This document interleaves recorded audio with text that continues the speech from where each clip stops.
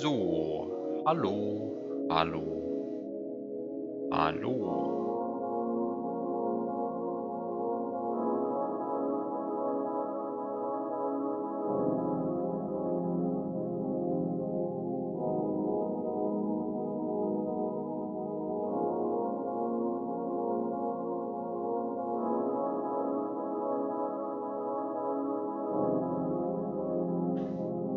Hi.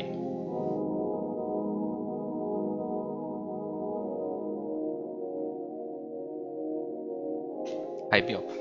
Okay, so this is OWLVABOX, a hack that has been submitted to SNW Central as tool-assisted Kaizo, itself claiming that, just to quote it word by word, there are no Kaizo elements.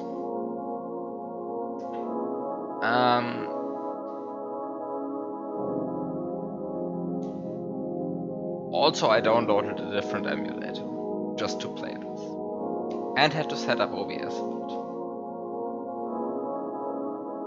which actually is the least of the things.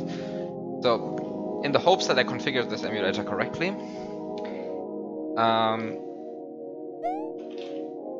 it feels a bit choppy, the emulator. I don't know what it is. Anyway.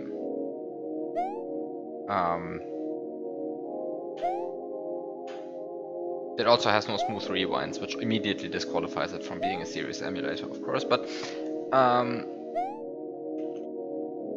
whatever.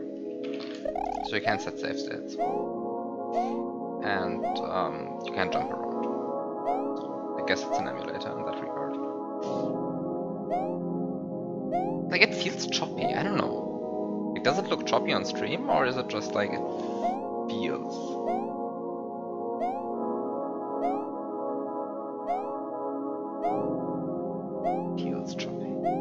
You're reading the CrowdStrike incident's root cause analysis, and it was an out of bounds that was just not found in tests until an update found it in prod, it seems like.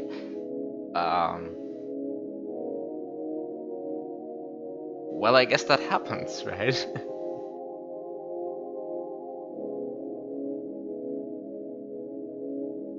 I guess that just happens. Sometimes you just have an out of bounds error.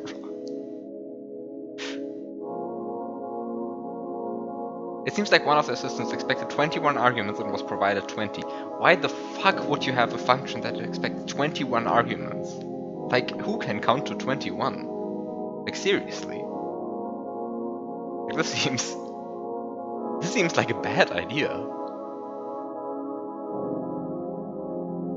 21? That's like a crazy high number. I can't count to 21.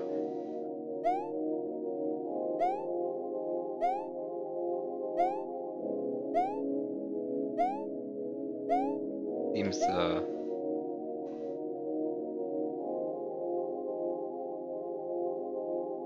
well...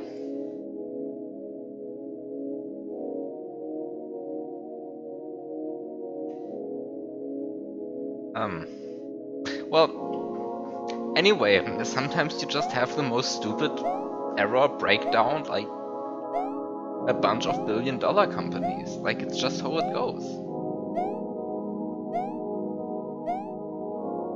You don't think it was a function, I think it's a defined data structure that was passed to an interpreter. A function would have been called. At compile time immediately. Well, yes, if it's a function with 21 arguments, but not if it's a function that takes a single list expecting 21 elements. Which in itself would be a bit questionable, but... Also, I mean, I don't know what they are actually doing, right? Like, clearly they did something wrong, but I don't know what they did, really. Anyway, there are ways to fuck this up. But whatever. It wasn't out of bounds.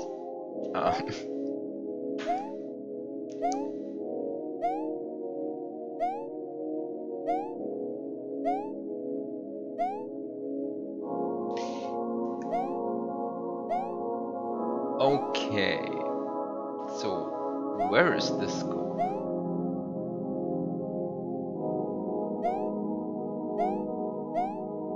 time. This feels choppy. I don't know what this is. I mean, like, the stream has been going for 5 minutes at this point, and I've only read chat and done nothing in game, but like, I have to complain again that this feels choppy. Like, does this look... Why does this feel choppy? Doesn't seem choppy to you. It feels super choppy to me. I don't know what it is. Like, now it looks fine. Like, it sometimes chops, I don't know.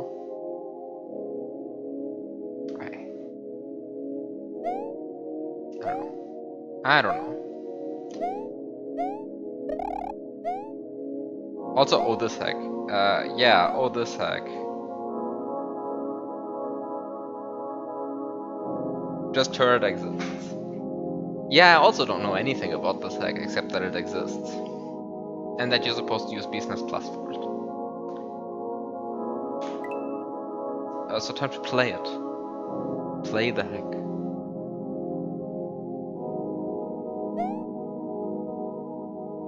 Is this a mouse icon?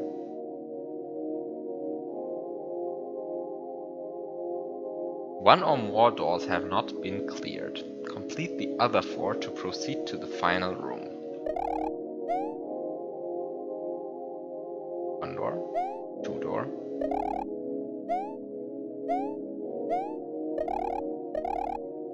3 door. 4 door.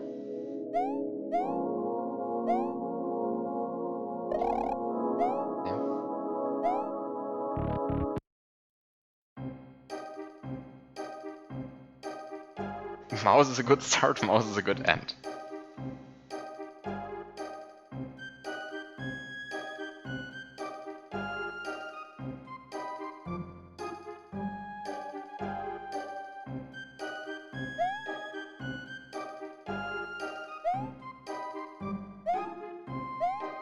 Oh, it's Chrono Trigger.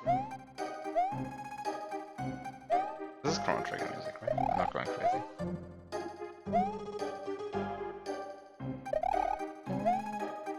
Okay, whatever. So I have a door here. And I can just enter the door again. But then, and then I go to the... Okay, so the doors are actually mapped in a reasonable way. So we have another door. And we have another door. And we have another door. And we have another door. And we have another door. Are these just many doors, or is this on a torus?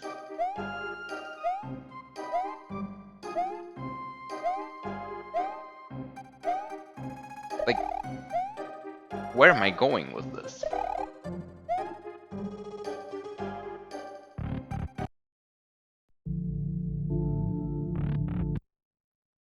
Okay, so if I go left, just left 1 door. Okay, I think I'm at this point convinced that all of the doors are actually the same door.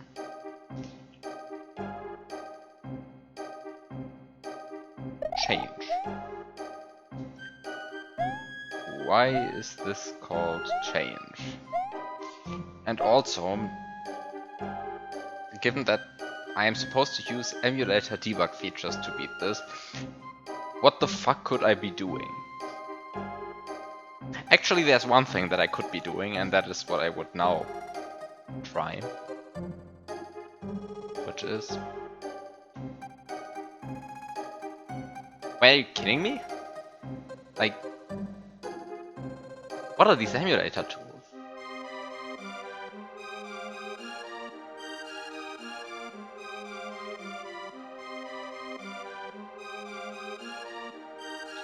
What are these emulator tools? I've never used this emulator. This is going to be great. And also, you can't see the emulator tools. I'm hovering over tools. So there is a... Well, there's a movie recording system. There's a screenshot capturing thing. I can dump the SPC content, which I guess is a complete ARAM dump. I can save and load save states. Then there is a cheat editor, a cheat finder, a state manager. What is a state manager? What is a state manager? Wait, is this just a... No. What? This is a save state managing thing, or what is the actual... Like, what is the meaning of state in this word?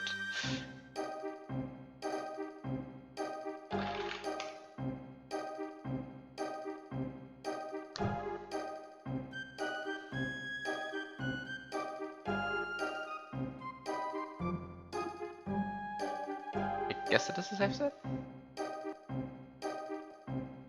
I guess it is a safe state. Okay, you can't see what I'm doing, but unfortunately it's also just very boring what I'm doing right now. I'm trying to figure out the... I can do this thing. Looks beautiful. Love it.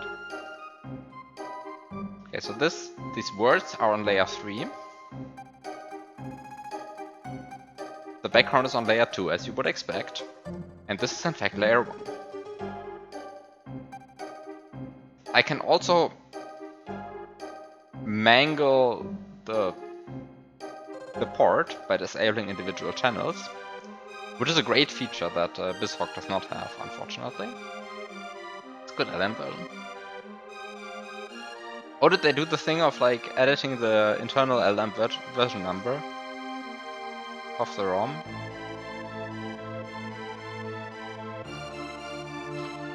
I know how to do that. I once did that.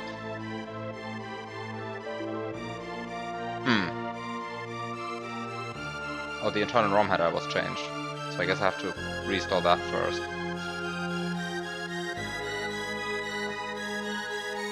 Oh no, it's one of these emulators that just dumps all of its additional files into the folder of the ROM. I hate that. 642!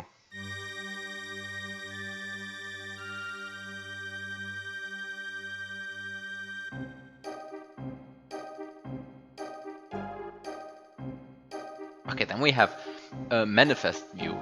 Okay, so I can toggle layer 4. I don't think I need to toggle layer 4 at any given point. Then I have a sound viewer. Oh, this actually looks pretty cool. Wait a second, I want to show this. Because this actually looks cool.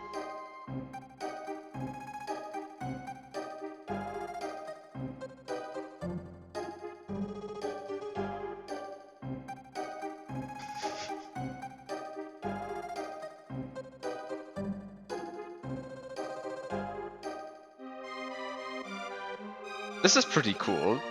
I'm just going to keep that open. That's certainly more important than chat, right? Oh god, need some window managing. Okay, just going to let that be open. I don't think it matters. On the other hand, the actual tools that I want to find, I did not find.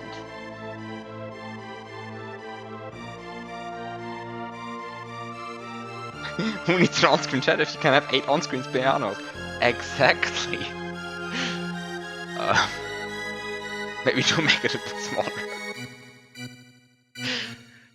Sure. No, I think now it's covering up nothing of the gameplay. I think there's no more gameplay to be seen here. Yeah, no, but now it's not covering up any gameplay, so I guess that's fine. That's also just too small now, right? Like, you can barely see it. Well, anyway, I'm going to keep that open.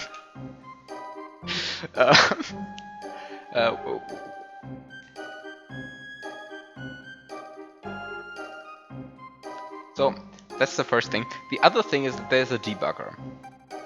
The thing that is there is not are Lua scripting support, a RAM watch, or I guess the cheat finder? Oh, the cheat finder. No, the cheat finder is like... It's a RAM filter, but I don't need a RAM filter. I just want a RAM watch. Like, what is this? Come on. Why would you have an emulator without a RAM watch? Like...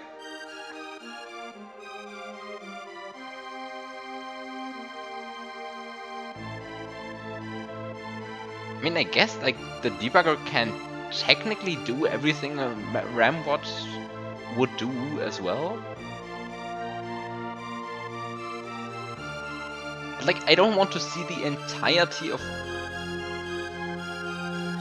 work RAM laid out for me. What is this, by the way? What am I actually looking at? Ah, you don't see what I'm looking at, of course. Ah, I have to make like... This emulator likes like opening up random new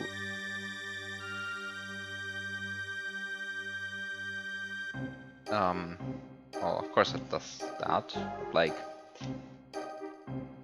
Here, have another window. So this is what I'm also looking at.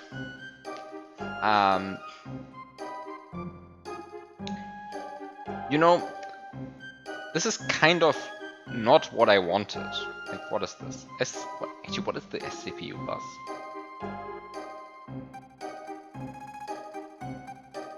Excuse me, what is the SCPU bus? Like, I don't want to see VRAM, I don't want to see OAM, I don't want to see CGRAM. I know what these are, but what actually is the SCPU bus? Like, is this just the complete? Is it the? It's the complete fucking address space.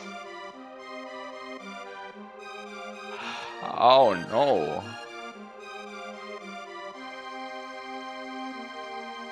It is.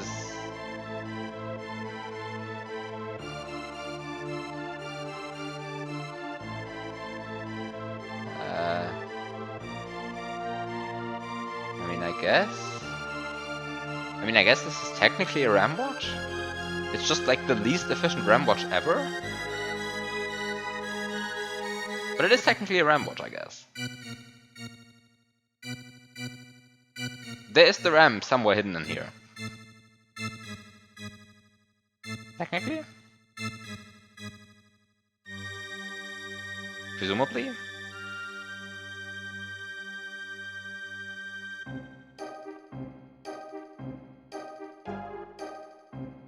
This is the worst possible way to do this. What is the smart way to use these emulators? This emulator's debugging tools. I mean, I don't need a debug. Look, I just want a RAM watch. Why can't I just have a RAM watch? What is up with this emulator?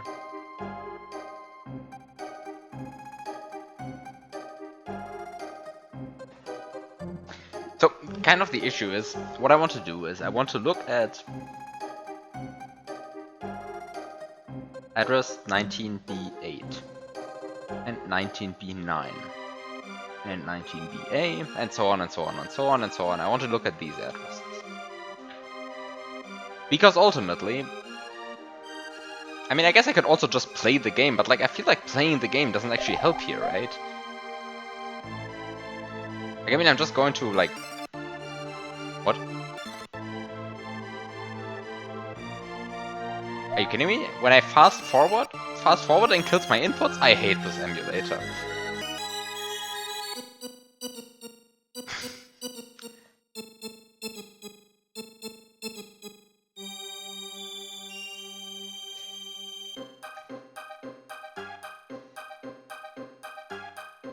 So I mean, given that I can like not really do anything here.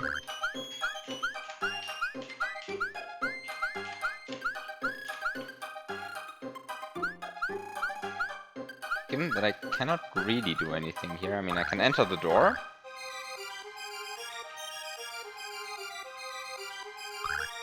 And I can walk to the right, I can walk to the left, and I kind of don't see anything.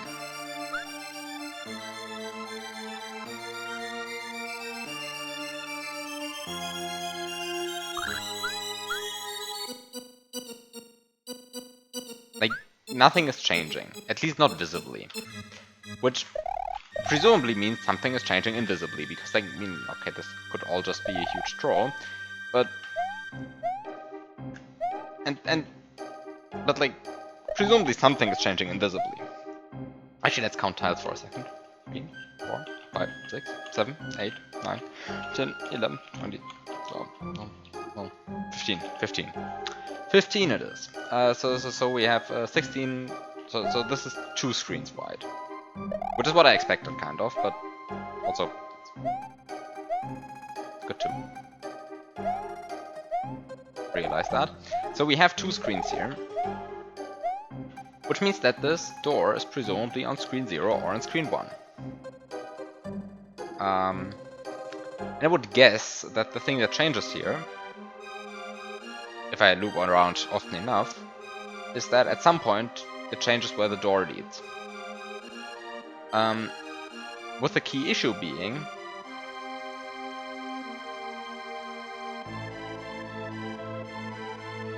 that I don't have a RAM watch, so I can't see where the door is actually leading without entering it. Which is kind of not the greatest thing.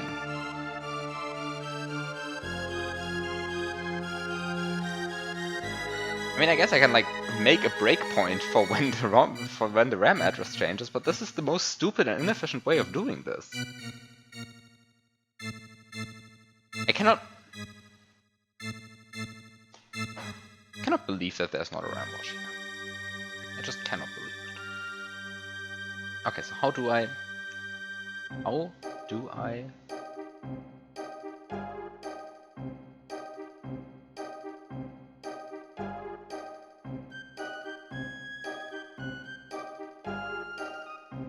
I cannot even figure out the breakpoint editor anymore. Okay, wait a second.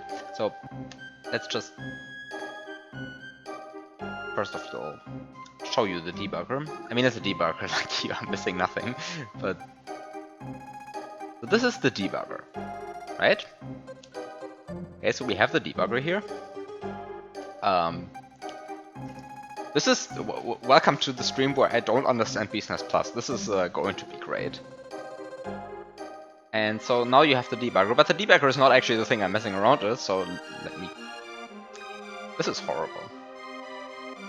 Also, all of this is spread out over, like... whatever. So, we also have a breakpoint editor here. And I just genuinely don't understand what this interface is trying to tell me. Like, I mean, okay, sure. Thank you, don't, like... There's a mouse over telling me that an unticked box means false. There's unfortunately no mouse over what the fuck any of this means.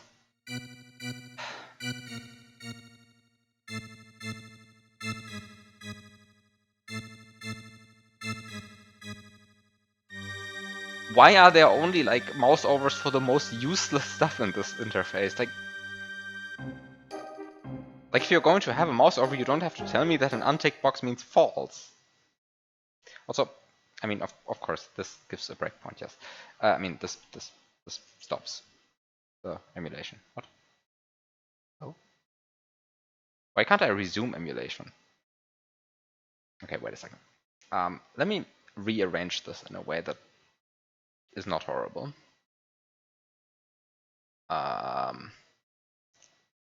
This is perfect. Okay, so we have a debugger, and we have a breakpoint editor, and I don't understand how any of this works.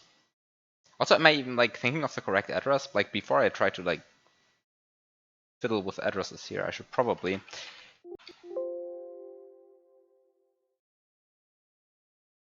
But it is 19B8, right? I'm not going crazy. Yeah, 19B8 or 19D8. Depending on which my order. Okay.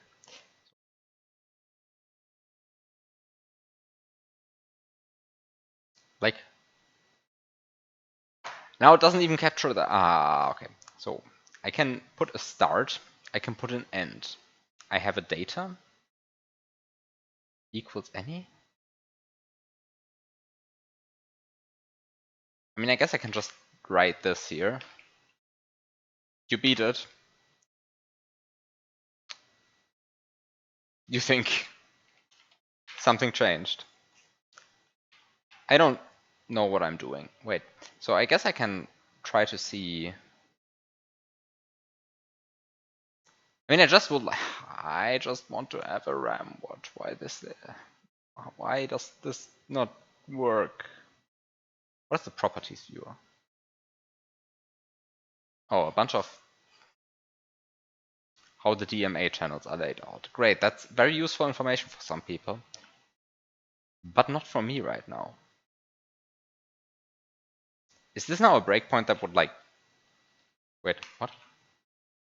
How do I actually... I still haven't figured out how to resume emulation. How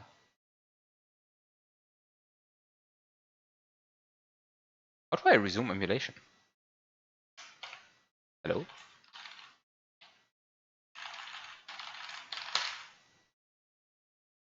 Run.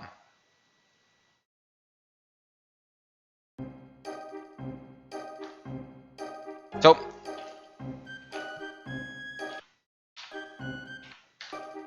no, okay, so the issue was not that my pausing button didn't work the way it does. That's separate from emulator being paused. But why? Also,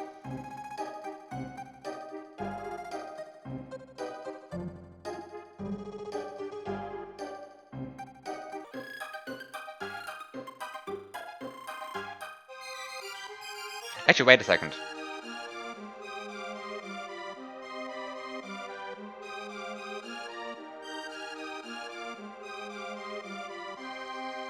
Can I still do arithmetic? Yes, I can still do arithmetic.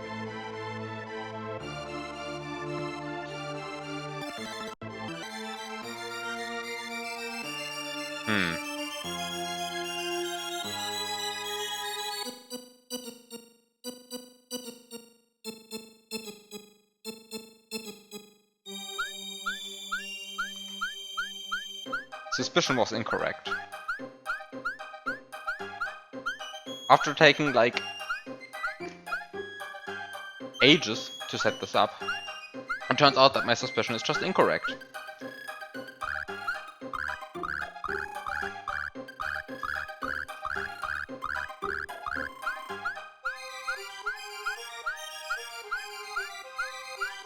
I think this is just not changing.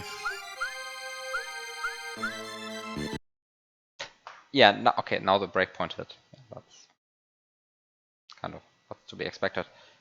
I should now, at this point, disable the breakpoint.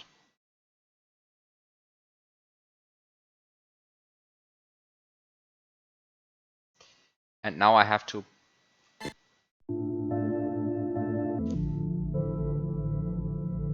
Okay, I cannot figure out this puzzle. Let's try to do something else.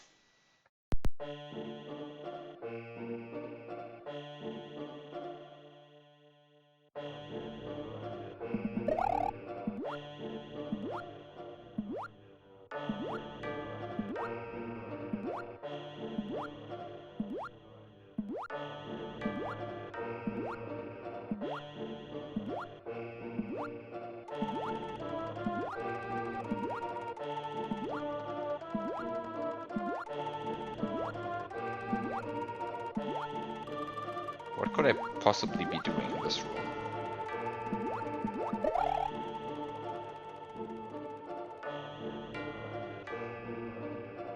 I mean, okay, so the thing, the boo, is this a boo? Kind of looks like a boo.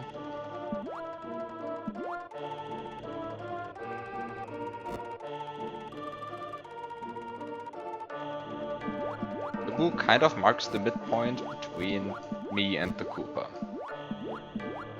And that's cool and all.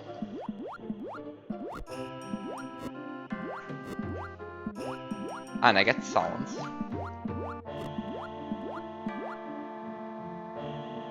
I get sounds for when I...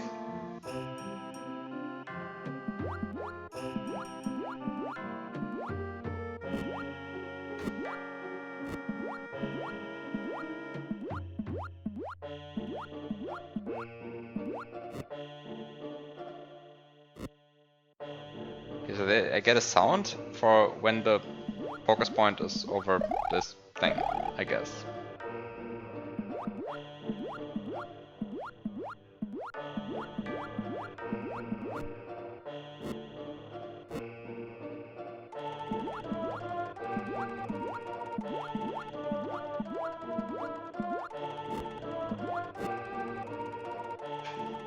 Except that what I'm doing here is terribly inefficient. Like, how do I properly do this? Because the issue is kind of swinging too high also breaks it.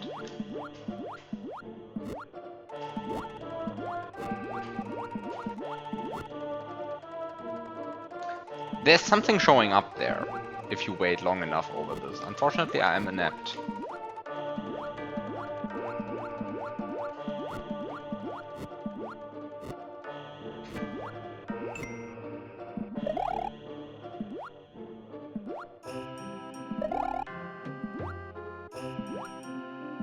So I got a sound. And now a light has lit up.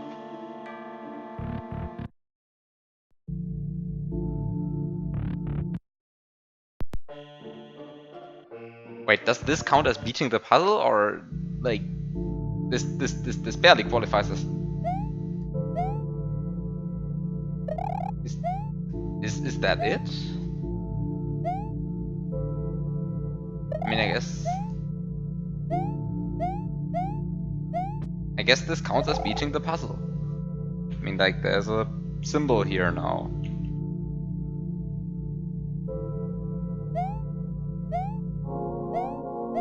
Okay. Where is this going? The trophy problem.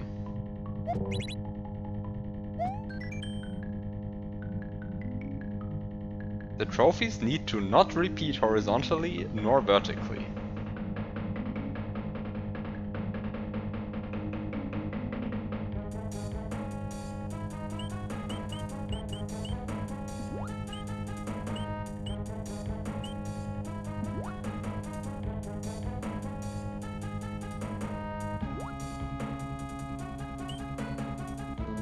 I mean, they already never will repeat horizontally, right?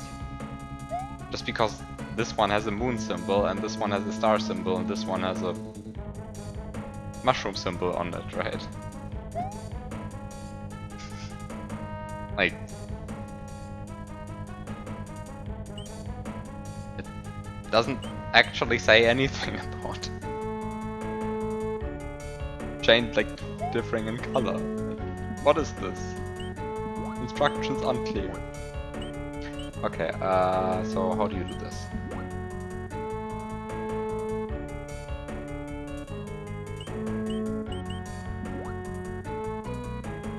I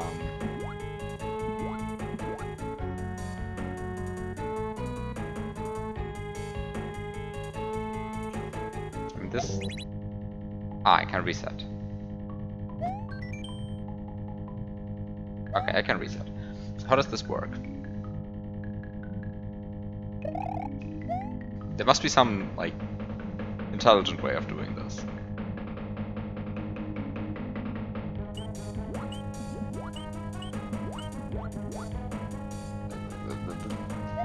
This is the only way of doing it, kind of.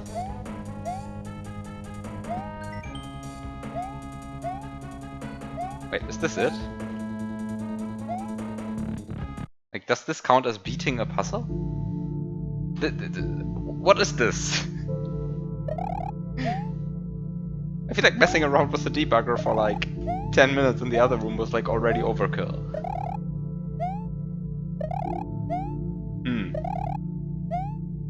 Music.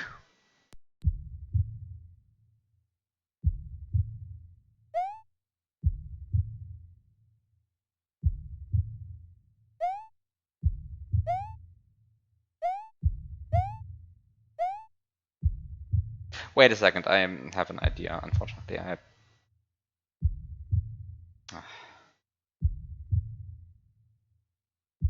mean, this is clearly a music puzzle, so I guess the solution is to just dump the SPC, because I found that in the debugging options. And then, since I recently did a non-zero amount of messing around with SPCs, I just have to figure out where this got dumped. Ah, here, it got dumped here.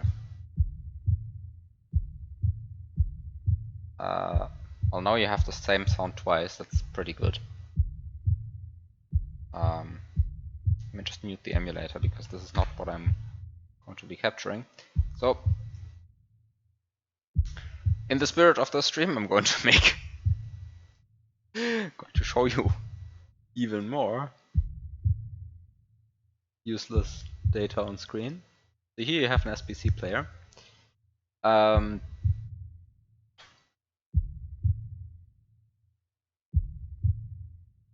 how do you actually read this data? Oh, you have pictures here.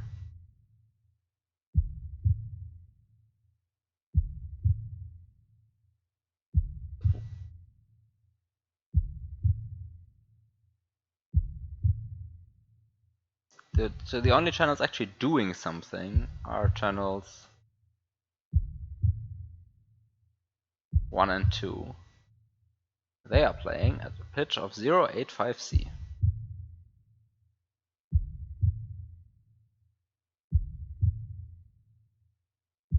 So if this game asks me to enter a 4-digit number, 0.85C must be it.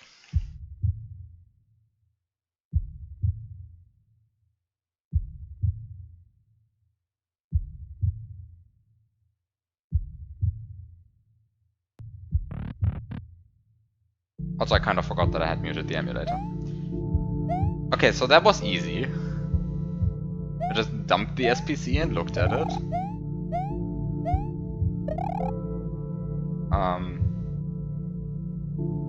Now I can cut off the SPC player and get rid of the heartbeat noise.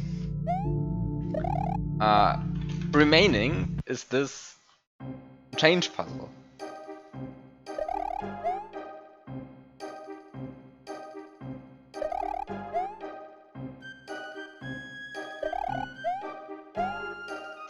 And I guess messing around with the debugger was not the solution.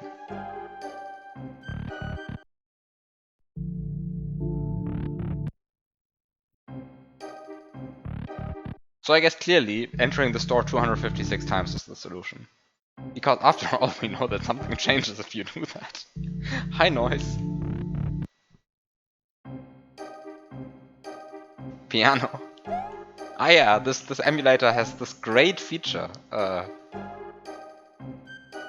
being able to just, well, show you this. I can even make it bigger, that you can see more of it. But also it's just a transcription of the chord theme in Chrono Trigger, so I don't think it's that terribly interesting.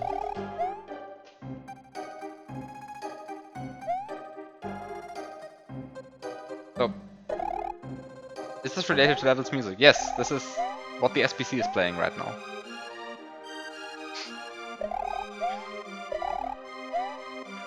Like if you look at this, you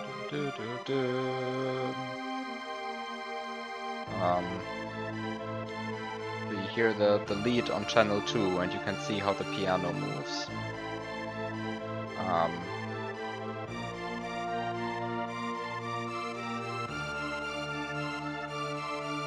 Watch it in real time.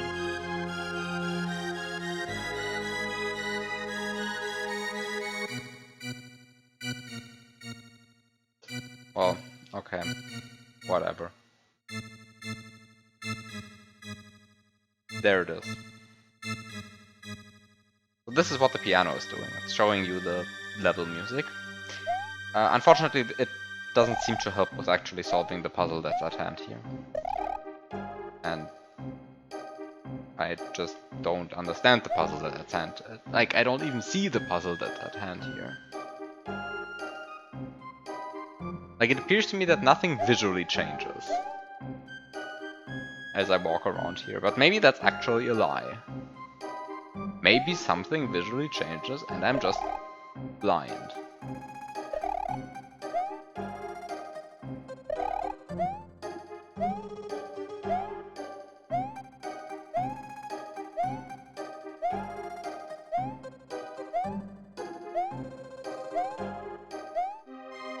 What's my cataclysm task? What do you mean cataclysm task? Column 3. I haven't done anything in the past week.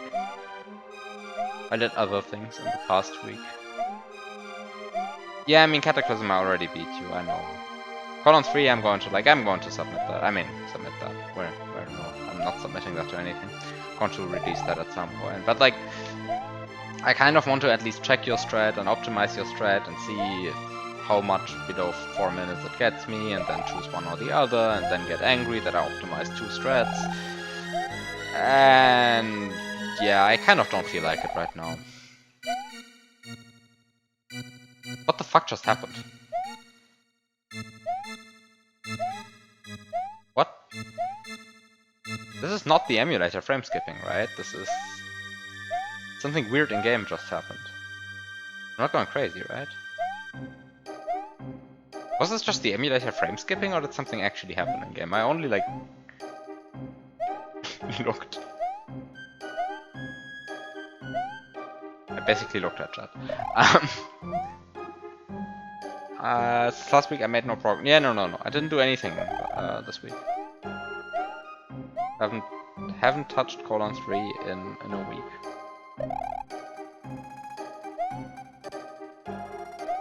This was the emulator frame skipping.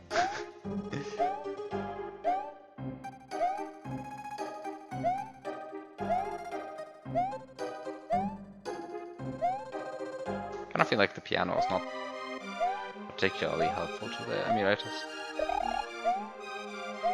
For the emulators, like, performance, but whatever.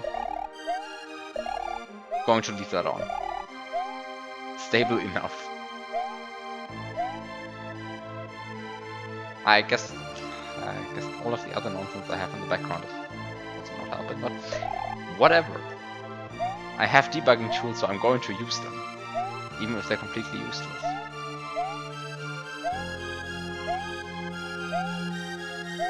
I guess, what else could I do?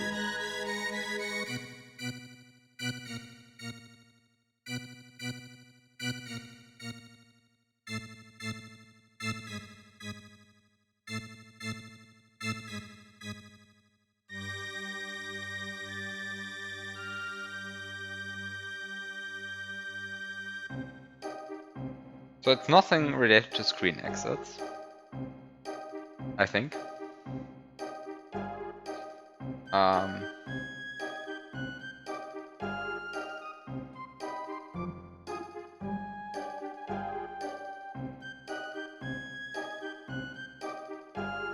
Again, I kind of feel like looking at the internal graphics buffer also is not the thing to do here.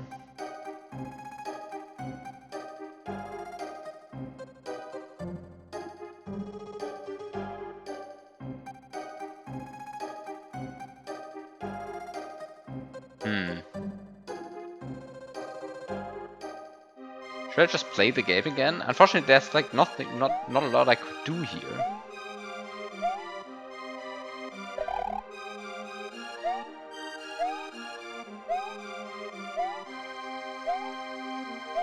Kind of don't get this puzzle. Okay, so what could I possibly be looking at?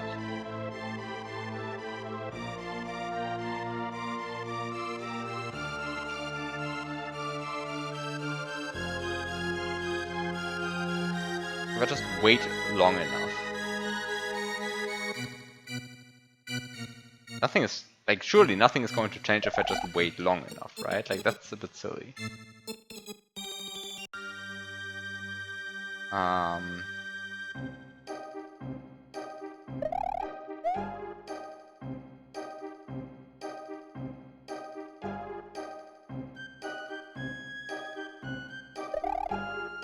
And if I just walk left and right for long enough, and still nothing has changed. So why should it?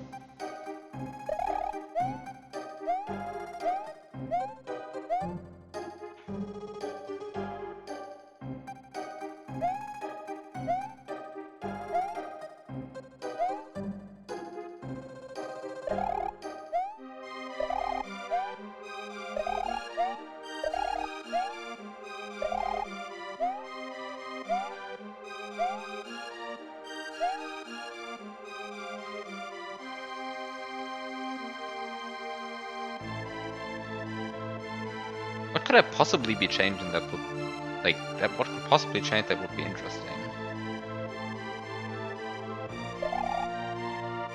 What?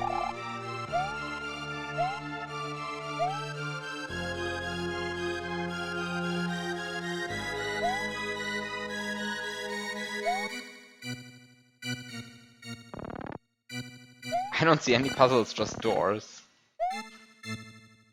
Yeah, I guess that's kind of the problem, right? I don't see the puzzle either.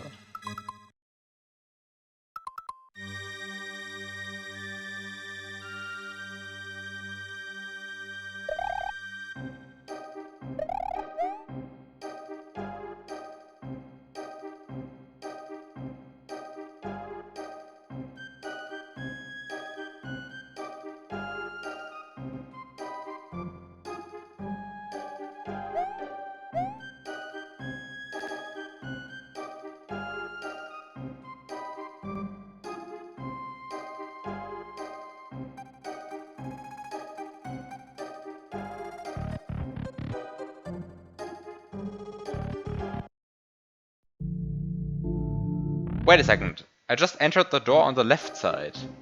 And that...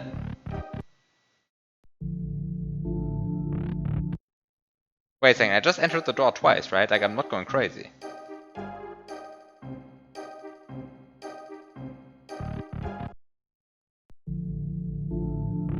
Like, is there... Because this door is actually on a screen edge.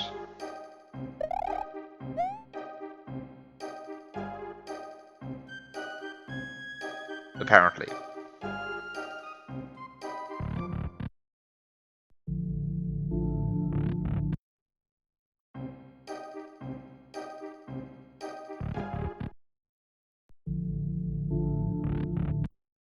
Wait a second. Did the screen exit actually change at some point and I just didn't set... I disabled the breakpoint at some point. Okay, wait a second. Going to keep the... Going to keep the breakpoint. I mean, it must be that, right? Like, there's...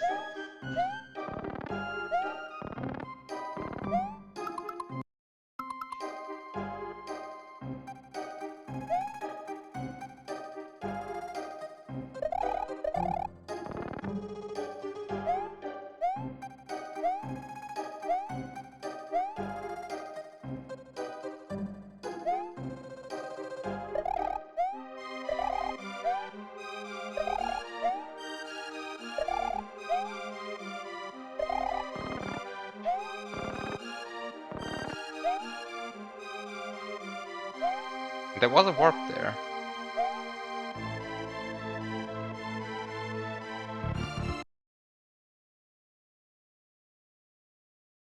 Well, that was not the way I wanted to trigger the breakpoint. Of course, this changes the screen exit. Changing the rooms does, in fact, change the screen exit.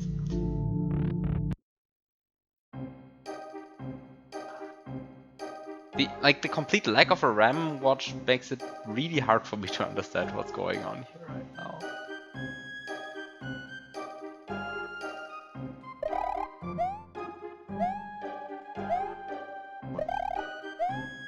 Should I just boot up a different emulator just to have better debugging tools available?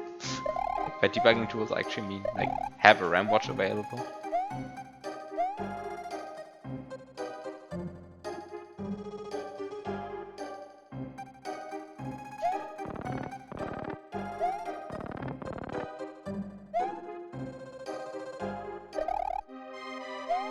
I mean, there is something going on here, right? Like, I mean, I guess this is just where the warping happens, right here.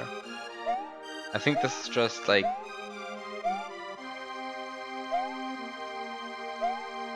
think this is just the seam here.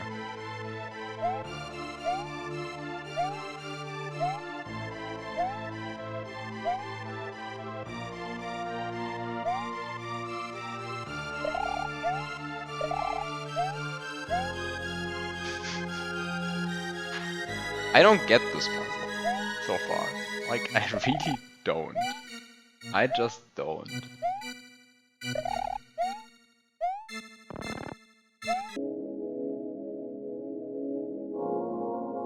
I just loaded a save state. I fucking hate this emulator.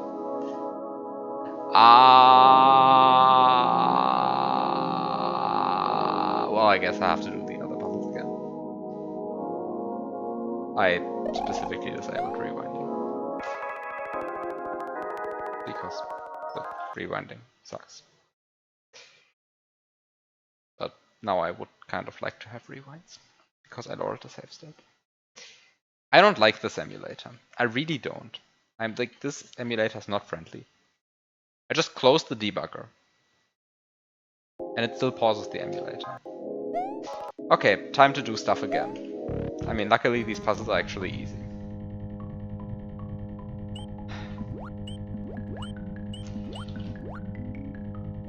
First puzzle done. Oh shit, I forgot the number. It was 085C, right? I hope it doesn't randomize the pitch on the fly, otherwise I will have to do the dumping again.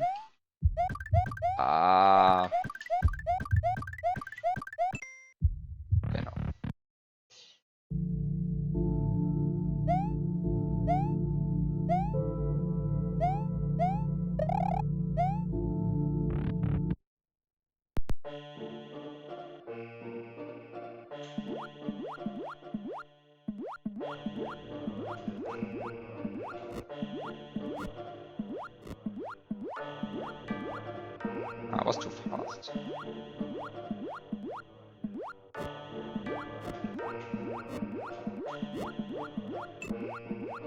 That was it. Okay, that was everything so far, right? Like, that's everything I completed so far. So let me set a save state in case I accidentally load a save state again.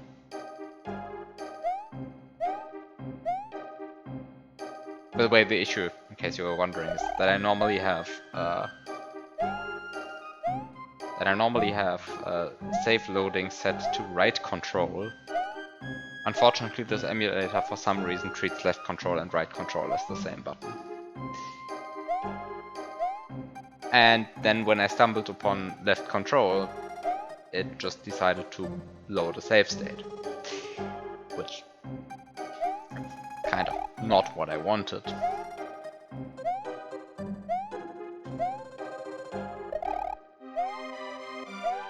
And I still don't get this.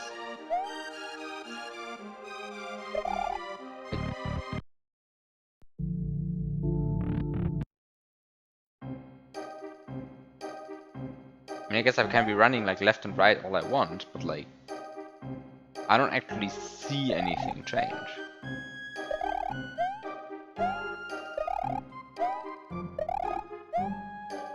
This is confusing me.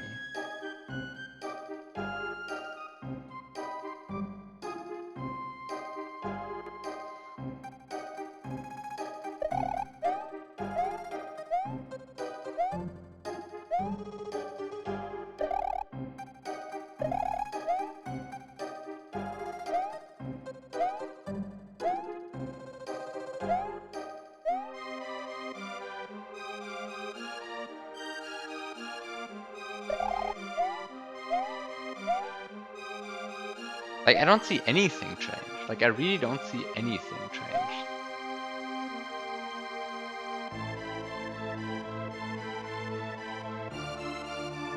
So either I'm just blind or it's really not visually discernible.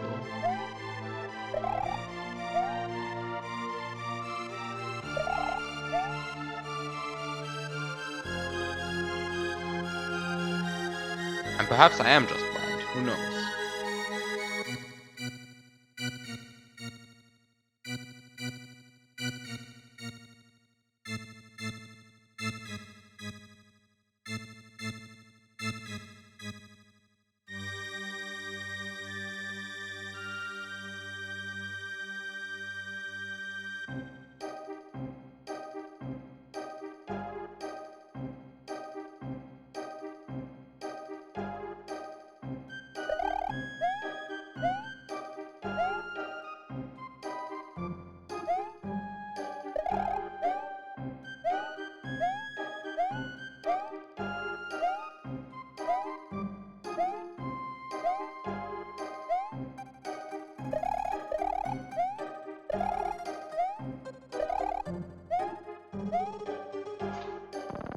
I mean, what could I possibly be doing?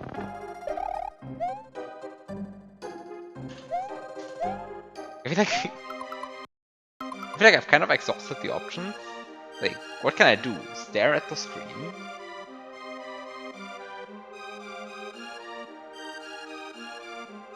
Enter the door a bunch of times?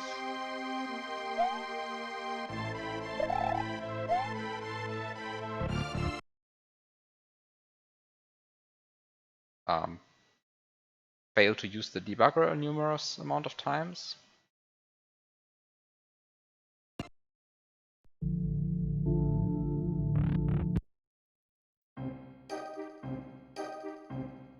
Try to figure out what makes this door tick.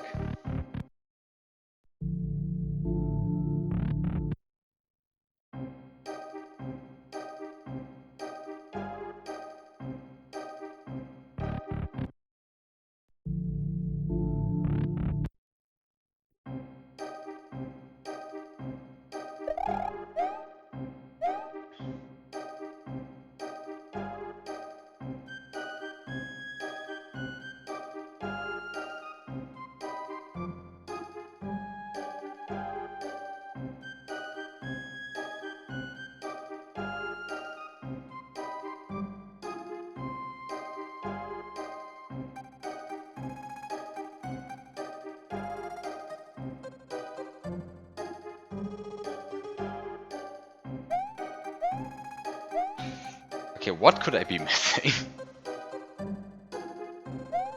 What could I be missing? What could be changing?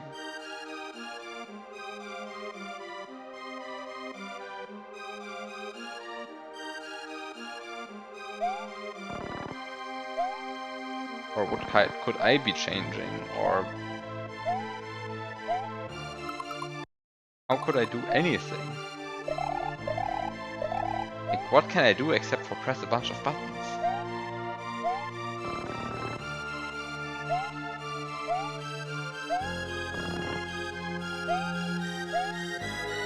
What? I mean, there must be some logic to this, right? Like, it can't possibly be that I'm just supposed to look at everything at once.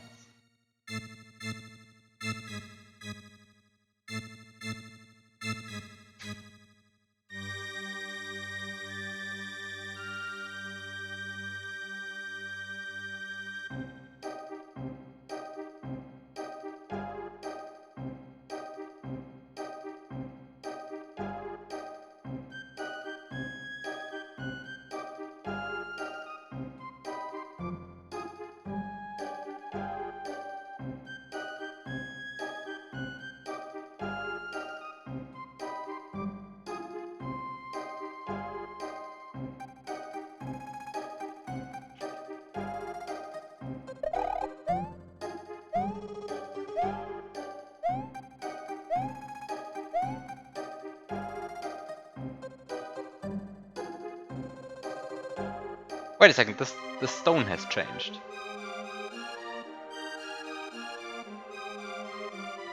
Like, this stone is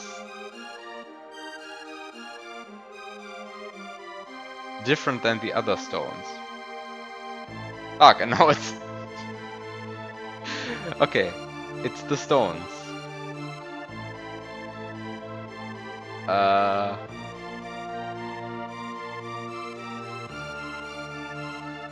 Ah, now the stone has changed again. What is the stone trying to tell me?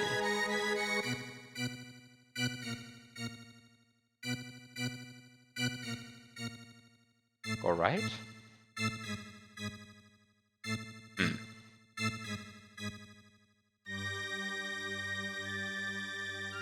Should I enter this door now?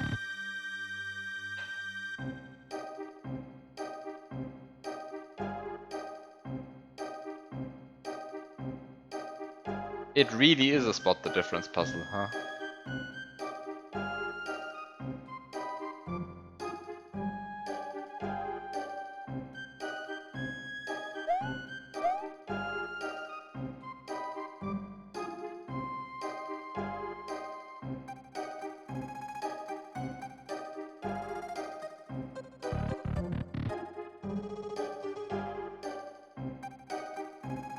And you just... What?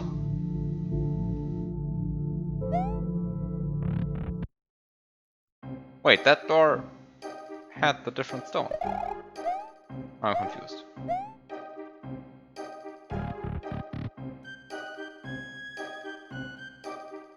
Is it more than just the stone? Because the stone is still changing. Like, the stone is not the same every time. Like, now this stone is, again, different.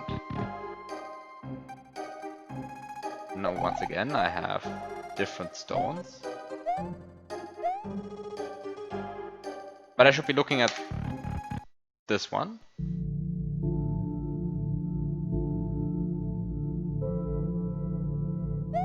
No. That's also the wrong one. Where is this going? Okay, so I look at the stones again. This stone.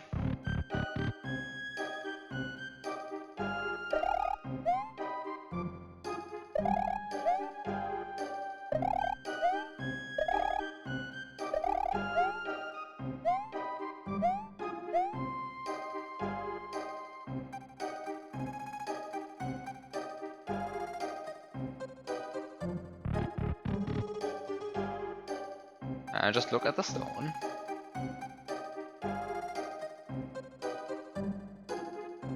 And then I just run around, and then I see that everything changes.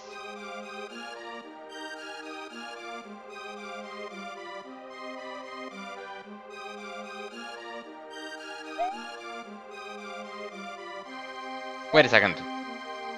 The text also has changed. I kind of didn't look at the bottom of the screen for like 2 minutes there.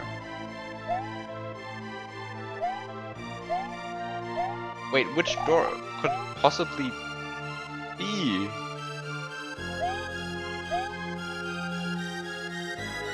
All of these are different.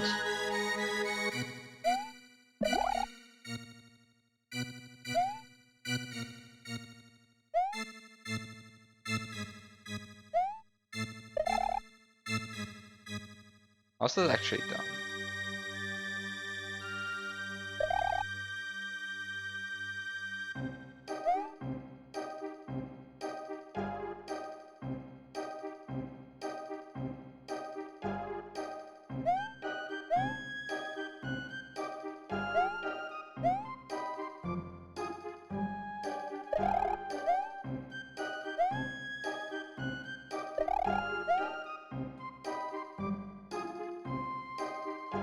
And most importantly, what am I even looking for?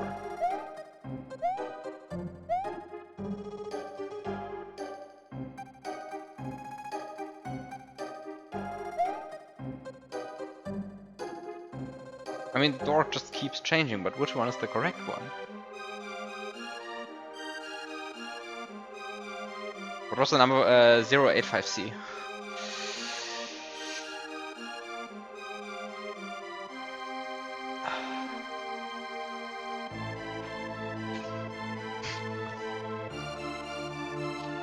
Okay, so this door has the nice stone. But the nice stone is not actually what I want to look for anymore, apparently. But what do I want to look for then? Like, would I...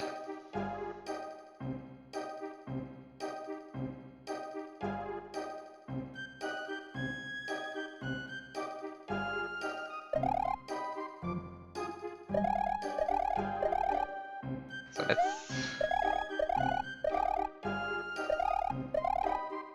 look for the stones again.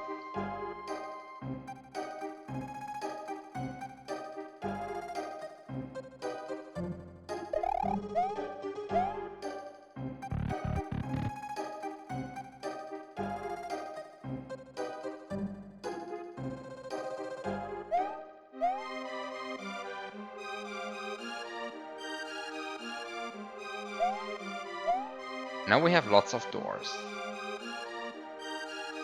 And the thing is, I have like no idea which of them could possibly be correct, because they are all different. And it's not a matter of looking for the stone anymore.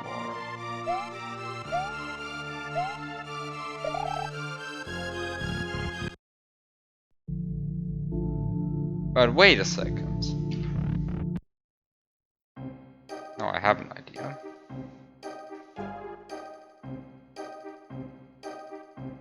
Which is...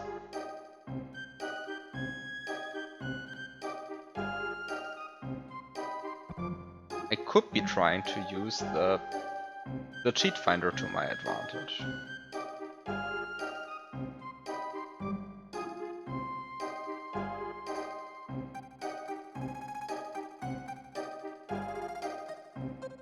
Because after all, now it's the same value. Now it's a different value.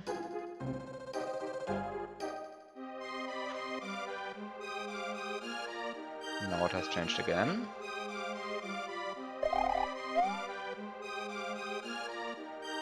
Now it's the same. Again.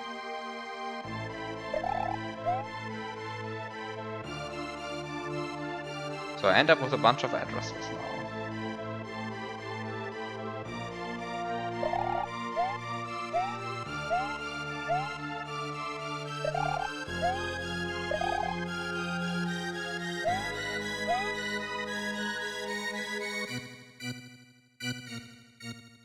I kind of need to see. Are any of these RAM values, do they behave as I would expect them to? Oh no! Okay.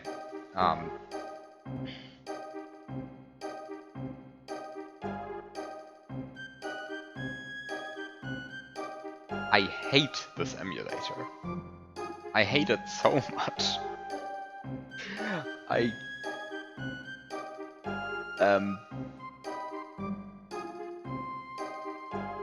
am really not a fan of how this emulator is working. So the issue I'm having right now is that this is like really slowly growing to be my like least favorite emulator. Wait, what is that? What? This is the wrong. Where's this? Show this. Because this looks like a cheat finder, right? Like it looks like a perfectly normal cheat finder, and I was like, okay, let's just try and find the RAM address which changes which door, which room this door leads to by saying, okay, either it has changed or it has not changed, depending on whether I found a new stone or not, right? So I was like, okay, so I'm just going to trim it down to these values, and then I'm going to check them manually. Well, the issue with this manual checking is that, like, kind of that only works if you have a RAM watch available. So I was like, okay, maybe this thing works as a RAM watch. No, it doesn't auto-update. It just doesn't. Like, I just cannot use this as a RAM watch. So I'm like, I have like all of these nice addresses now, which I could now check if they're the correct one. Right, like, I now have this list of addresses. Like, I have 7E2029, I could check that. I have 7E122B, I have 7E122D, I have 7E122F, and so on. Right? Like, I have no idea what these addresses actually measure. I think they're... Actually, what is 7E12? What the fuck is located there?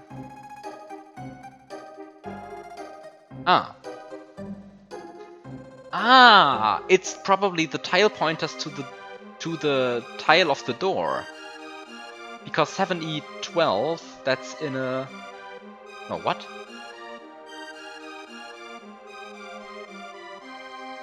...16-bit pointer table. No, it's the tiles for the stone? Wait, what's 7E12 precisely? It's a 16-bit pointer table indexed by map 16 tile number. Points to the image to use for a certain map 16 tile.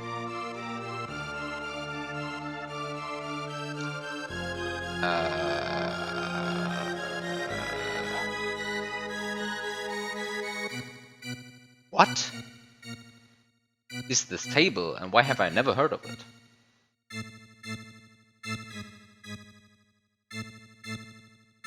Points to the image to use for a certain map 16 tile? I mean, I guess it is kind of the graphic of the stone or something. In that case? But like... Wait, what? Indexed by map 16 tile number tiles 2. So you have... Why is this stored in RAM?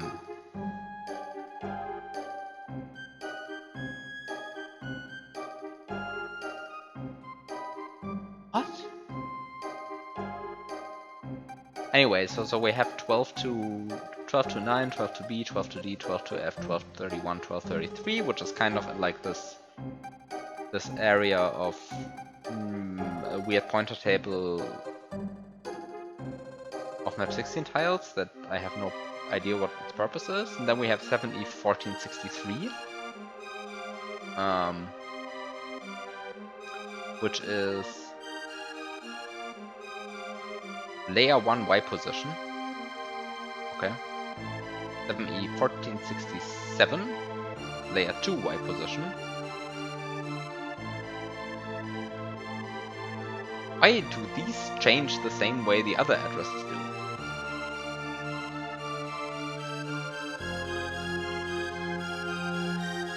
And then we have 7F8320. What is 7F8320? That's some overworld nonsense, right? No. 7F8320.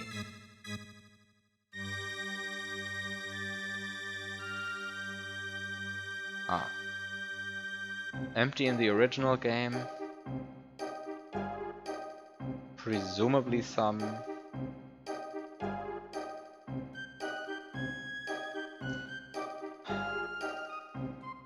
I just want a RAM watch. Just give me a RAM watch.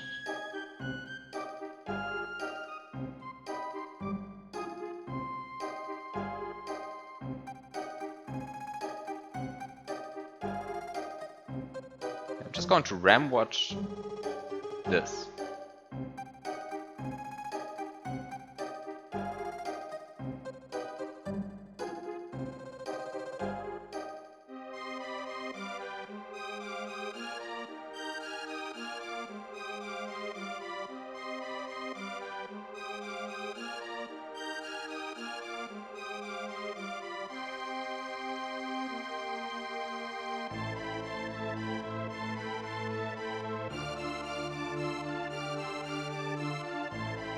Ah, sorry, you don't see the memory yet.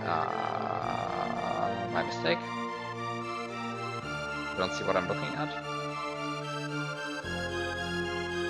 Here, I have yet another insane way to RAM watch. So I'm trying to see 7F8320.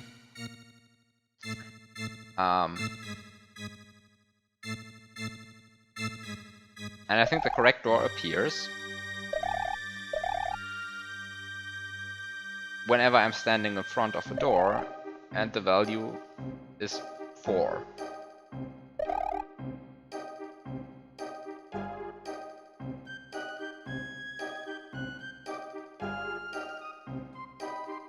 So 4 seems to be the correct value I want.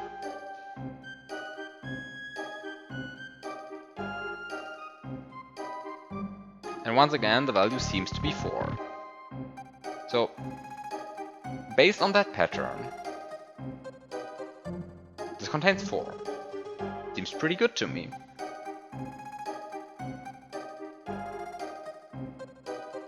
However, also the behavior of this address has just changed.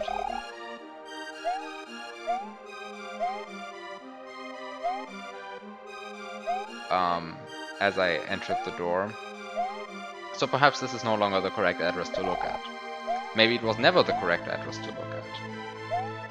However, it clearly controls something related to the gimmick because it keeps counting up and up and up and up and up and up.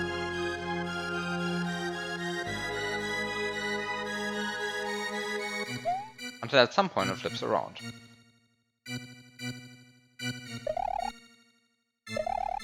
And you do get something. Hi DJ, welcome to OWLVABOX, the hack which suggests to use this terrible emulator that I'm hating, that doesn't have a functioning RAM watch. So I'm instead displaying the entire RAM.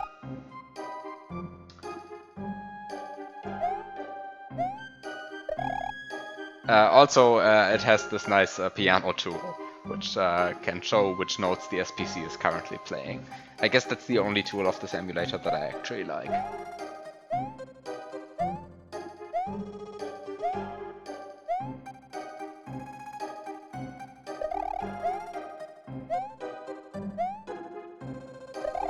Like, I mean, it has a debugger, right? But, like, the debugger is way overkill. But it doesn't have any of, like, the actually useful tools.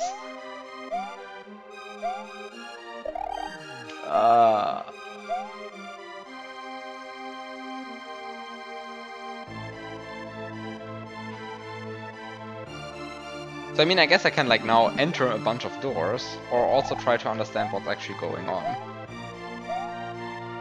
I mean, I can try to enter, like, the half-golden door. Maybe the golden half. But this is going to kick me out again, because it's... And then I have to get to that room again. Which is just a matter of running around until something changes and then entering the door.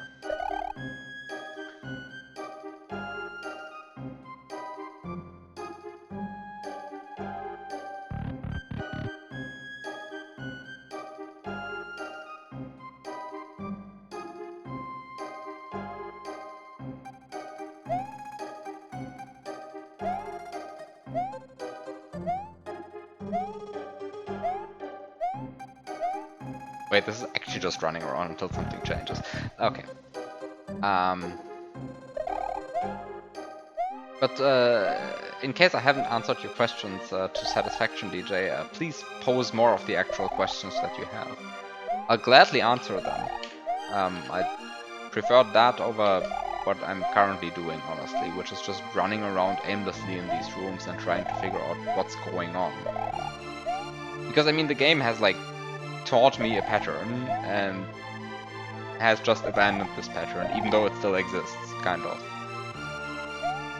By which I mean there was a certain stone that was always changing and that indicated the correct door, and that's no longer the case, because this door... I can set the save... Actually, let me just use save states.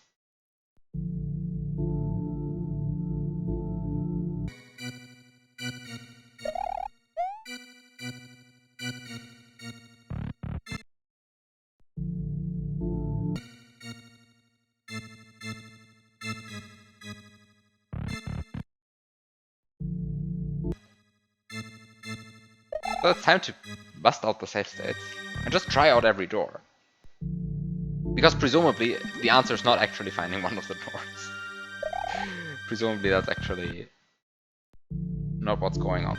Actually, let me check what the other addresses are, because we have 7E1463, 1467, we have 7F8320, and then we have 1B, 1F, 44F, and 9B. What is 9B?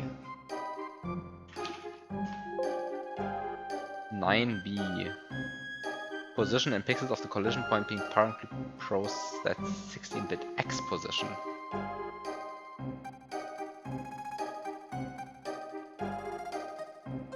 Okay, I guess it's just like a random fluke I found. Like, what is the meaning of the other addresses? Like 4D and 4F? Last XY value of layer 1 were VRAM upload of...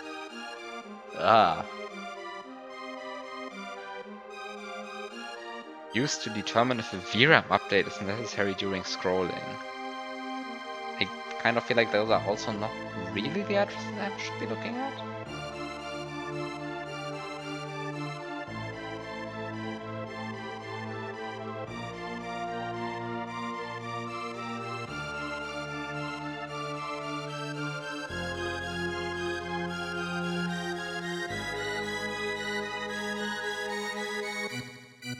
The other addresses are 1B and 1F. So let me use my shitty memory watch to look at 1B.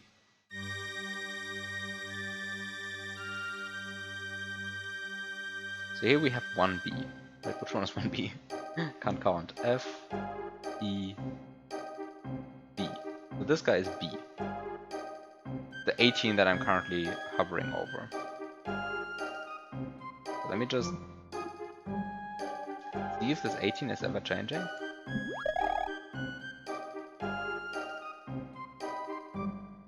Wait, what's 1? What address am I even looking at? This is 1B, but what actually is 1B? Oh, it's an X position. Of course the X position is changing. Of course the X position is changing. Except that it's looping around at some point.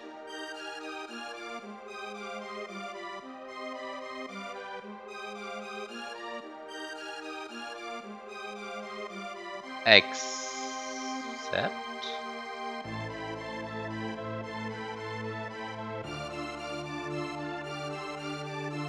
If the X position is changing, I mean, that's what you would expect. Like, is it changing unexpectedly at some point?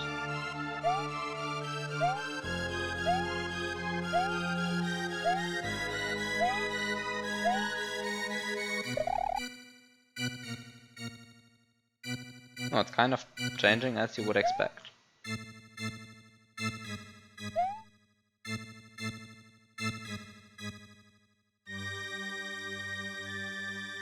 So the warp is transporting you from screen 1D to screen 1.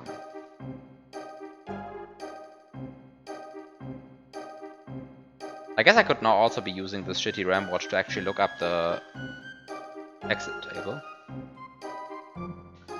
So the exits all go to level 1. The exits all go to the same place. All screen exits go to the same place.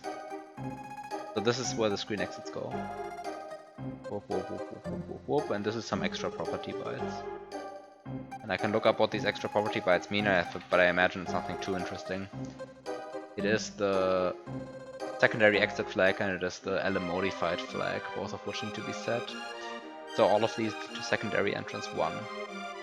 Every single door in every single screen lets you secondary entrance 1. And I don't think this is changing.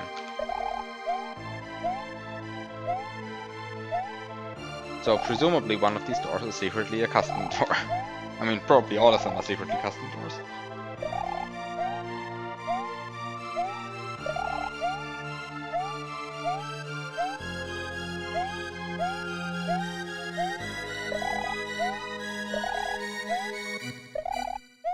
But what could possibly be changing in this room? Time to pull off the block disassembler. Ah, is this the tool I want to see? Like, until now, the pattern was always, oh yeah, you have the weird rock, the weird stone here, the one stone that's different from the others, and this marks the correct door. Right? And then I'm like, oh yeah, I just enter the door. However, this is incorrect. Then I was like, okay, maybe it's this door, because it looks pretty fancy. Also incorrect. Then I was like, okay, maybe it's this door, because it's the one that's after the fancy door. That's incorrect. And then I was like, maybe it's this door. What the fuck?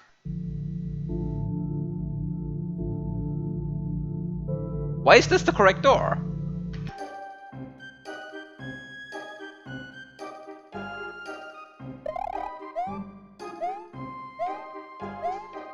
This is stupid.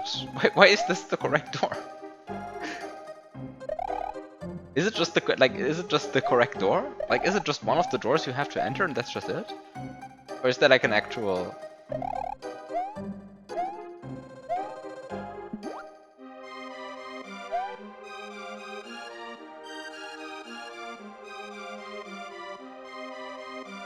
I mean, I'm just now going to like wrap around once and see if the door is the correct one. Like, it's actually... Is it just this door that's correct? Are you kidding me?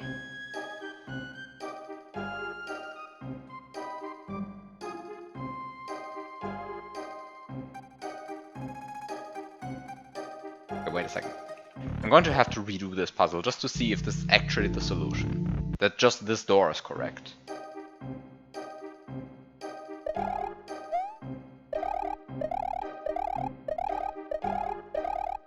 What the heck is going on? I mean, this is OWLVABOX, right? It's a hack that was submitted to SMW Central in the category Tool Assisted Kaizo, so I'm playing it because... yeah. That's reason enough, right? It was submitted to SMW Central under Tool Assisted Kaizo, so I'm playing it.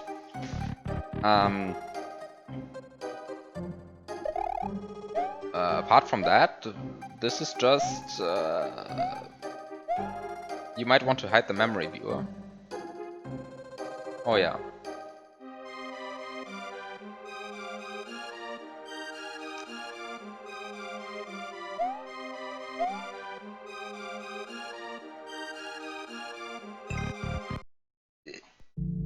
I mean, excuse me? Like, is this just the correct door?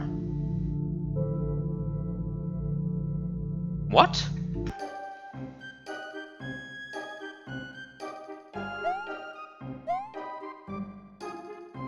It is just the correct door? Like, you're telling me this is literally just to pick a door? Like, what's the logic to this?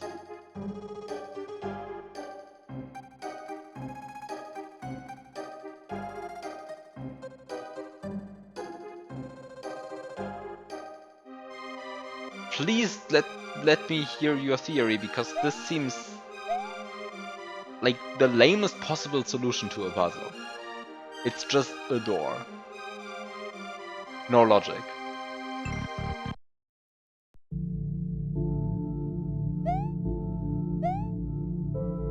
Yeah, sure, I mean, it might be reference to the hack, sure shot, but like, come on, like, that's your, like, if that's the way you want to make your puzzles and your hacks, like, have you played this hack?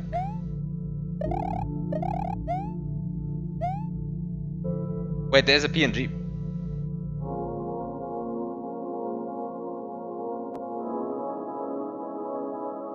Lemao. You're right.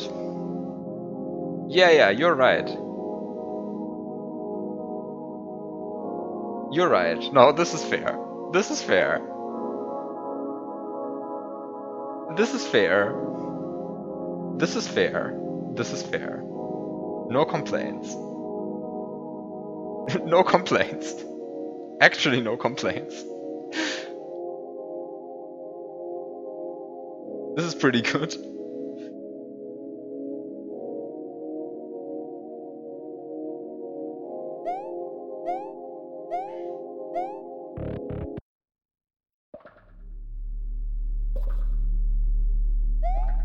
Okay, so what do we have here? 7FA220. Time to pull up the shitty RAM watch again, I guess.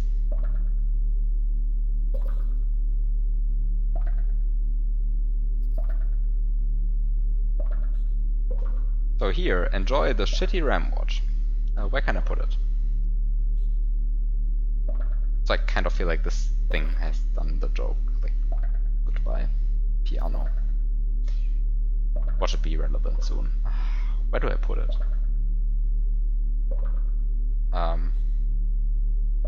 7FA220. There's a secret message here? Oh. Like, why does this scroll so much? Like, this is really the...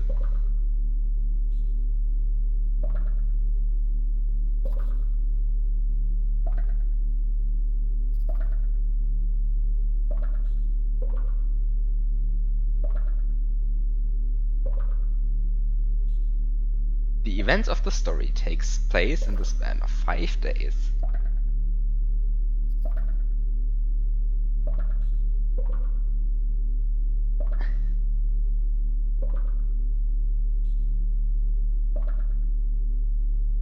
A family of 16, each by themselves 3 rare flies in the middle of the first day. The flies multiply by 2 in the beginning of each preceding day. 6 of the family members lose 2 flies each come the end of the second day. Okay, wait, what's the question at the end?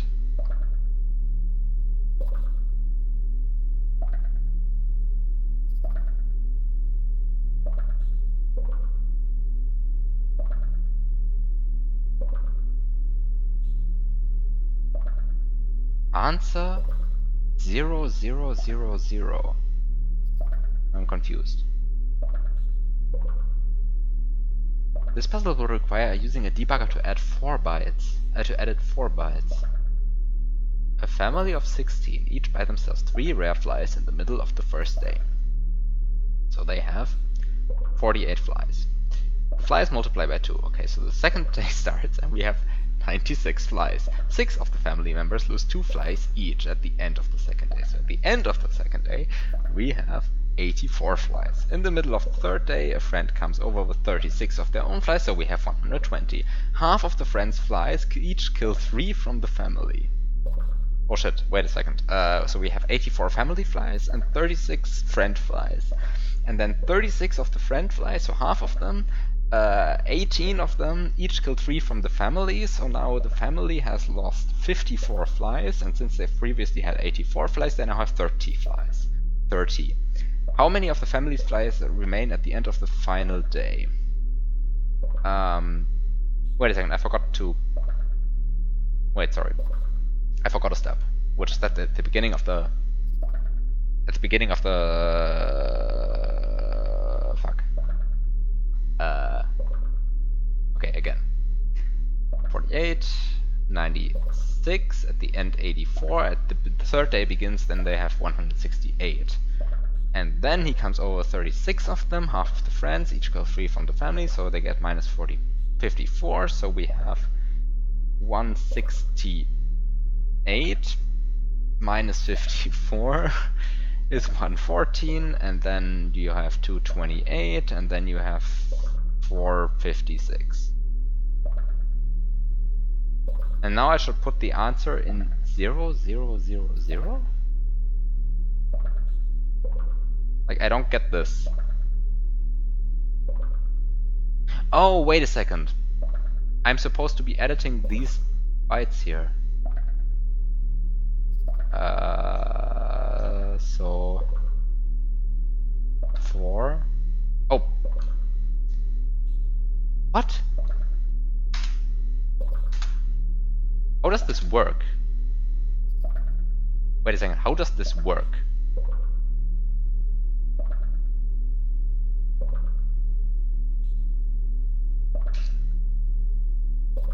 Excuse me? I don't get how this program works.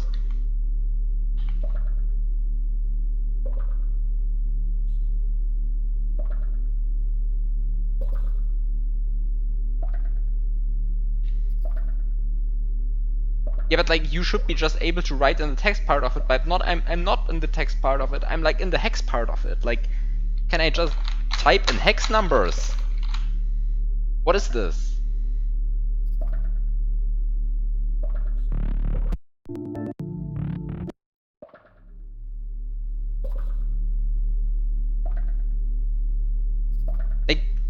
Like there's clearly a cursor in the middle of the 30.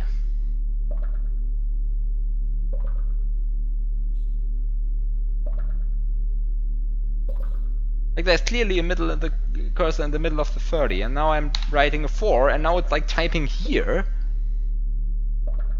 Like, are you fucking kidding me? What is this? And why is it a J?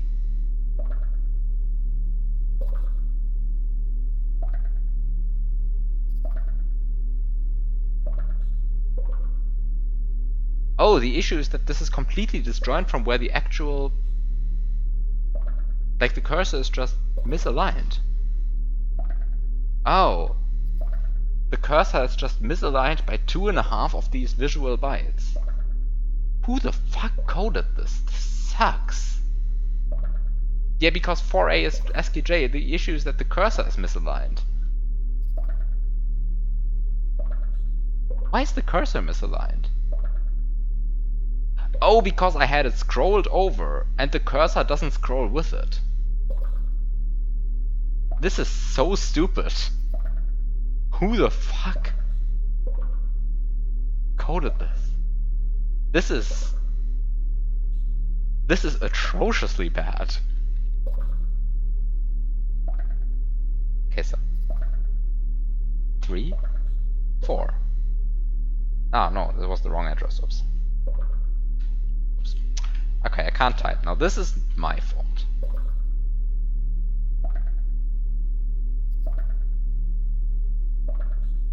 And now, of course, it works.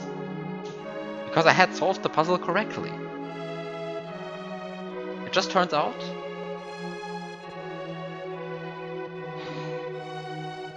This... Okay, the biggest lesson I learned from this hack was... BSNES Plus is a terrible emulator? What the fuck?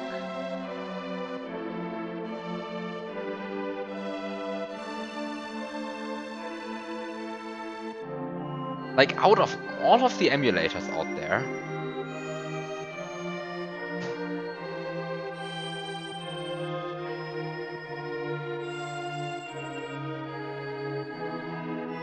Honestly, I think I needed it to extract the SPC. I don't think BizHawk can dump SPCs.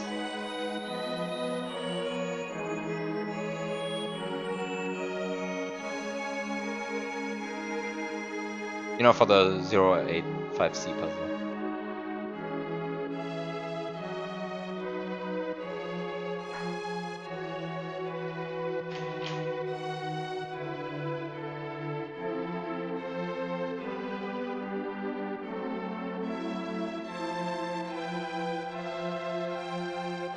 I'm sure there's other emulators that can.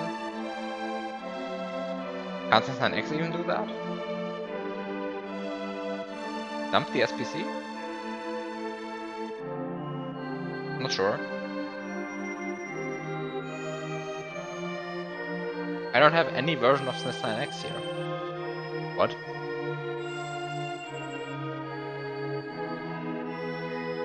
Wait a second, what?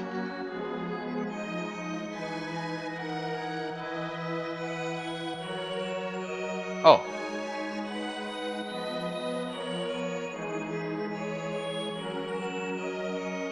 Wait, I had to just reorganize my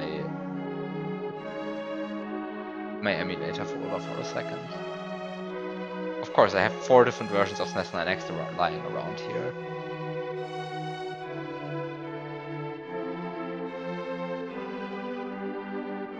Save SPC data. Yeah, my SNES9X has that as well.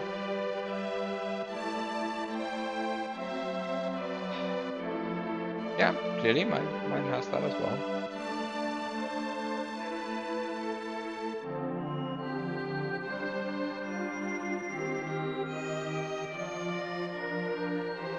It won't have a usable memory watch for the last puzzle. I think BizHawk actually cannot dump SPC contents though. Let me check.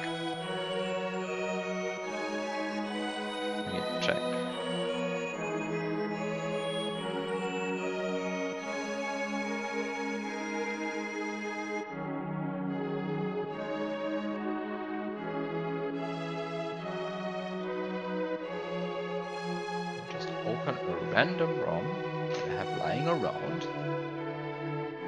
And let's see.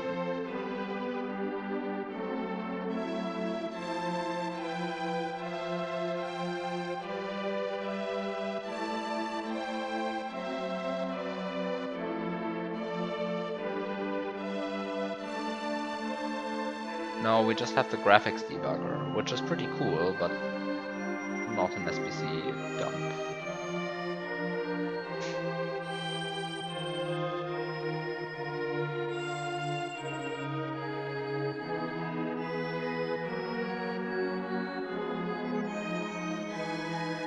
Can ZSNES dump SPCs? Yeah, but it doesn't have a working memory viewer, right?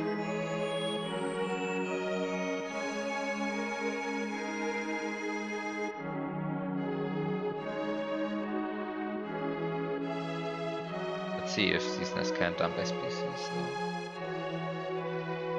It has uncompressed save states. Fair enough.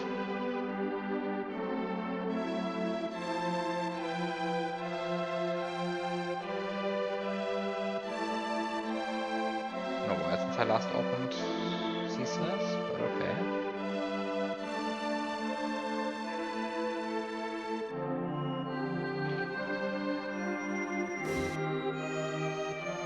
Let's see.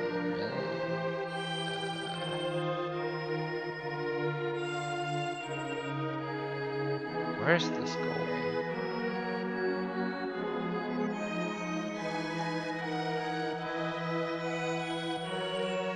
I don't think it can dump SPCs. I don't think it can dump SPCs. Can it? I mean, it has this nice...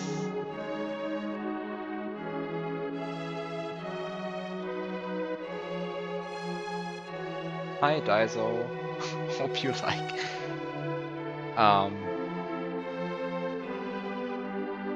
Yeah, Mason does not dump SPCs. That's a bit unfortunate. I would have like preferred Mason, although I think Mason also doesn't have a good RAM watch. Like I don't understand why some emulators hate RAM watches and other emulators hate functioning debuggers. Slightly upset at how long the last puzzle took you. There's literally a RAM address written in the background. Yeah, I'm just like... Just my playthrough was a bit uneven. I needed like 5 minutes for the focal point puzzle because I was incompetent. Then like 2 minutes for the pitch perfect puzzle. And like 2 minutes for the trophy puzzle. And then like 40 minutes for the change puzzle.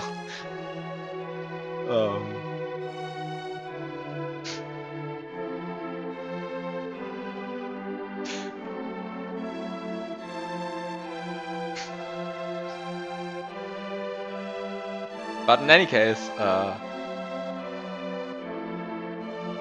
had my fun. Definitely had my fun. Same with the last one it said. Hopefully get accepted in the next 5 years. Yeah, I kind of just don't know what to do with it, right? Like, I mean, it's clearly a hack that exists and works. And there's like nothing unfair, broken, or whatever about it seems to me.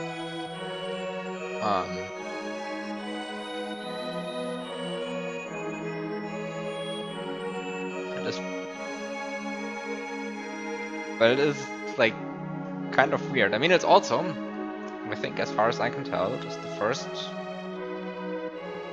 and only hack on S&W Central that actually requires you to use cheat codes. Which,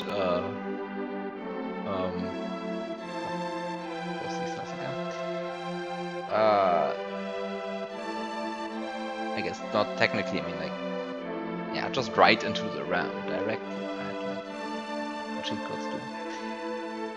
Tool assisted, not Kaizo.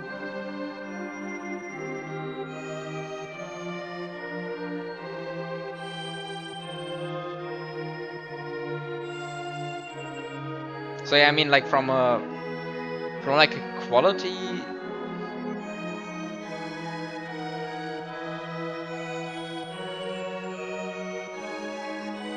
From like a quality point of view, like I can vouch for it. This is a fine hack. Like this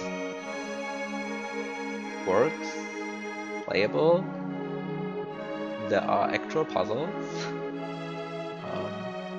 Like in that regard, I have no objections to accepting it. But I'll have to see how to like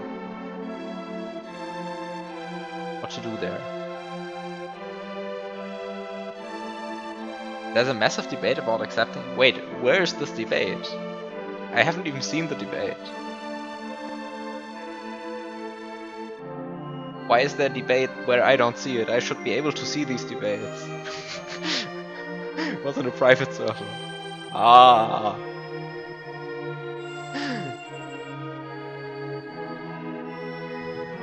Also, you didn't see it. I mean, I claimed it literally right before I started stream, right? I was like, yeah, okay, I'm going to try this out. This the tool assist Kaizo. Won't you just download this emulator and just see where the ride goes? And the ride went. Right? Like, this is it's finished. But yeah, so I'll talk to the others about this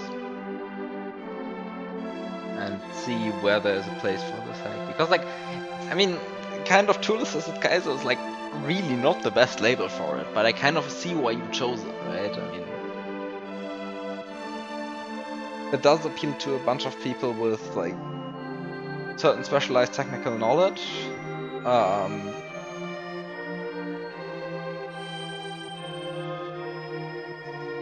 And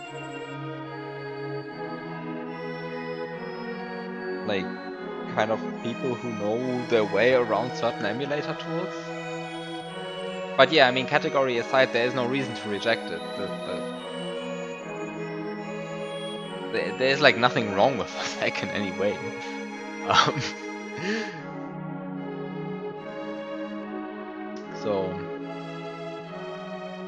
at some point, I guess I have to read the rules and see what's going on.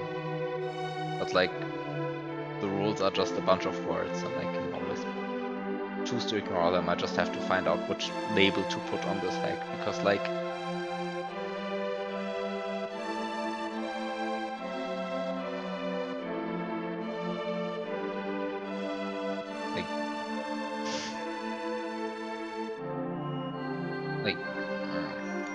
what kind of label do you put on this hack? It's really weird, because it is kind of not a hack like the others.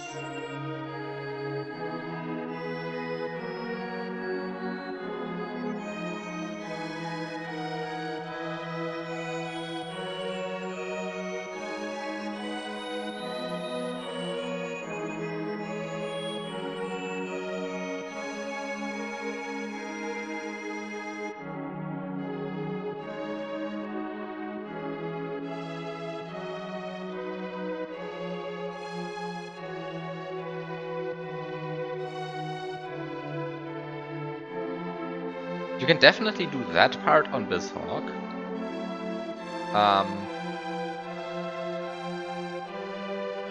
Like, BizHawk has a memory viewer.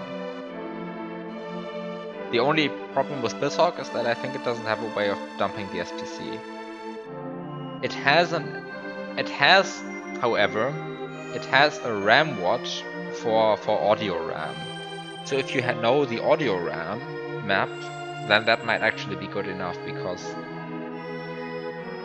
actually, let's see. Let me just look this up. If you have an ARAM map, can you just find the pitch values?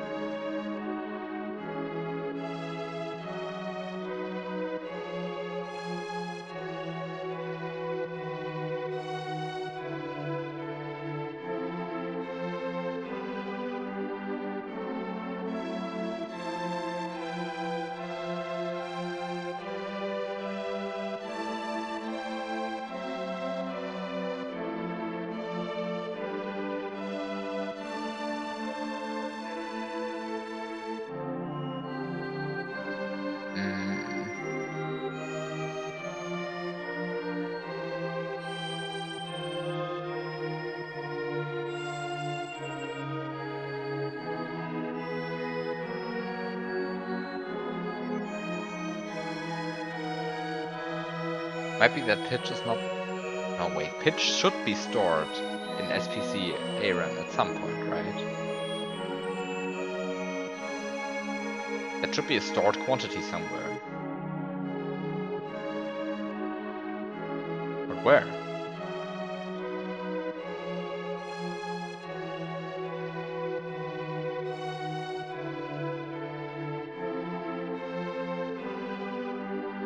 I am currently looking up an ARAM map, and I am very confused where I could be finding this. Like, we have arcane stuff like a pitch-based fractional multiplier. Where actually is the pitch?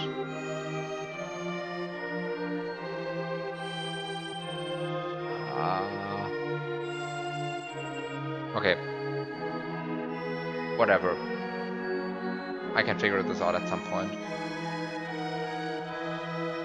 Because, I mean, that's the only puzzle that I mean, two of the puzzles don't actually use any, like, emulator debugging tools. Actually, three of them don't really use any emulator debugging tools. And then you have the SPC puzzle, and then you have the RAM writing puzzle.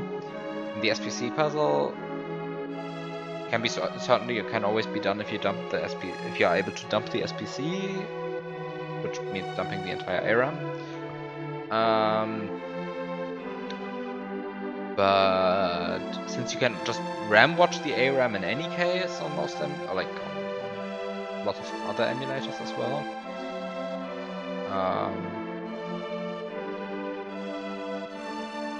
What? Technically one of them requires a screenshot? What? Oh, do you mean the... Or do you mean the screenshot that's listed in the zip?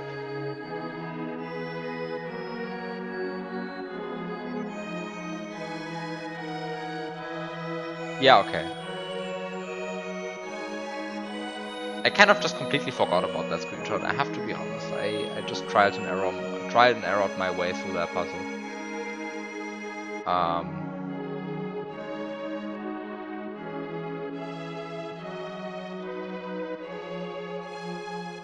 Yeah, I get what the screenshot was about. Like, I see the screenshot, I recognize the door. It is the door that I entered.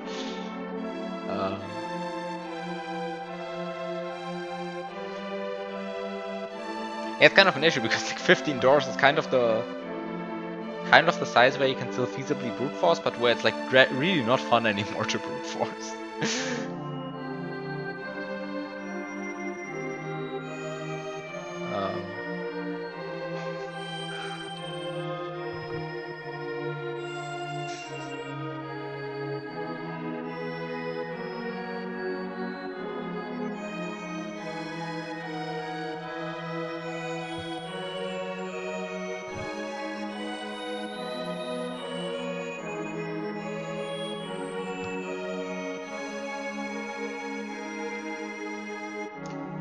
But yeah, okay.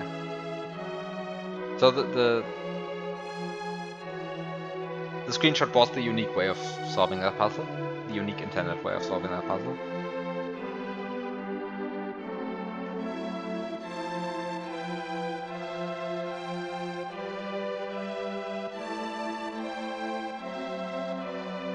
I see.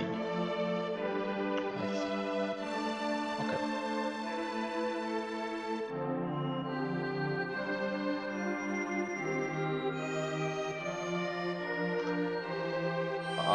Okay, so the question is, what do I play next? So there is this hack called Super Mario 212 new update. Description: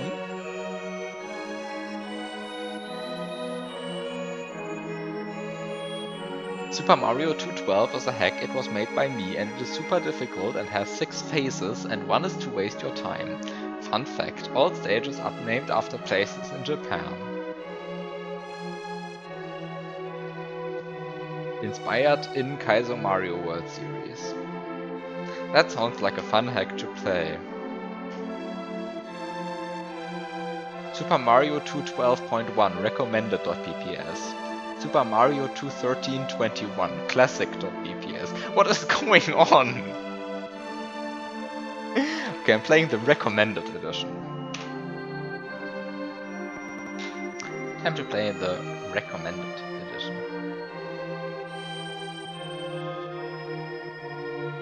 Okay, time to open this hog. Time to kill this emulator. And time to open a different ROM, namely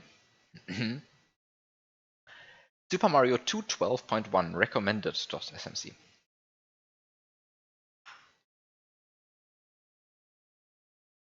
Super Mario 212. Just like trophy problem being wordplay for trolley problem.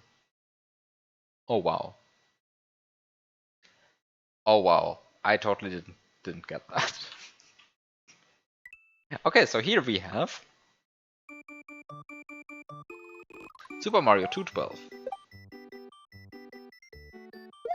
by Test 212. And we already have an absurd amount of cutoff.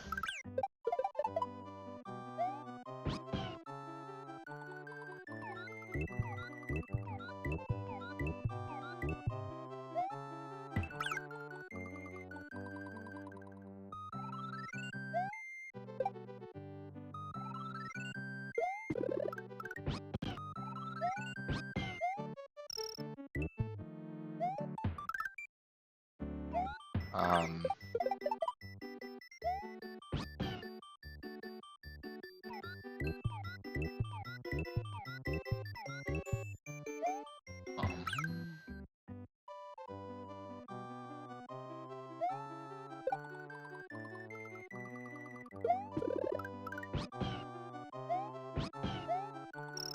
see you, Daiso.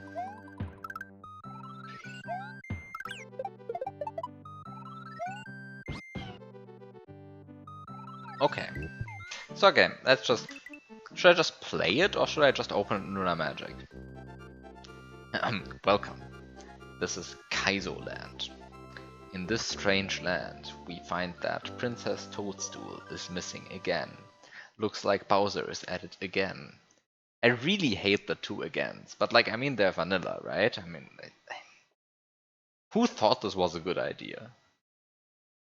Dear translator at Nintendo in the early 1990s, who thought the two agains were the correct way to phrase the intro method? Nothing.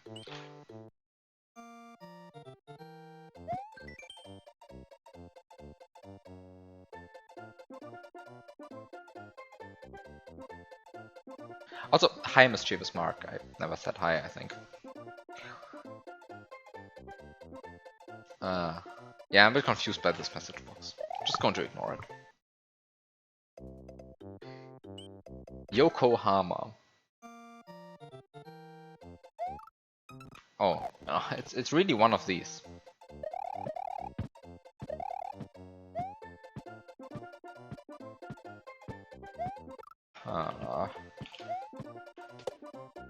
It's one of these. What did I expect?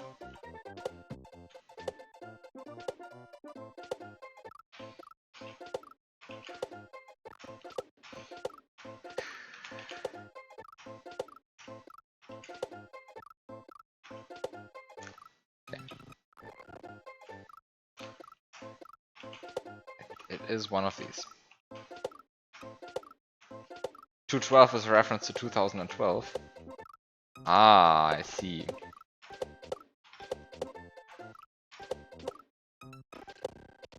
Really, like, I'm not even going to bother playing this without slow-mo. I just want to see if this is going anywhere where this is interesting.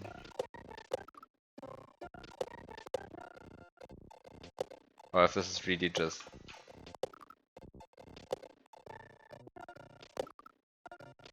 bunch of stages to make me hate this game. Oh, come on. I mean, I shouldn't be so like super negative about this, right? I mean, like, so far there's nothing objectively wrong with this. It's just boring.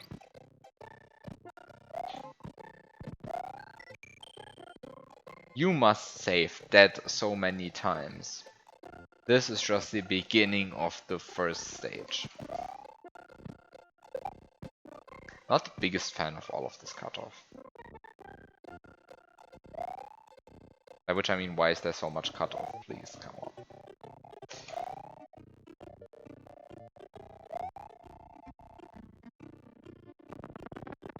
So we have a shell. Okay, I don't know what this is. Okay, so... what's the other ones? Oh.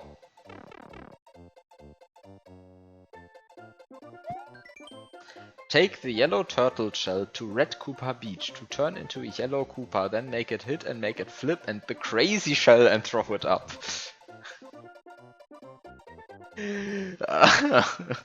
The crazy shell. I don't want the crazy shell, I just want a normal shell. I'm very happy with my normal shell. Yeah, otherwise I wouldn't have known that I'm supposed to build a disco here. Sorry, not a disco, a crazy shell.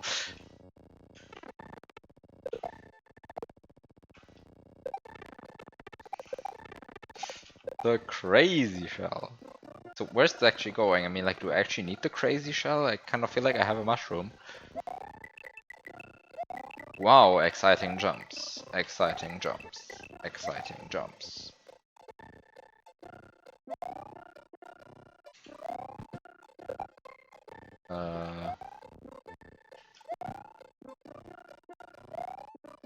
Is this? Ah, yeah, it is a Kaiser block. It is a marked Kaiser block.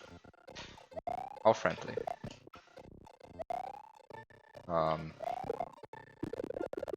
We have a mushroom here.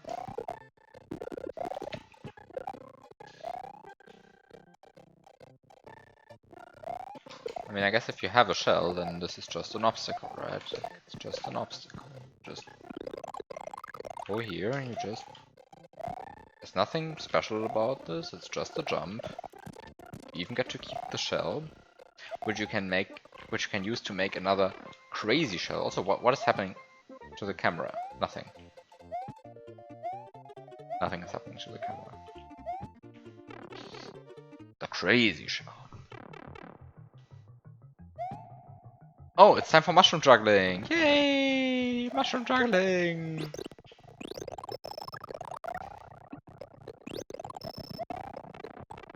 Oh, mushroom juggling already over. Too bad. Okay, time for the most fun trick in the history of shell jumps. The double shell jump. Oh, fuck, there's the ceiling. Time to scroll the screen and drop a mushroom.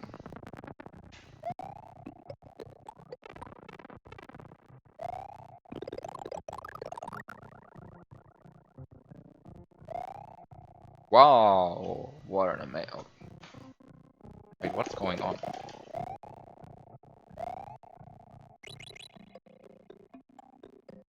Oh, that 2P switches. Very interesting.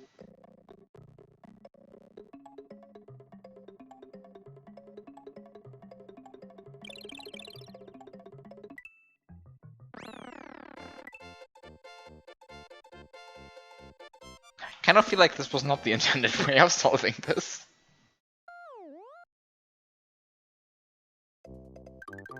Wait, why are you surprised? It was like... I kind of felt like it was Kamagasaki.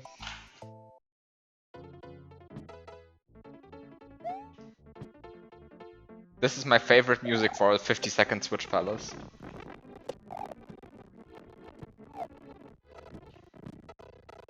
This red cartoon's going to end up playing it. Oh, it even says run here, how friendly. In case people missed the 50-second time limit. Wait, can you make this first cycle? You probably shouldn't try to make this first cycle. Let's try to make this first cycle, but without slowdown. Because if I frame it once enough, then I know I can make this first cycle. Also, I guess I can just ignore all of the obstacles, but I kind of want to see where I can take this mushroom.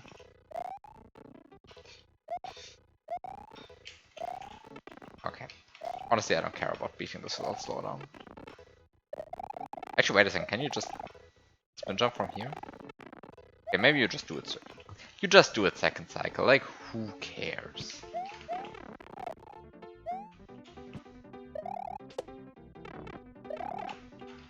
Okay, wait a second. Just because this is kind of not so exciting, I shouldn't. Oh wow. Wait, where's this going? Oh, you can just do this. And then discover that keeping the mushroom is kind of annoying here, so you probably shouldn't do it. Okay, so you just don't keep the mushroom. Just don't keep it. And then you...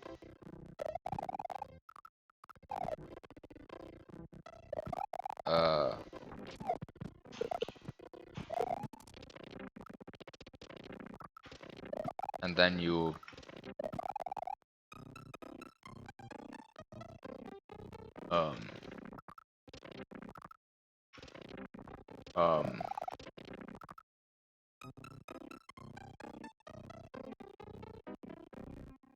Excuse me?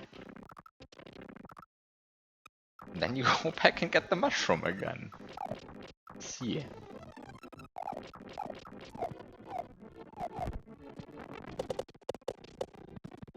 Okay. So I think this is the place where you go and notice that this hack was probably not properly beaten by its creator.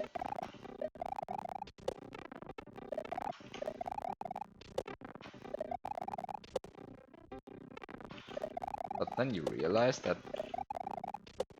Ah, come on.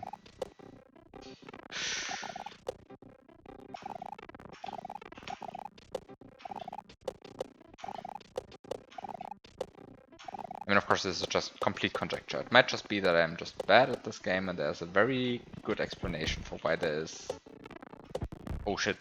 This might not actually be possible, going through here. At least not like without extremely tight squeezing. Time to squeeze through this gap. I think this is possible though.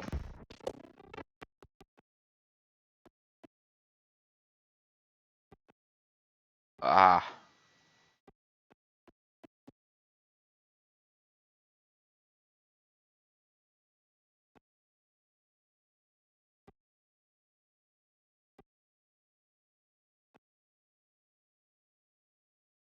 Yeah, it's just very tight. But you can go through there.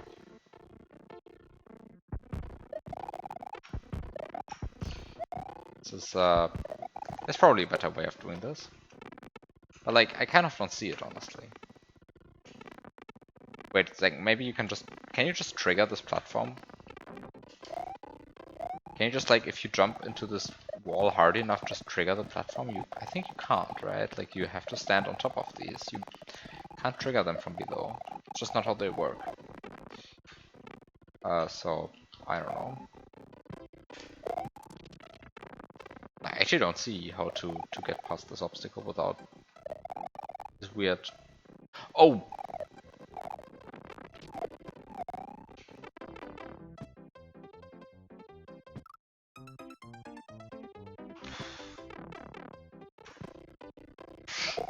Pretty good. Fair enough. I'll take it.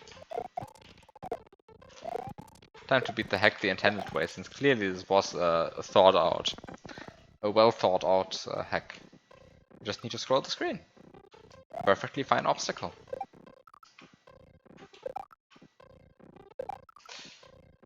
A bit frame rule dependent, of course, but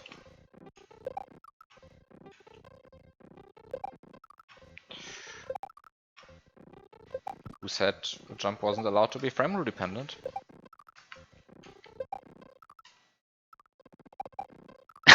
This 1F0 is great.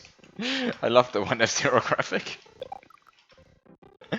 This is extremely good 1F0 graphics. Just need to go past it. Like, this is actually still hard, even with the bullet though. So you can jump into there. Oh no, oh no, it's really Mario masochistic mission, right? Like, it really is Mario's masochistic mission, basically. Oh god.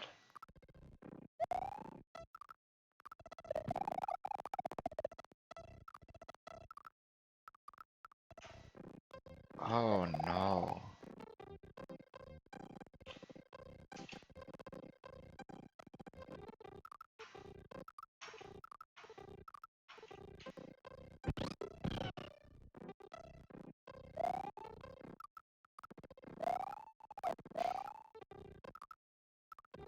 Can you keep the Yoshi?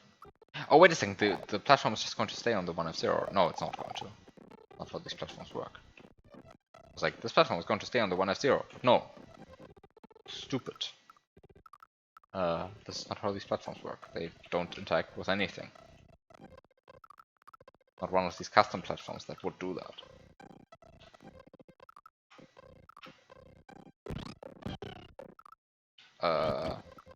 Okay, actually you can keep the Yoshi here, so let's just try to keep the Yoshi and... Oh no. This was maybe not the best.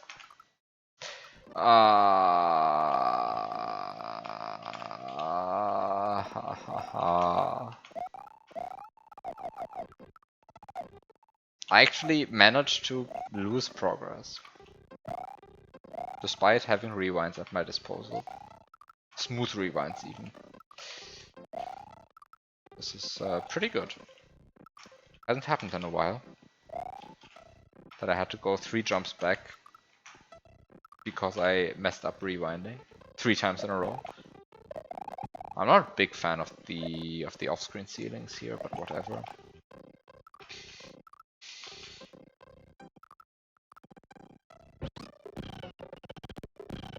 I mean, kind of unsurprisingly, I'm not the biggest fan of the level design to begin with, so the off-screen ceilings really the least of my troubles, honestly. Huh.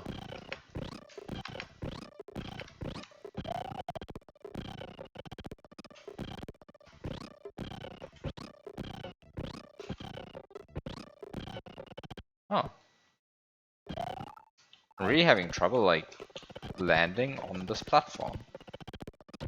Oh, is it just falling too fast? Wait a second. These platforms, like, get really fast, right? Oh no, it's 65.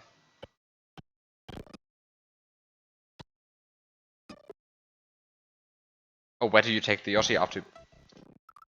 You know, sometimes you have to actually ask the good questions. Thank you for asking the good questions.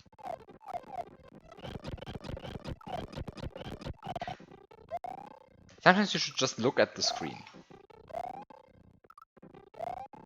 You know, that would kind of help sometimes, you know.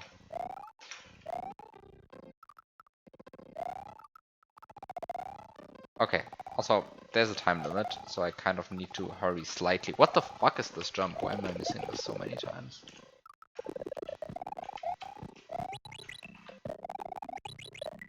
Okay, time to hurry up.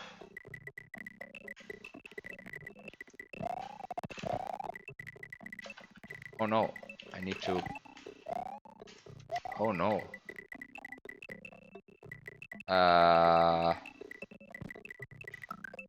Am I fast enough?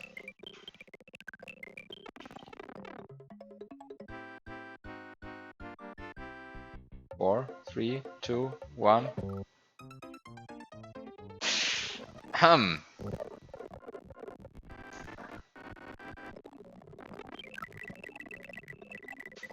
One of these hacks. Okay, I mean, it's not like this is impossible. You just need to be fast.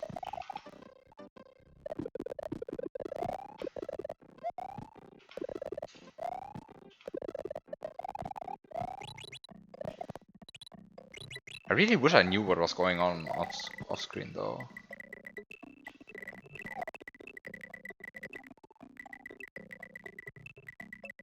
Like that would be kind of helpful.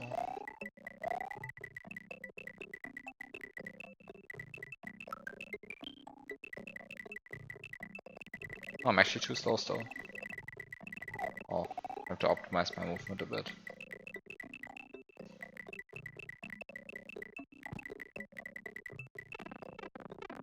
Okay. Now I have an extra Mario second, that should be enough, right? Oh, fuck. This is so stupid. Wait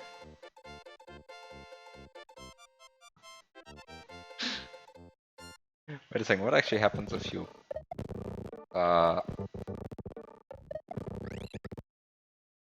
if you jump? Ah, you jump into the invisible block. Pretty good.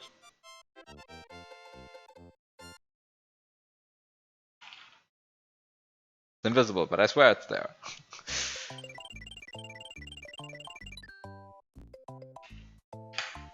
No switch press over what event. Colon, opening bracket. Okay, what do we have here? Miho no Matsumbara. I butchered that pronunciation a lot, probably.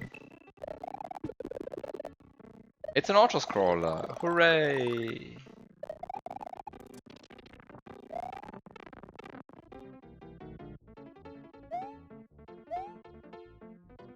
It's the most exciting auto-scroller in the history of auto-scrollers.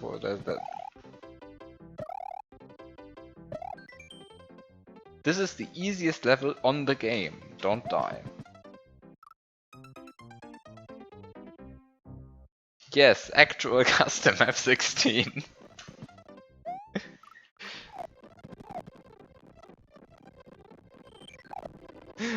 Don't you love it when there's actual custom map 16 in your hack? That's not what you had in mind? What do you mean? It's not what you had in mind. Yeah. It was actual custom map 16. Like actual. And custom. Have you ever seen a Yoshi coin that kills you in vanilla? I sure haven't.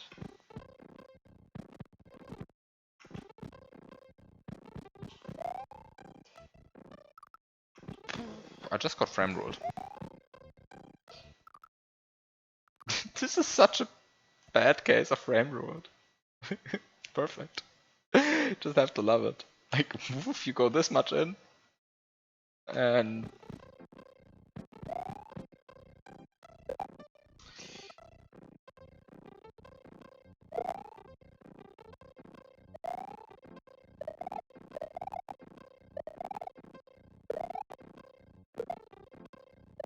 oh.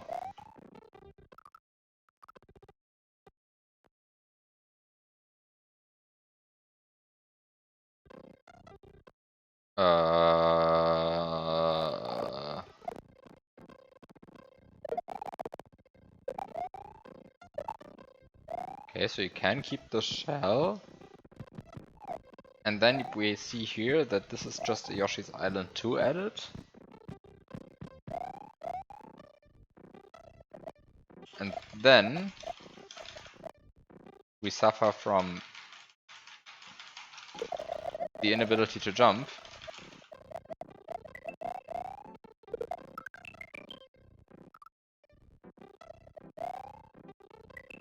And then we realize that all of this is just fake.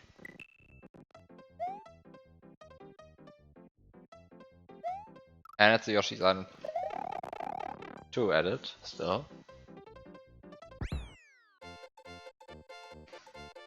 And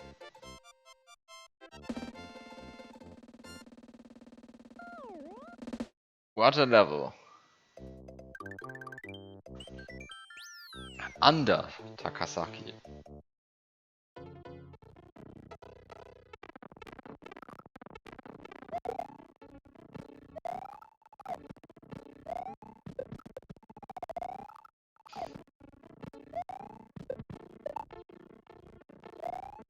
Do I need the shell?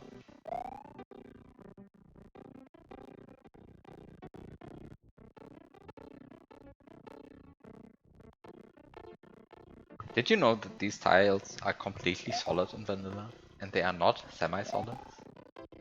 Did you know that? Now you know.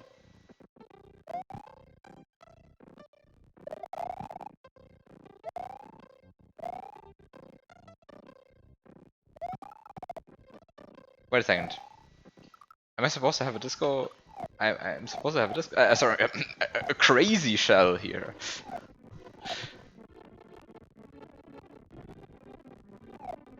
I guess I can just die. Faster than rewinding. To get my crazy shell.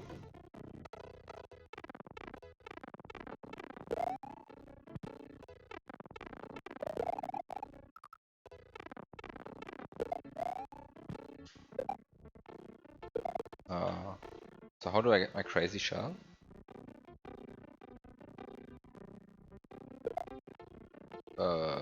Wait a second, how do I get my crazy shell?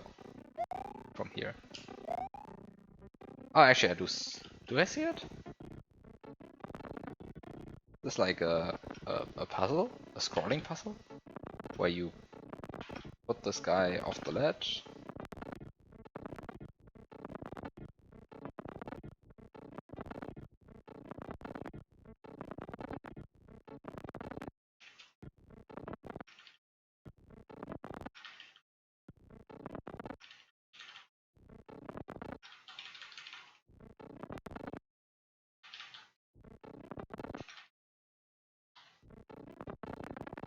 This took way more attempt than it should have. But okay, sure. So can I get my crazy shell?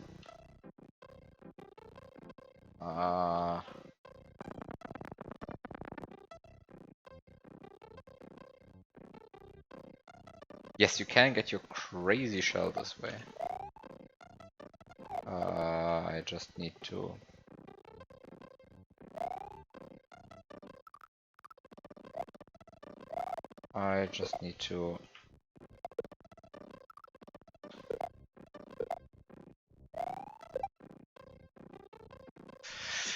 do this. By the way, can you enter this pipe? I never checked. Probably you can't. But always better to check. I did bonk the ceiling there. Okay.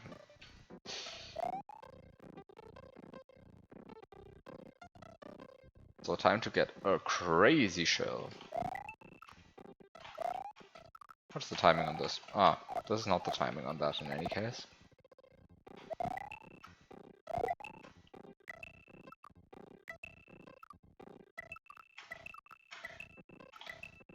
Okay, so there's my crazy shell. So now for some exciting rumgedümpel.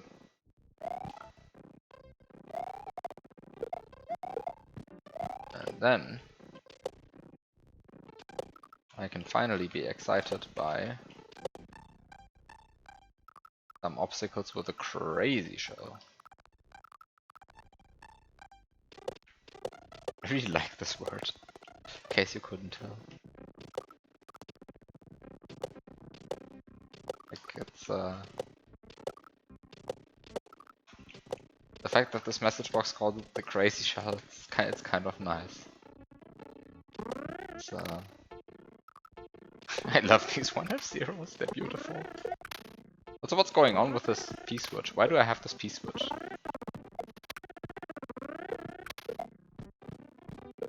Like, do I have this P-switch just to be, like, annoyed by the fact that I have a P-switch?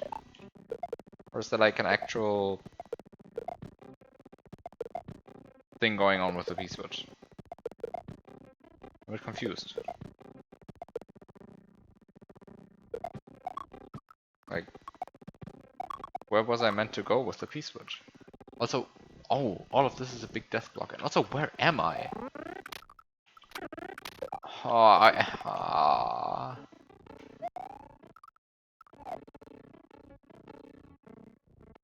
Are you serious?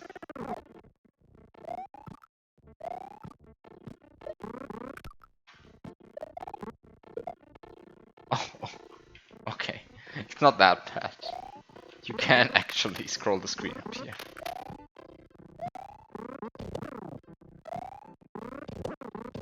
And I still have this useless P-switch.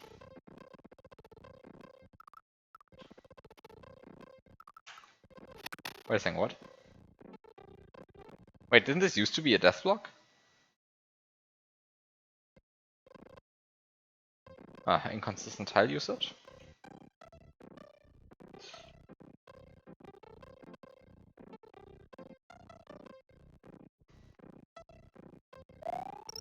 A Yoshi coin. Ah, so I need to collect the 5 Yoshi coins. Wait, this is actually a good obstacle. What is going on here?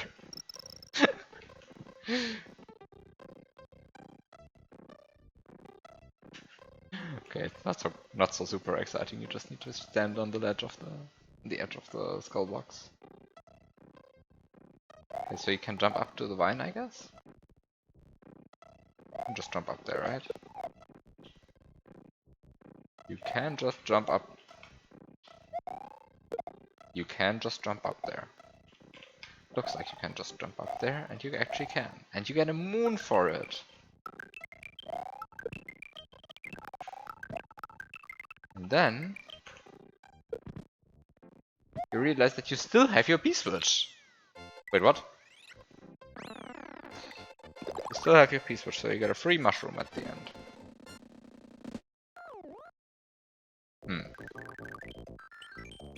Kirby Ultra Star.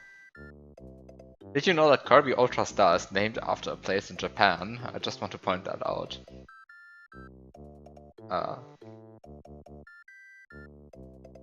Right? After all stages are named after places in Japan.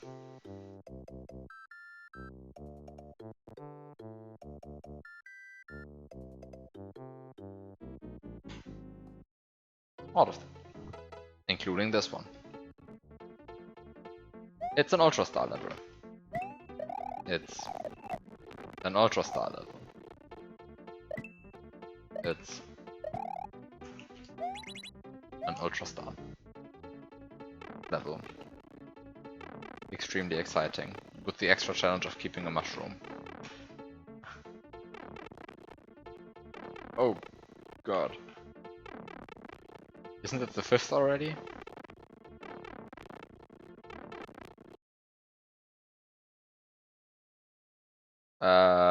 Yeah, but also it has 6 phases, right? I mean, it has 4 exits, but 6 phases.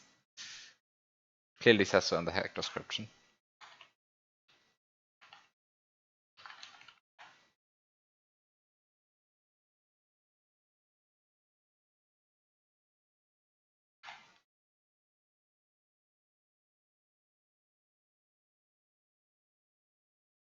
But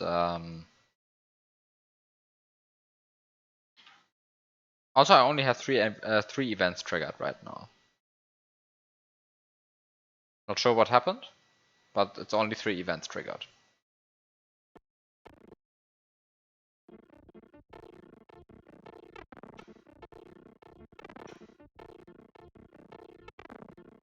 I guess the switch files really just didn't trigger an event. Wow, this is actually horrible with the mushroom.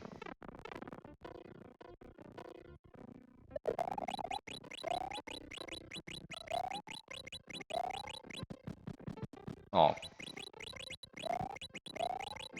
Did it the wrong way. Again. Now I did it the right way. Oh, we have a throw block placed into the level directly. That used to be not possible. But now it's possible. Oh, I have to check if all of the midway points work, right? Because this has midway points, so I have to check if they work. The midway point works! I mean, this is what hack moderation is all about, right? Checking that the midway points work.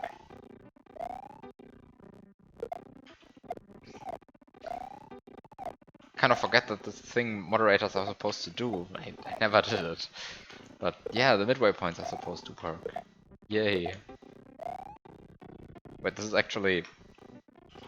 I actually have to pay a bit of attention here.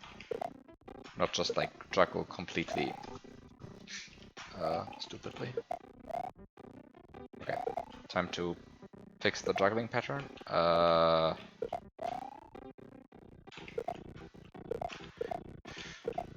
actually really messed up this juggling pattern. That's like, this is horrible. Okay, no, it's fine.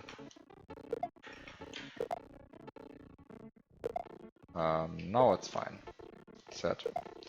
And then it wasn't fine. Whatever.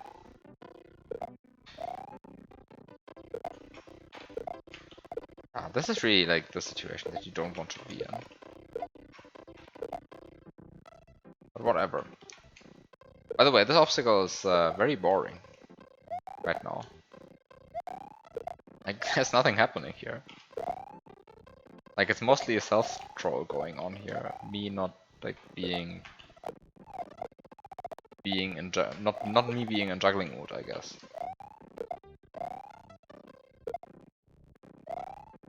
Whatever.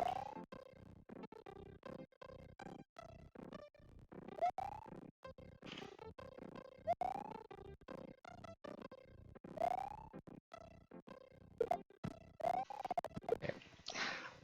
I mean, I kind of want to just jump up there. Let me just jump up there for a second. By the way, there's a funny break going on here. I'm going to... or maybe there's a funny break going on here. I'm going to show that off, perhaps. When it gets relevant. What do you have here? You have a star. Actually, let me set a safe state here, just for good measure, and let me try something, which I think should be possible.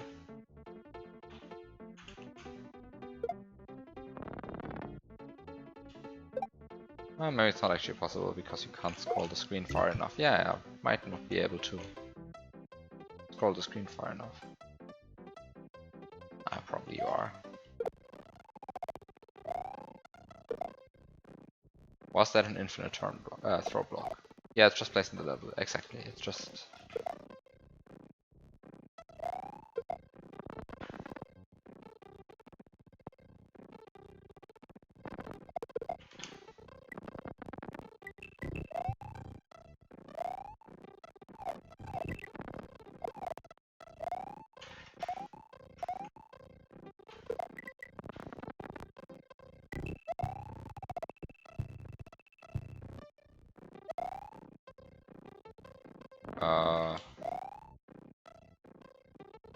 Hmm.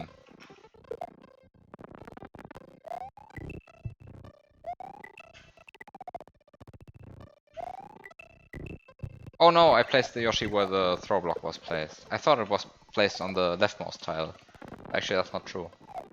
Actually, that makes it easier.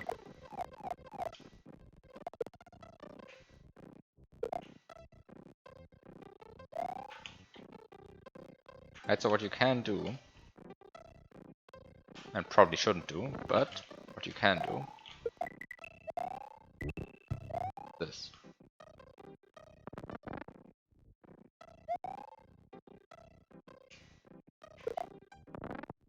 But you can do it.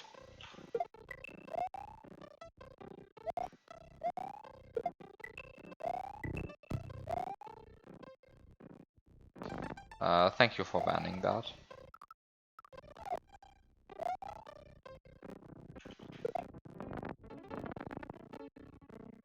This is... I think this is not intended. But since it's possible, it must be intended, so I'm a bit confused.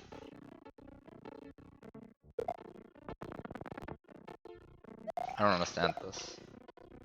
How can there be a possible thing in a Kaizo hack that's not intended? Like, this is clearly possible.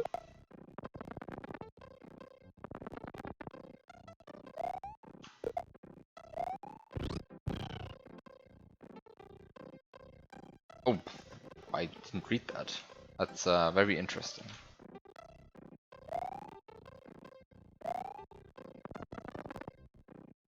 So let's see if it actually breaks the level. Wait a second, I can... Can I credit swap? Can I credit swap from here?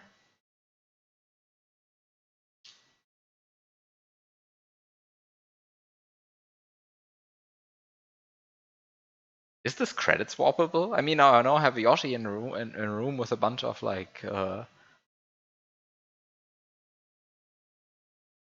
line guides, so this kind of feels like it should be credit swappable, honestly.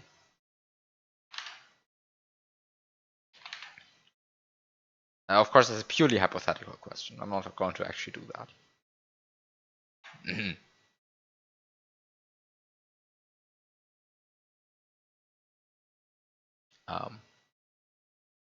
But some hypothetical questions just need to be asked.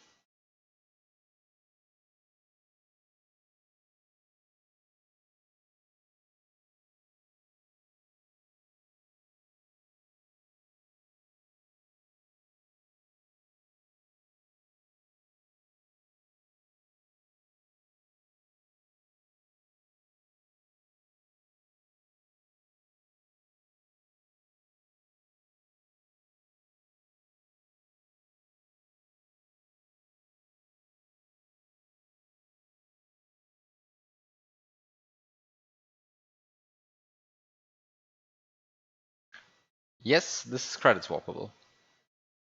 I think. Like this platform here is a platform that you could use to credit swap, for example.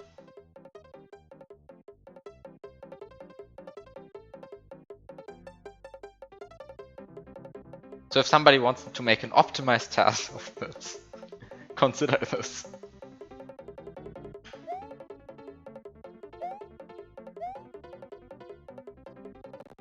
What the fuck just happened to the poor platform?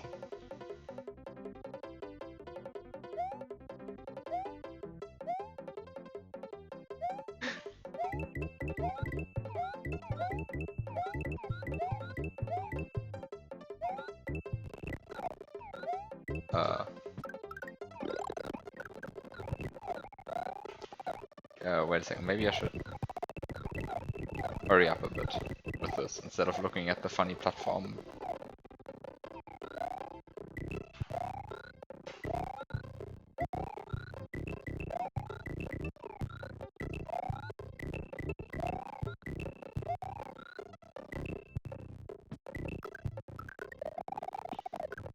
Okay, maybe I shouldn't overdo it. Although I really want to duplicate this mushroom now.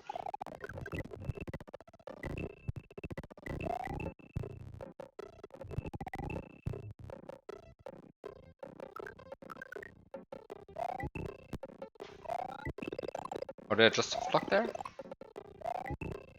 Yes. Pretty good soft lock.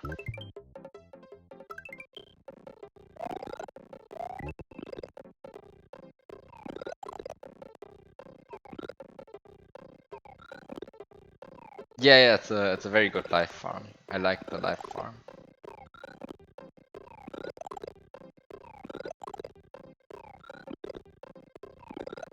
Cap.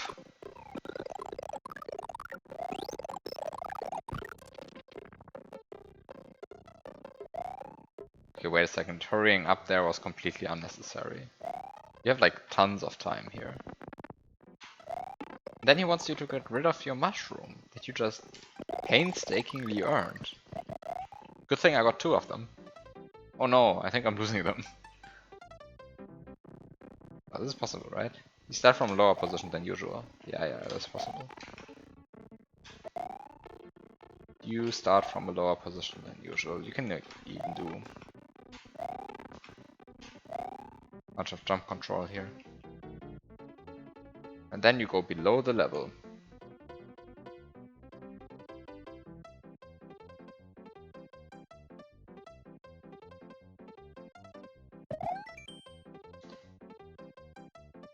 HZHKBO G, opening bracket, small f.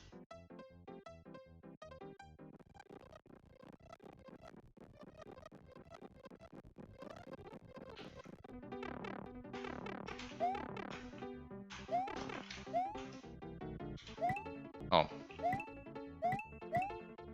Ah, okay, it's one of these jumps. One of the... It's one of... God, I hate this jump. One of these jumps. And then you get the death kanji. But then you actually just survive. Which is a bit counterintuitive.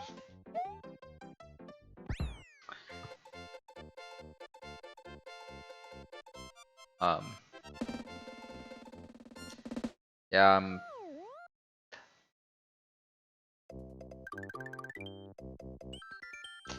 Cooped. Kyoto. Cooped? Cooped?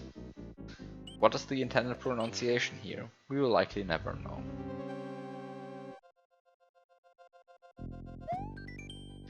This is the last level. Really? But here have some rooms.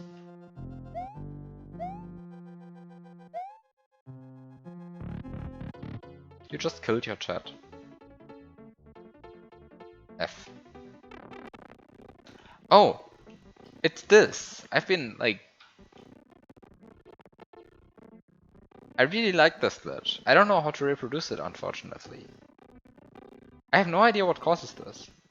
You see it? You see it? I don't actually understand this.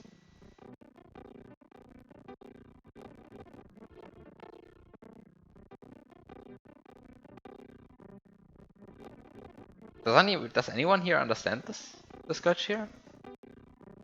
You know what I'm talking about, right?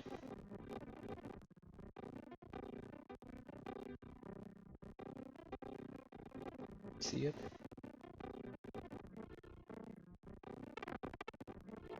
I hope you see it.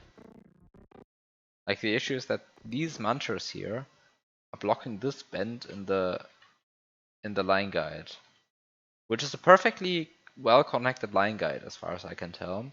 But these munchers here are blocking this line guide bend.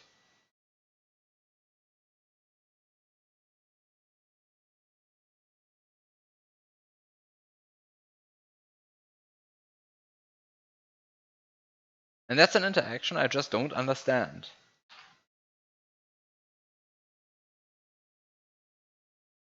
I think you see this, right? Like it's...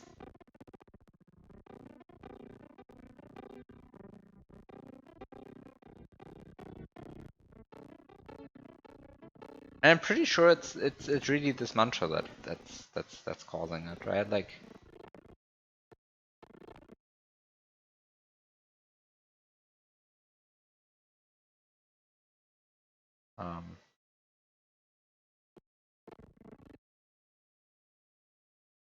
maybe I'm just bad and don't understand line guides whatsoever, or maybe this line guide is just bad, but I think it is really the mantra that's causing it. Wait a second, let me...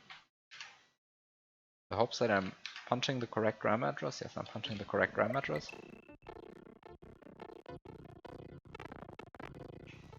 You see, if I remove the mantras, then it goes. And like that's wild to me. Like, why does this happen?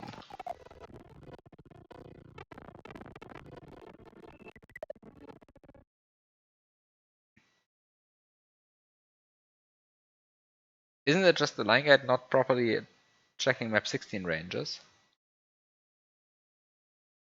Well, on the one hand, you would think that.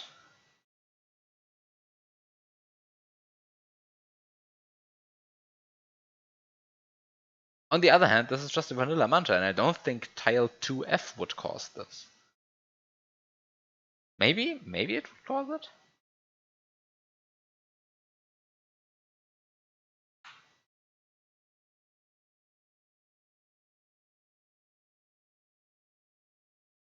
But then how do you actually cause it? Because I think not every tile here causes it. I mean, clearly air doesn't cause it, right? But I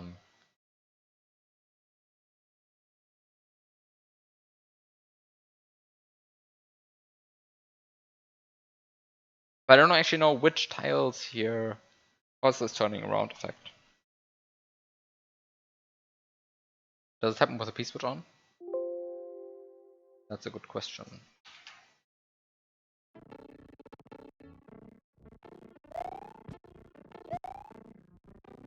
No, it still happens with a P-switch on.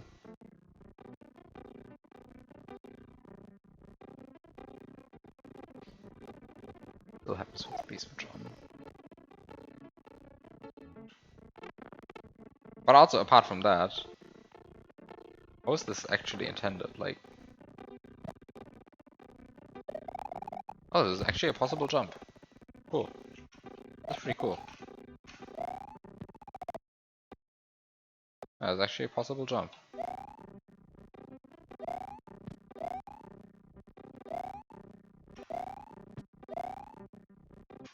I want to try and see if I can get this jump without abusing the iframes. This is a crazy jump.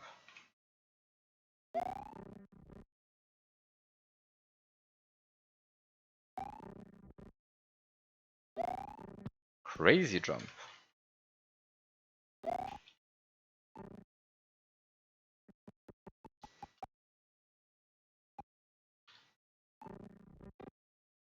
Yeah, okay, I'm actually failing the jump. Wait.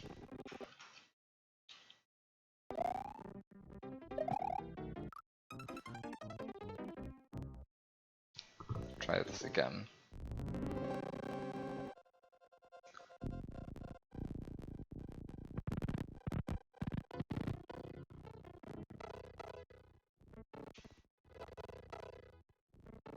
What's loading in here? What are these? BA. Oh, I think that's a rotating platform. Is that a rotating platform? Is BA the rotating platform? No, it's timer platforms. Timer platforms, okay.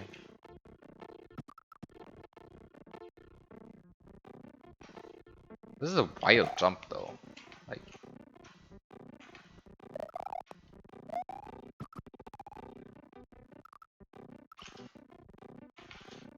wild jump.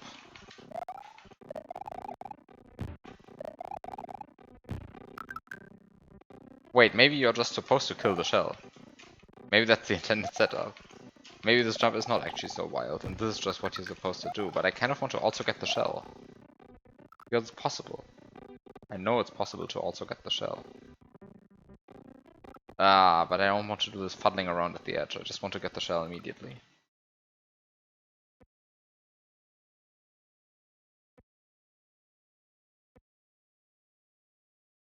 Well, and this does get the shell, except for the frame rule. You see, it's possible.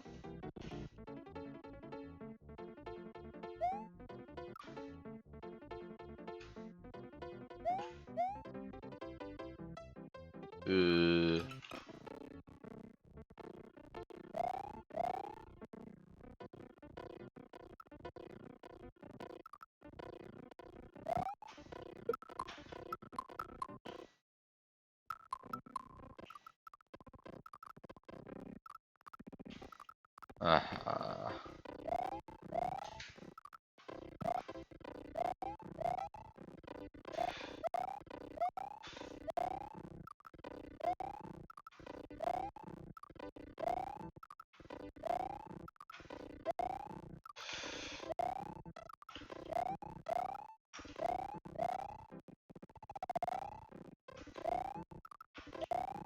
It truly is one of these 2012 Kaizo hacks. Like the 212 really stands for 2012. Come on.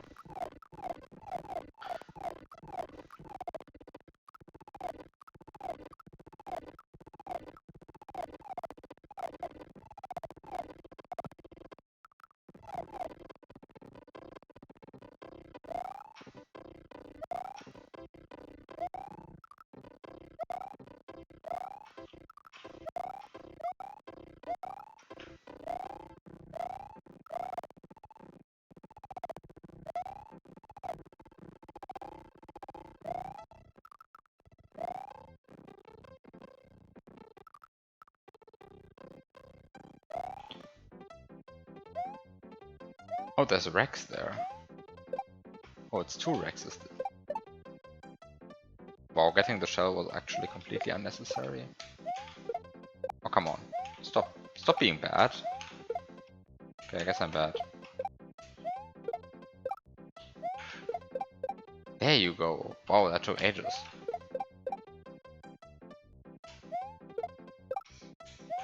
Eh.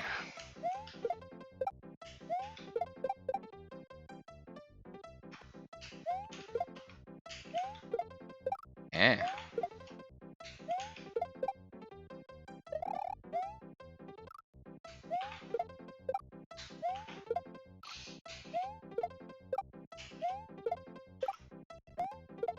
Oh, come on. Okay. Clearly I'm not able to do mid-airs.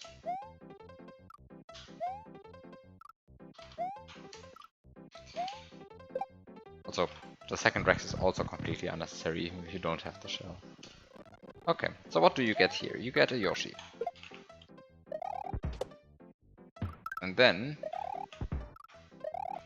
you get an opportunity to stand on the same block as a Thwomp. And be excited by that. And then you get the exciting opportunity to wait. And jump on 3 Goombas. And die because you didn't wait long enough.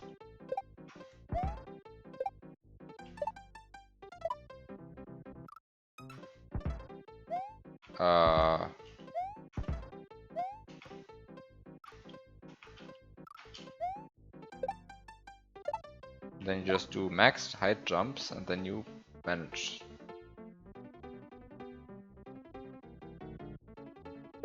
What the fuck is happening to that springboard hitbox? What is going on with that springboard hitbox?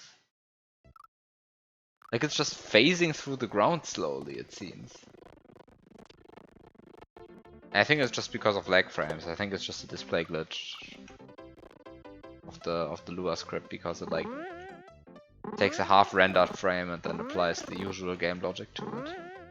But also that means that at some point the springboard is actually moving that far down. And that confuses me. Oh, you can enter this pipe.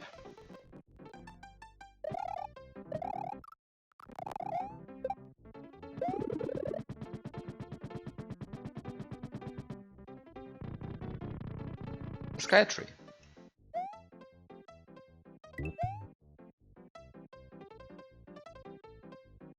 But if you don't like sky trees, you can also get keys and a keyhole and flashing lights.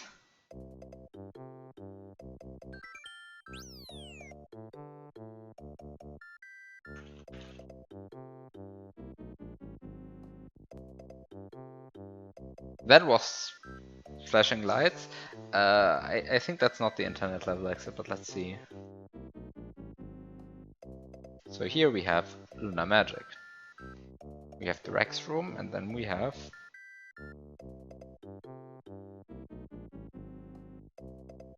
Vanilla Dome 2.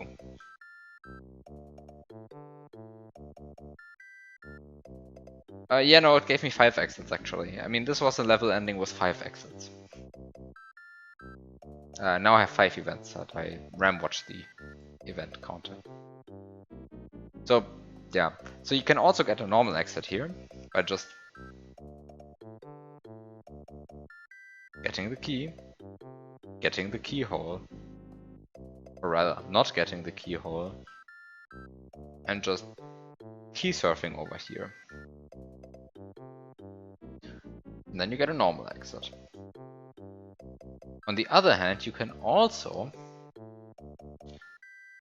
enjoy this beautiful copy of Skytree,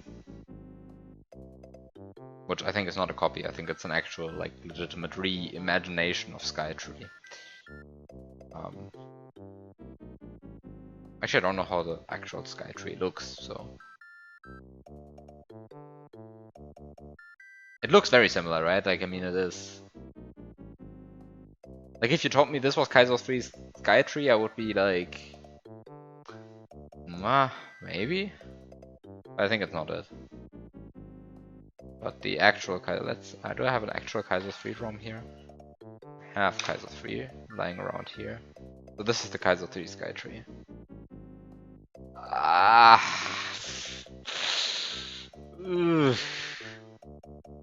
The fact that this is even the same level address kind of makes me think they just went with this and just edited it.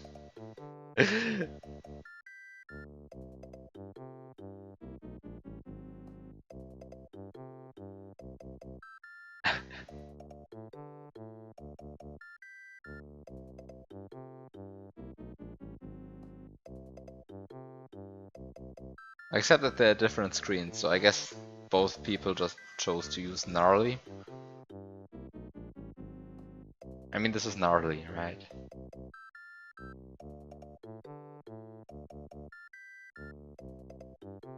What's... This is vanilla gnarly?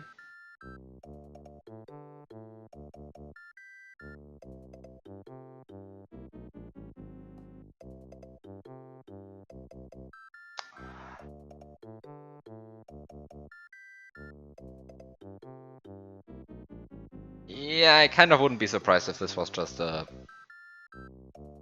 edit of the... No, actually it's not. It's not. It's not an edit. It's not an edit. It's not an edit. Just both people chose to use gnarly for this. It's not an edit because this one still has the vanilla screen exits, while the Kaizo 3 version does not. Okay? Let's not make any weird conclusions here. This is perfectly fine. It's just another Skytree. It just happens to look like the Kaizo 3 Skytree. But it's fine. It's just another Skytree. There's nothing wrong with I like that despite having flipped manchas in some levels, these are just still flanchas.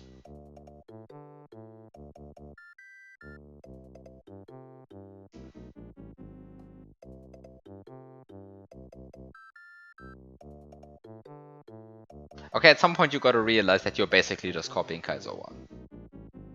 Wait, are you at this point basically copying Kaizo 1?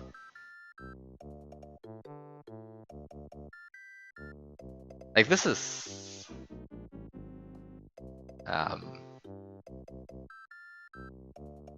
not the exact same.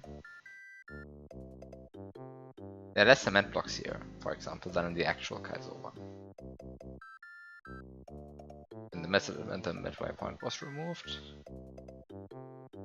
But like, this part, for example, like this right here is exactly as in Kaizo 1.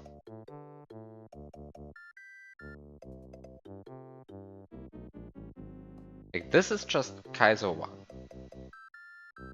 Like, down to the block, I would say.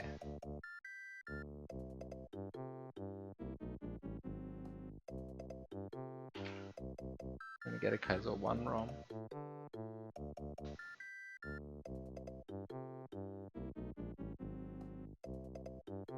Ah, by the way, Biop, Luna Selector broke at some point. It now goes...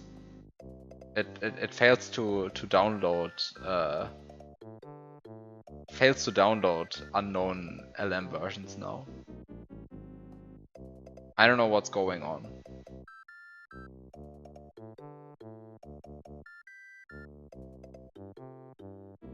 But I mean, it still correctly recognizes LM versions, but it doesn't actually download.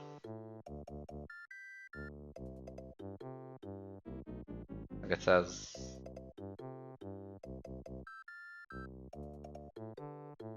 yeah, I mean... which is very unfortunate, because I have... double click on an SMC file bound to Luna Selector. I guess I can just open another copy of Luna Magic for now. Okay, so I'm now having I now have 2 copies of Luna Magic open, and I'm now going through them side by side. So this obstacle here is the exact same. This arrow here is actually farther than in the original. This ledge here was moved a bit closer to compensate for the lack of the 5th bullet. The ledge itself looks different. You can notice this from this tile, because this is a custom map 16 tile, and consequently not from here. I mean, it really is Akihabara rebuilt from memory, right? Then these blocks are actually in the correct, are almost in the correct positions. However,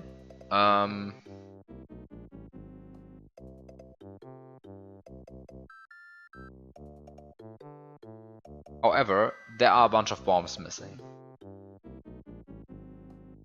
Then all of the cement here is not there in the original Kaizo 1 version.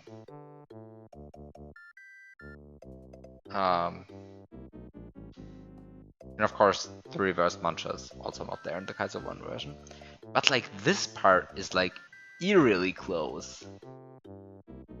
There's no fucking way this was made from memory, right? Because they like...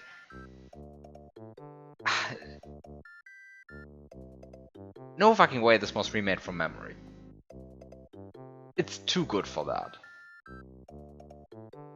Like, this is just too good for that. The only thing that's missing is this single mancha, but like, the thing that makes it so eerie to me is that... like, come on, like can somebody like, okay, the thing that makes it so eerie to me is, first of all, this mancha. Like, how the fuck do you remember this mancha? But secondly, it starts on the exact screen border that it changes. Yeah, I mean, I know the KLDC entry. that you're talking about. Actually,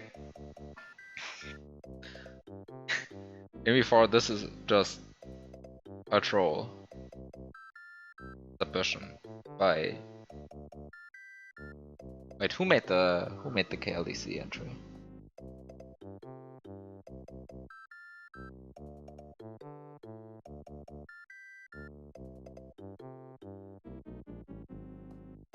Was it Hiraga? Yeah, okay.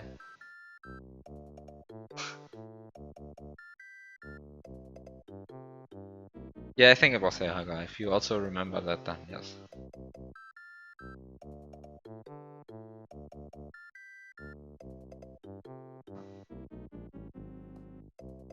But like, this is eerily close.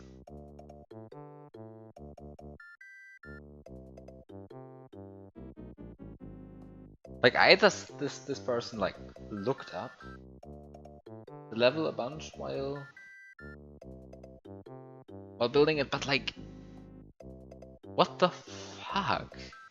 Like, how would you place these in the exact correct spots?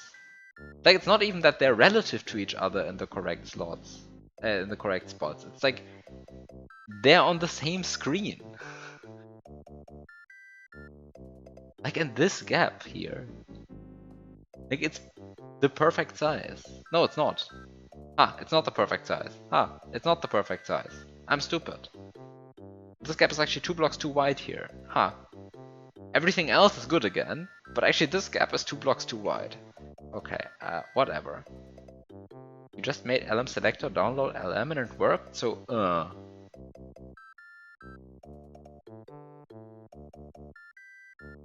for the record, I tried it with LM162 that was missing.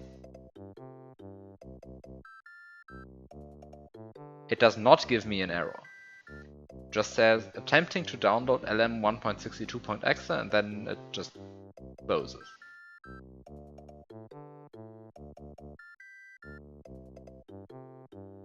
But it used to be able to just download things, and I don't think I changed anything on my setup since then.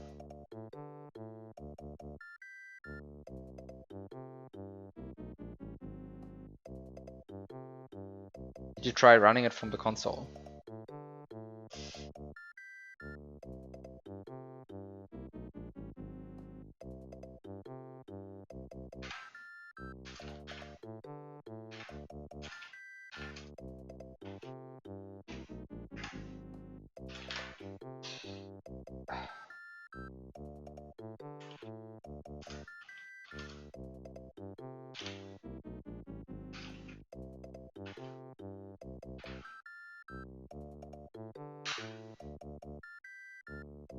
Could not find download link for LM version 1.62. This is what it says. Could not find download link for LM version 162.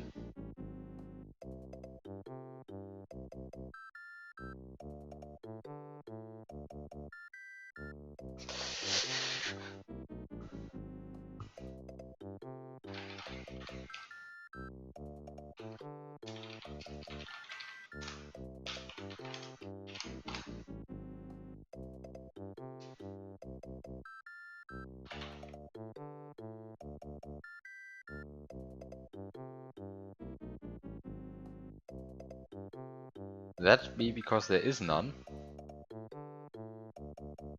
What do you mean?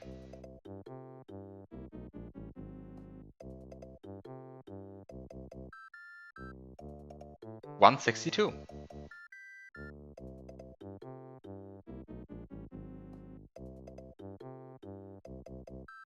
I mean, that's an actual version of Lunar Magic. I have it, I think. Yeah, I have it. I have Lunar Magic 162 downloaded. It's just not in the Lunar Selector folder. I mean, I can manually copy that in, and then it will work.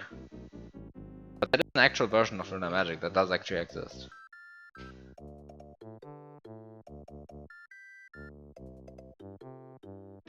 Also, I just want to point out that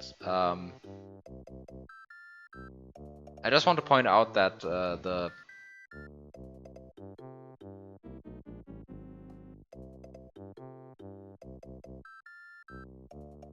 right. talk shit. Yeah, no. I want to point out that Luna Selector downloads the CHM files apparently. So the help files. But it names them differently from the actual exe, which makes the exe unable to open this file, which is a bit unfortunate.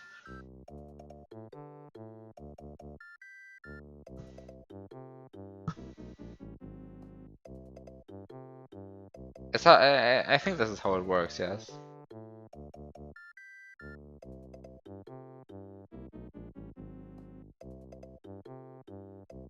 Wait a second, let me just check if this is how it works. I thought this was how it worked, but maybe I'm just bullshitting myself here. No, no, it is not how it works. Forget what I said. Yeah, LM always opens lunamagic.chm. Sorry, you're right. I just checked. Okay, wait a second. Let's go further through this. By the way, nice cutoff at the end here. And then we have this.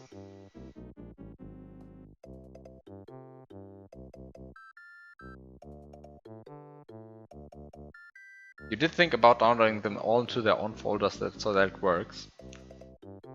Like a certain LM archive. Does it? Just saying. Maybe. Also, I just want to point out that what is this?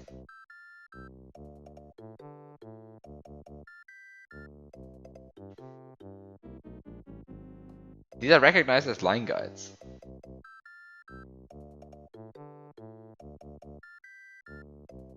Ah, they're recognized as line guides because they kind of are line guides, because they have the same map16 IDs that some line guides do.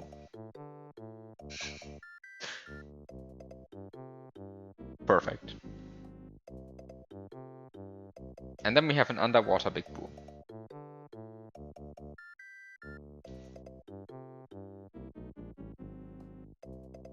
Which then presumably triggers credits? Does it trigger credits? Yes, triggers credits.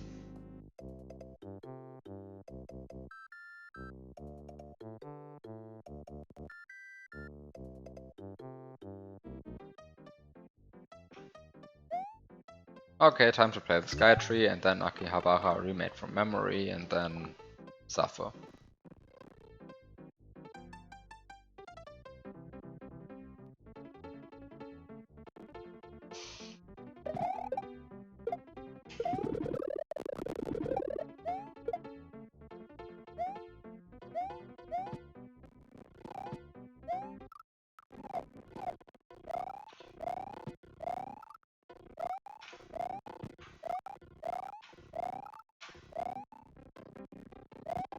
I mean, it's essentially an easier version of Kaizo 3 Sky Tree. You could definitely play this without slow-mo, but also, why bother?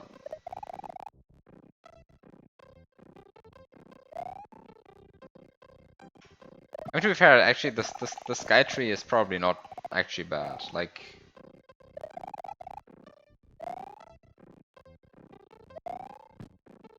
what? Oh, the Yoshi's falling down on the other side.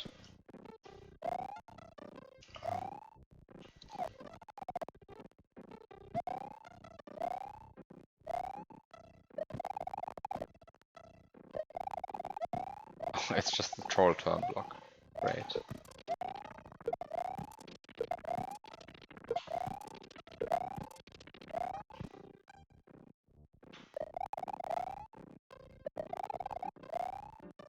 The amount of light switches has caused an obstacle to despawn, I think. Whatever. Who cares?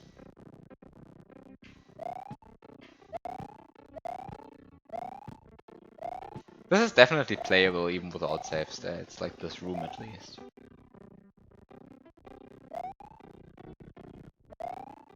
Oh, you actually have to be somewhat fast here.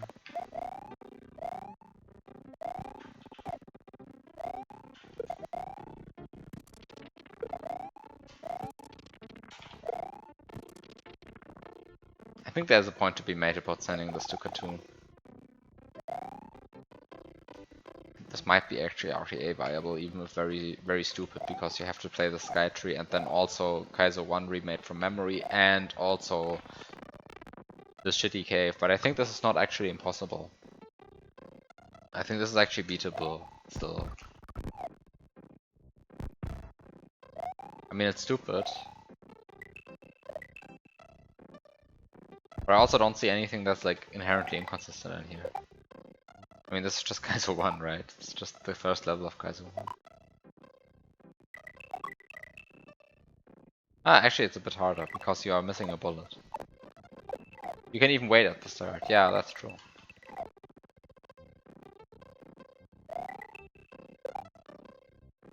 I guess that makes it not an Akihabara remade from memory, because there's no way anybody would forget the lowest bullet load. This is not remade from memory, it's just remade. But not with the goal of like perfectly recreating it from memory.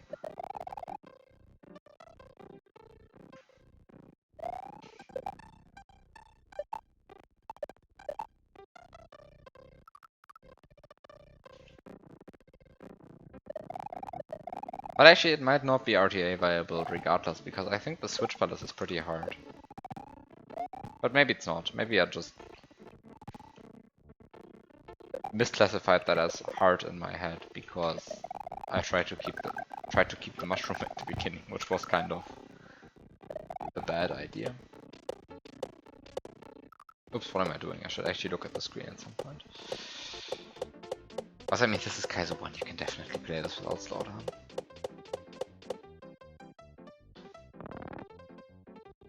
Even get another spiny here.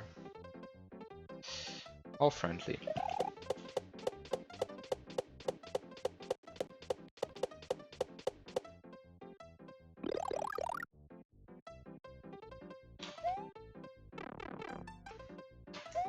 Want to keep my mushroom.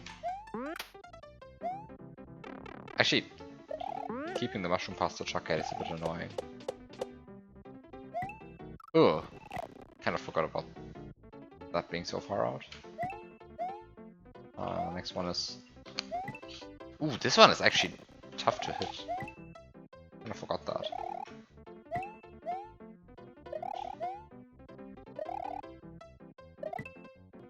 Oh, this one is actually like tough to hit, but I guess you're not supposed to hit it. I guess you're supposed to really do this.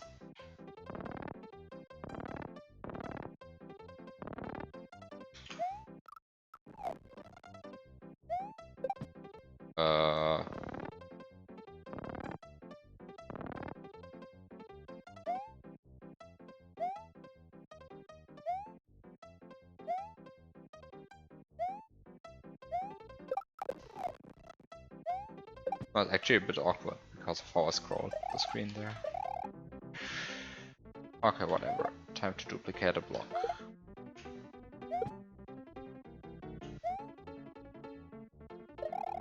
Oops. Too greedy.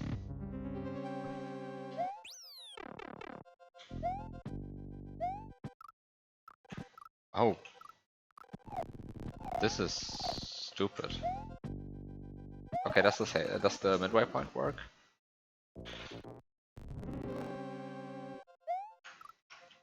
Yeah, I guess with preserve mushrooms from other levels it might even get easier. But actually no, I think the Switch Palace is unreasonable. Because of like mostly because of these falling platforms, because of the falling platform section with like the one tile gap mancha tunnels. I think there was a bit over the top.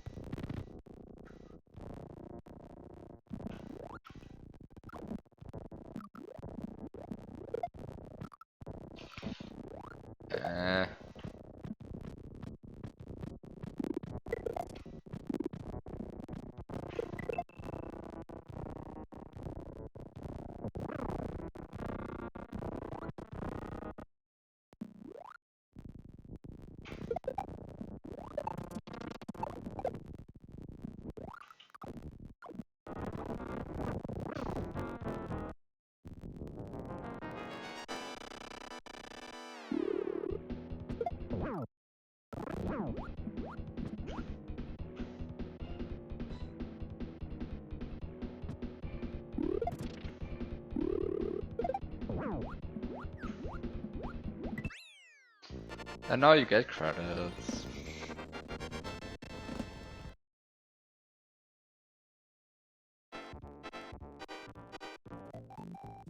Super Mario 212, Director, Test 212, inspired in T. Takemoto and Molotov. Original name, Super Mario Test 212, special thanks to Jan12389, Tricky in YouTube.com, Some Emulator, SNES 9X, SNES, BizHawk, Heigen, you finished, congrats, thanks. If you finished without slowdown or without save, I do not believe you. Mario says, thanks so much for playing my game. Sorry making this easy, boss.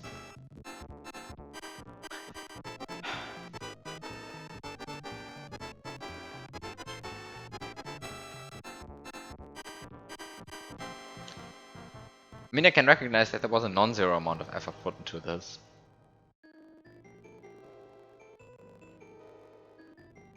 But also I feel it doesn't cut it.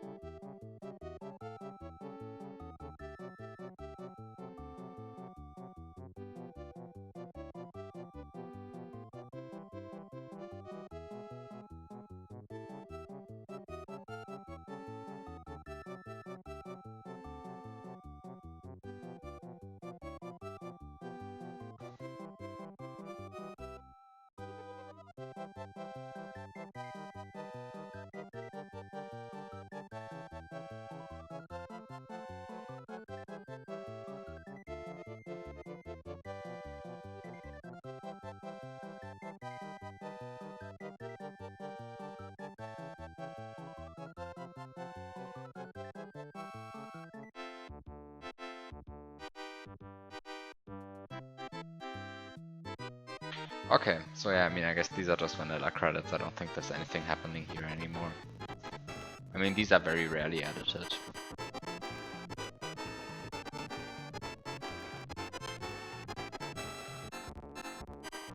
Except in the Maps King hack. The Maps King hack had them added. And I kind of like them.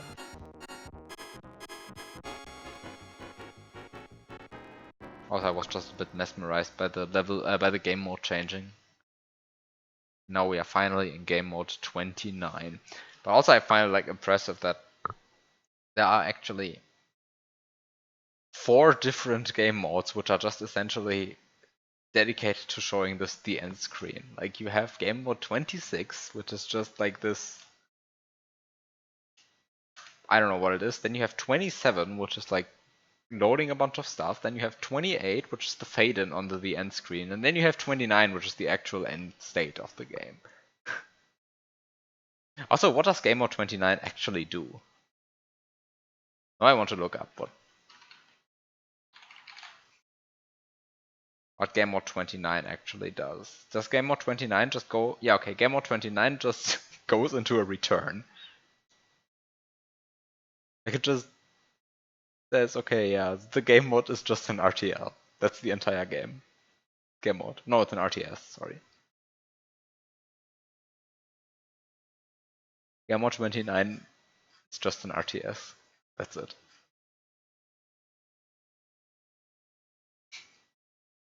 My favorite game mode.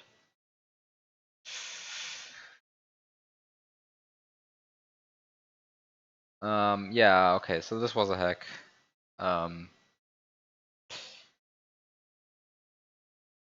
Be right back. I think I'm going to try a bunch of lack of control to end the stream.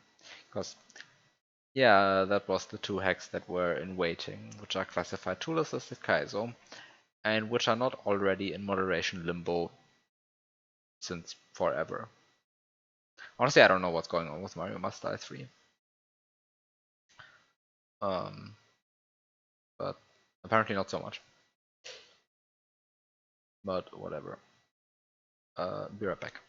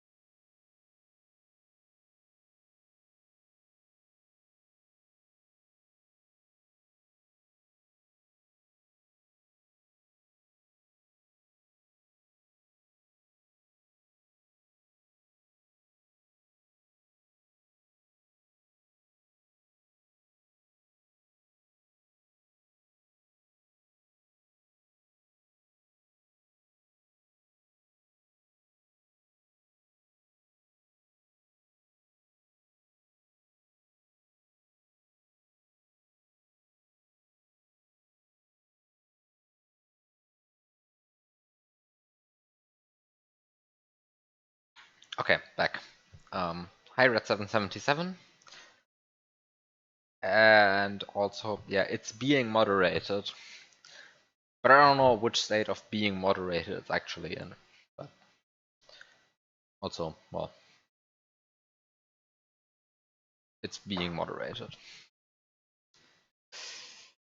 So where is it? Lack of control.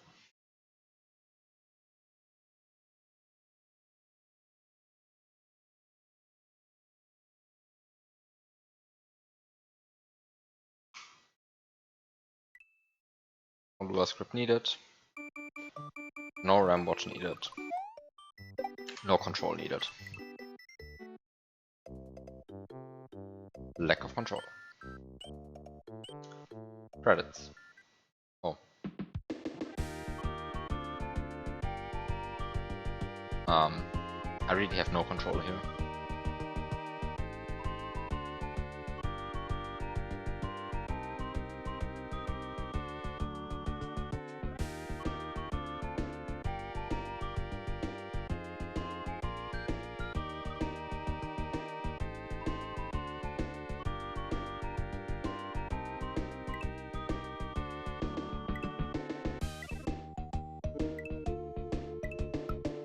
Start select does work. Stats. Oh!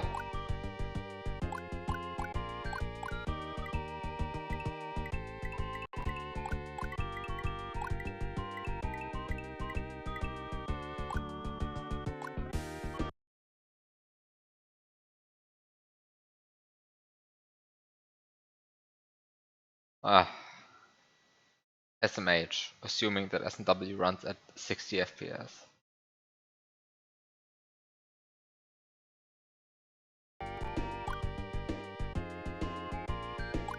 I'm going to change that for my hack. I'm going to make a working real-time timer. And no, I said that while you were making that as well. I'm going to not do that. I'm making a hack. and I'm going to let the timer run at 60.098 FPS. Actually, 16.09883 is the implementation that I have in mind. It's not quite 60.0988, but you have to make some cuts.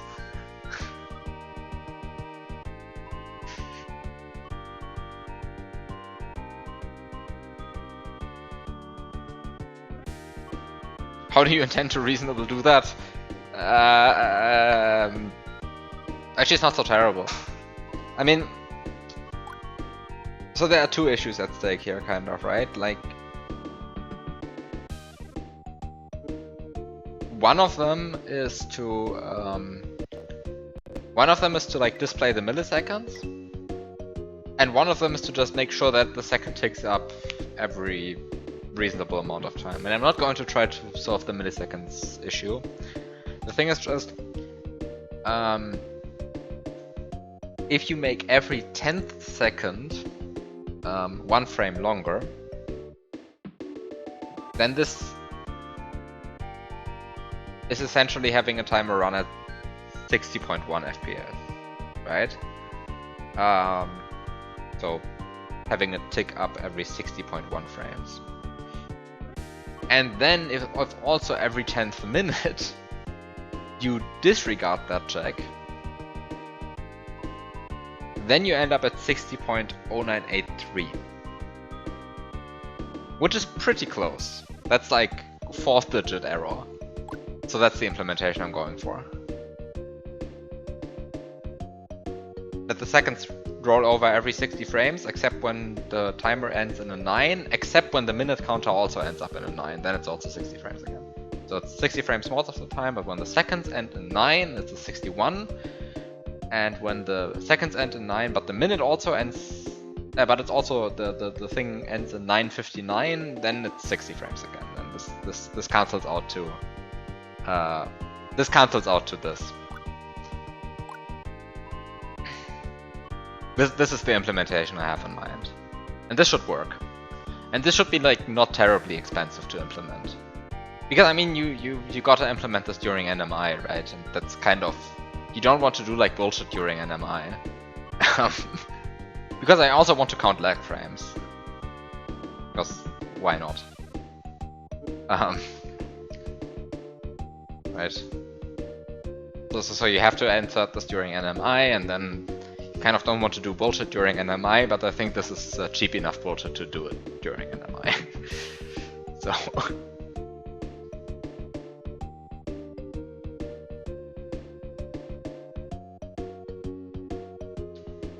You can just do an inc NMI frame counter during NMI.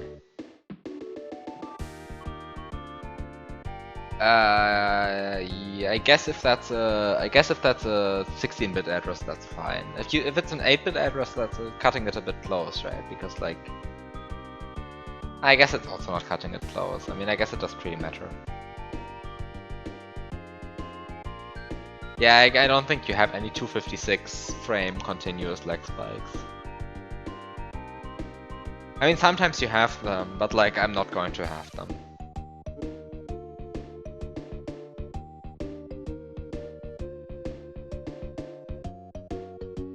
Yeah, but anyway, the implementation that I suggested is cheap enough to be run completely during NMI if you really want to.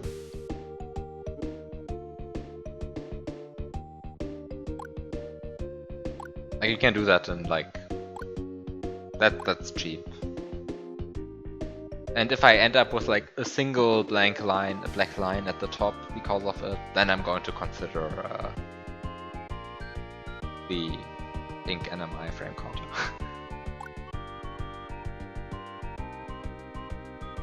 Yeah, sure. I mean, there's some time to be spared during NMI, like you can do that. Okay, so you have Lumber, Gotta Get Them All Right, and Ageless.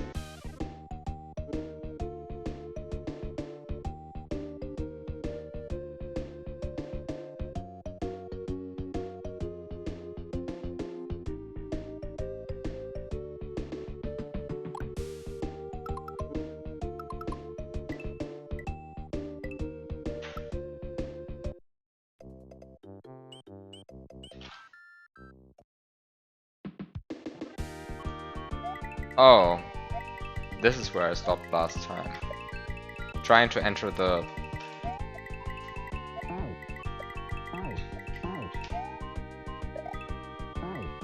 Oh, also, I didn't rename the stream title, right? Yeah, I should rename the stream title.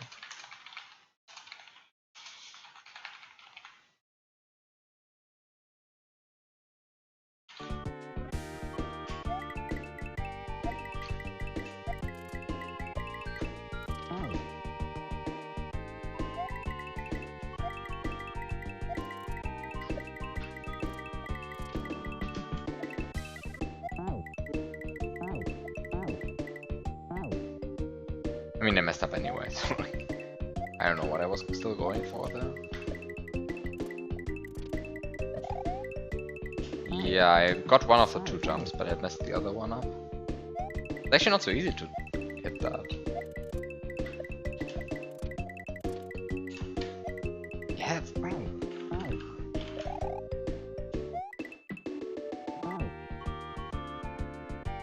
Kind of not so easy to actually hit these 2 button presses. That was too early, for example. Also nice soft block.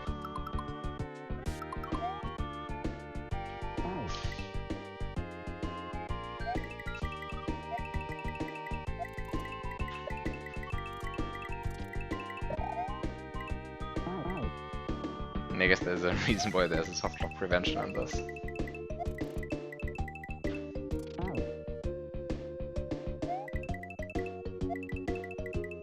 Kind of easy to get yourself in situations where you can't get out again.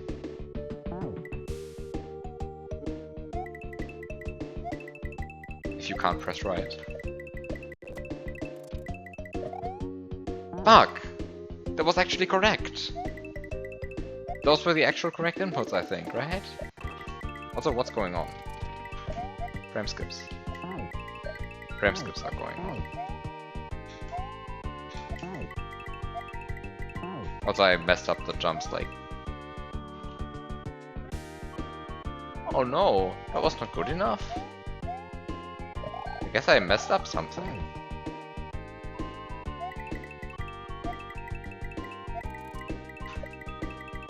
Did I not hit these 2 jumps?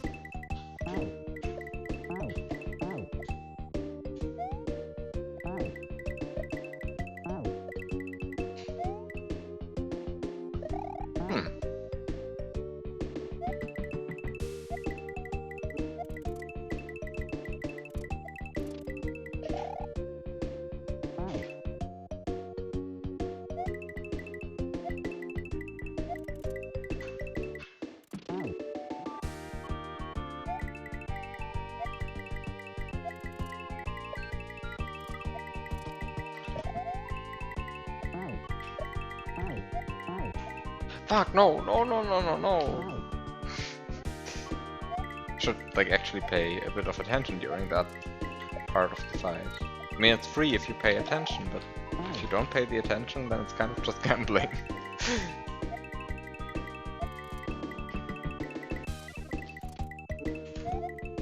I think that was not it. I think I missed the spin jump input.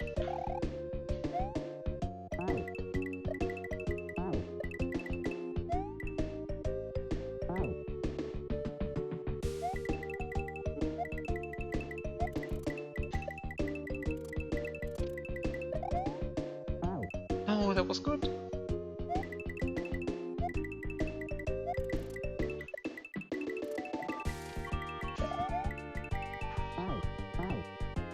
Even if I like get it, then I still typically miss the first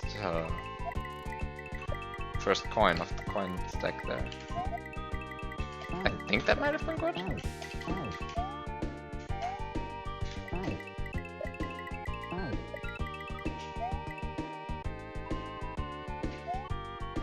Yes! Room of Achievement Progress. Walkthrough contains spoilers.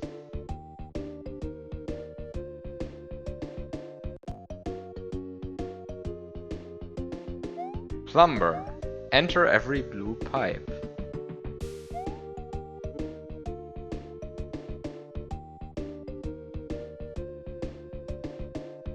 Gotta get them all right.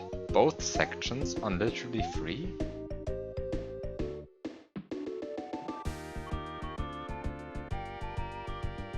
Collect every coin during the boss the way it is indicated.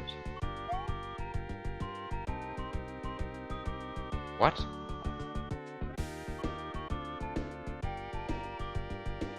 Both sections.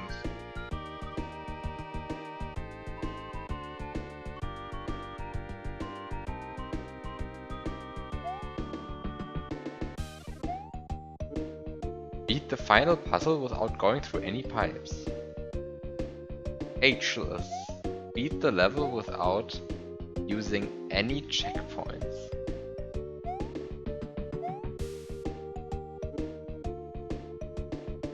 Both sections on literally 3.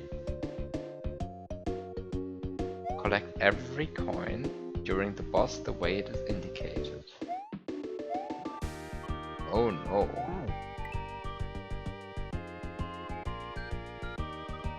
Also, what the fuck is the ageless achievement? That's like insane. So time to do that, I guess. Okay, wait. Fast travel. Boss part 1.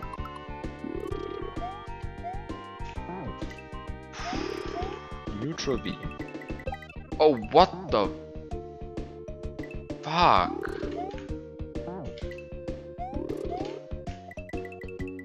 This looks impossible. This is going to need some practicing.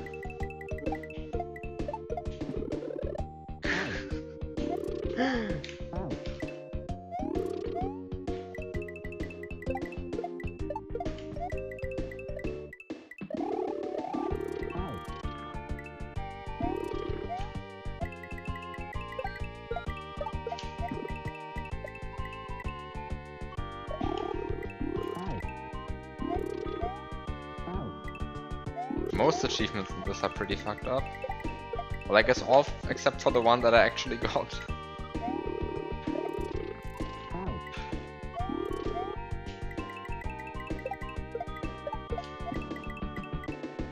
No, I didn't get it the way it was indicated.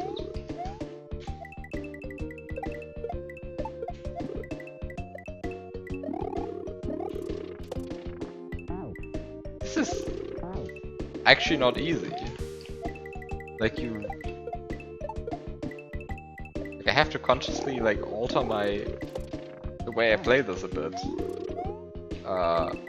just to like make sure that I get the coins.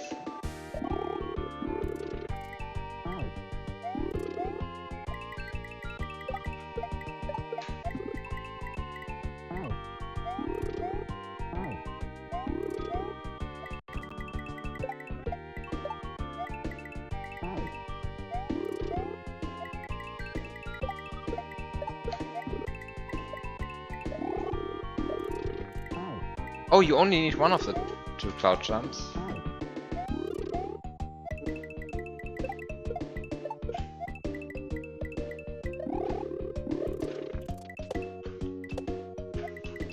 No, you're supposed to spin jump there?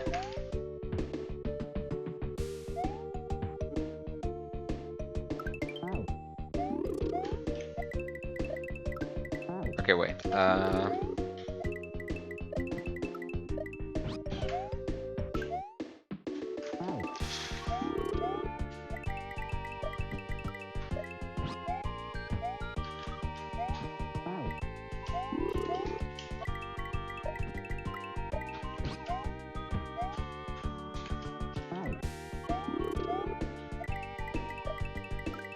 No, that was incorrect.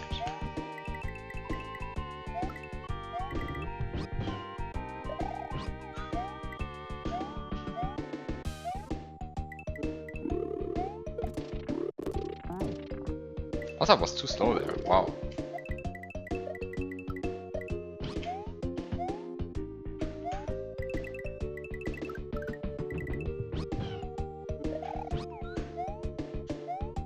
Oh, I was like afraid of pressing pressing left for too many frames in fear that Yoshi would turn around, but then I just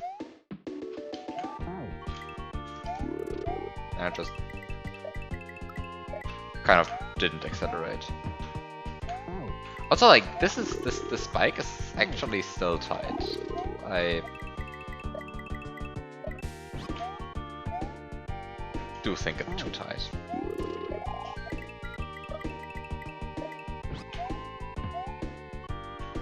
Like, this seems... I don't know.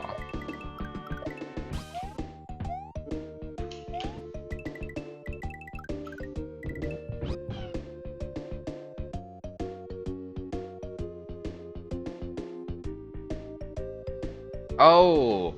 I mean, I just wasn't literally free in order to, like, see the indicator coins, because I knew that they were related to some achievement, right? No! No!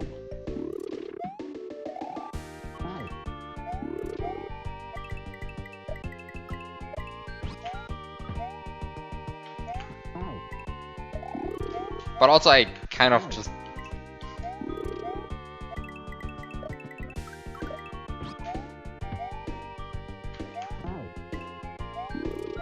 Yeah, no, that kind of wasn't as clear as you wanted it to be, especially because, like, I kind of forgot that walkthrough was even a difficulty setting because I've never used it.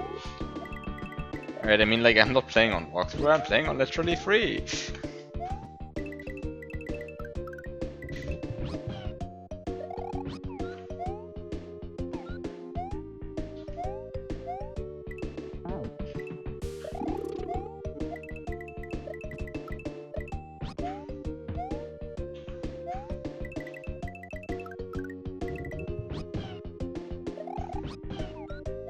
It gives you an additional hint. Actually, what's the additional hint? Which hint wouldn't have been there?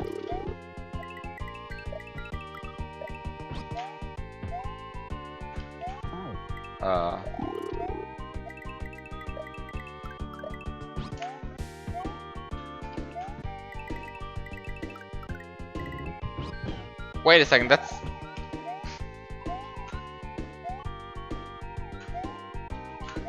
That's actually kind of needed, though, I would claim. Has anyone gotten these achievements? Do you know? Yeah, okay, sure you did, but like...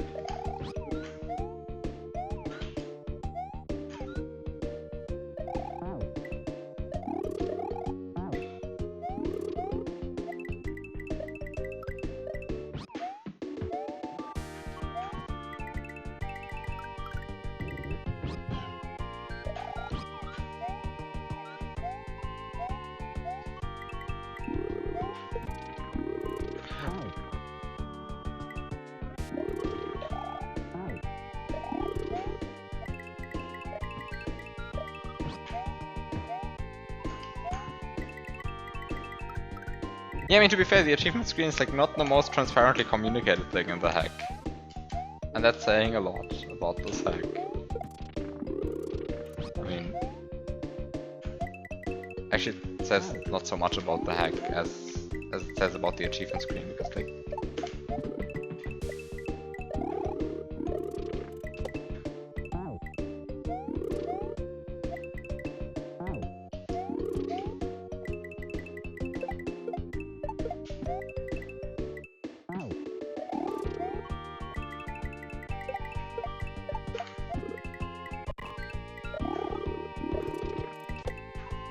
Oh, come on. I mean, in a normal hack I would have just pressed right to counteract that, because I saw that was going right, but I can't really do that here. Oh, come on!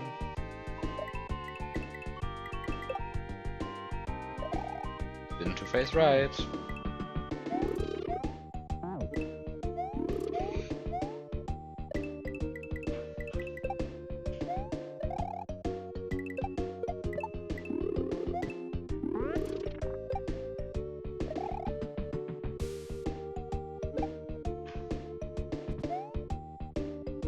What just killed me?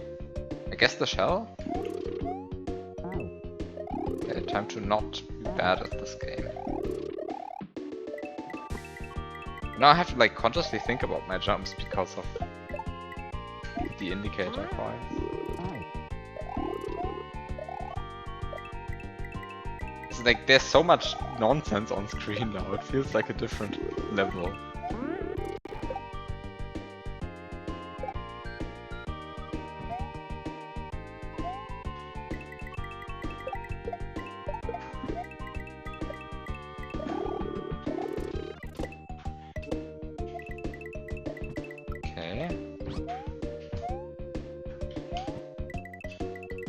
Okay, this seems fine.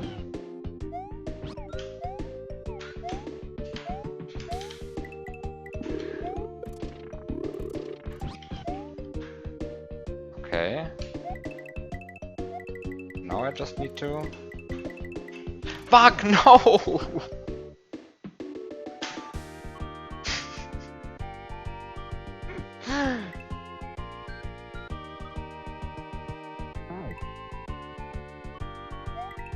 I presume this doesn't count now.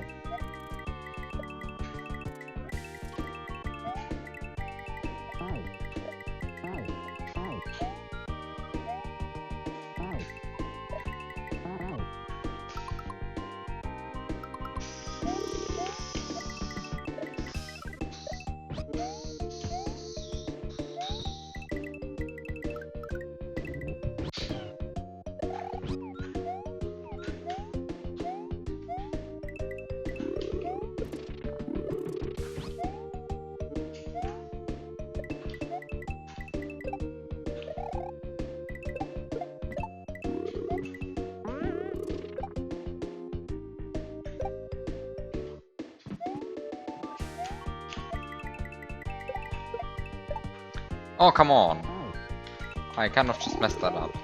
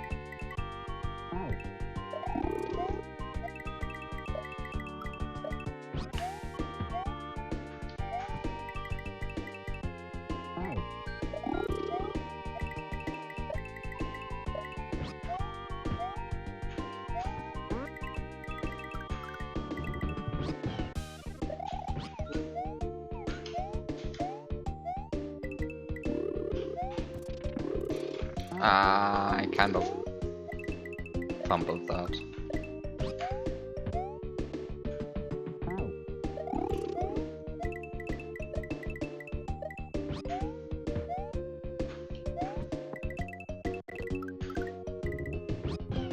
Tongue right. That was not good enough. That should be good enough. And it was like still super close.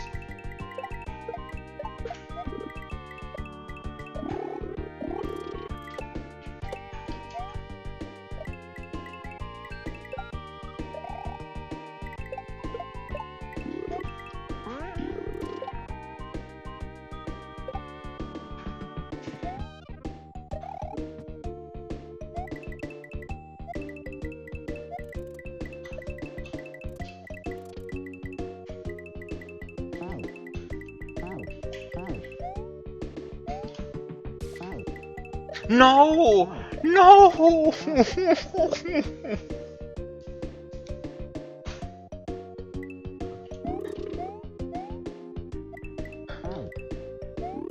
Are you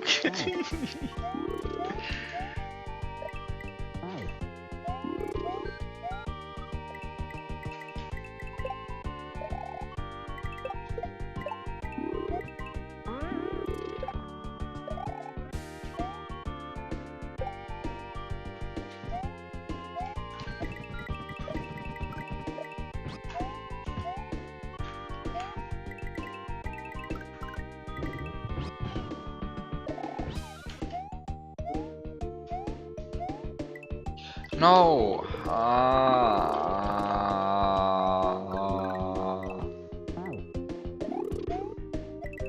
kind of don't like this coin. It's like this one coin kind of screws me over on a bunch of attempts.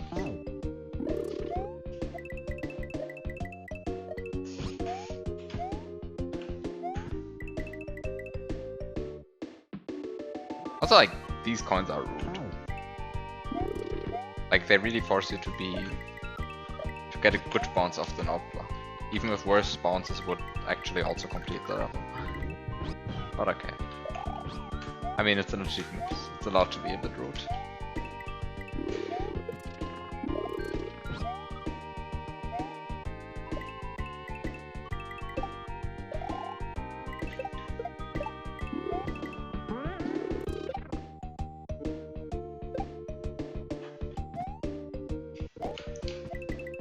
Okay. Yeah, this is going well. This is going well.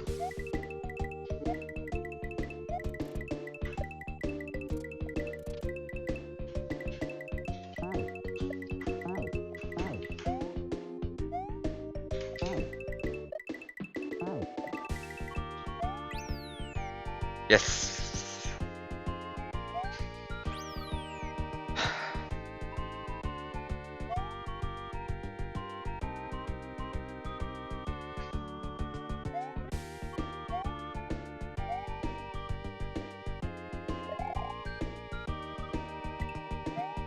Okay.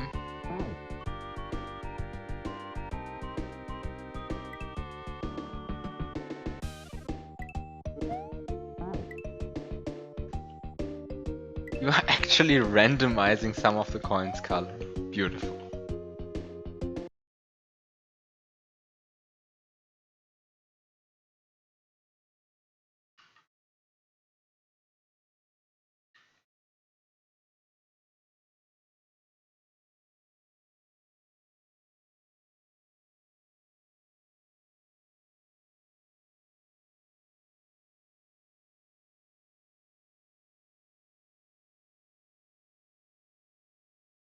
Oh, I'm not asking about the 1F0, I'm asking about the mantra animation. Like, why could you not sync that?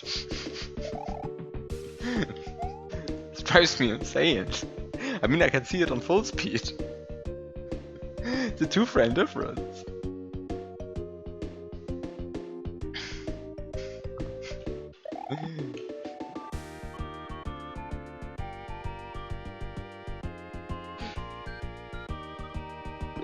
So there's a blue pipe here, and I kind of need to enter a blue pipe.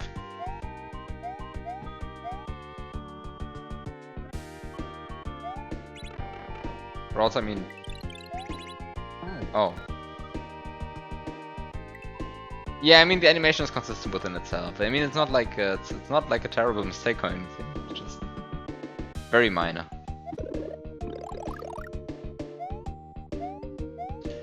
So I think I kind of want to get rid of this many.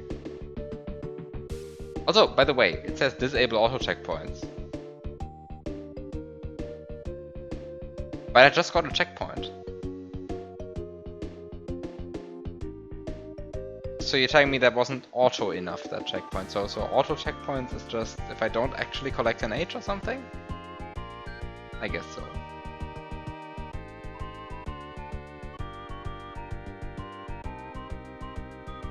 So difficulty.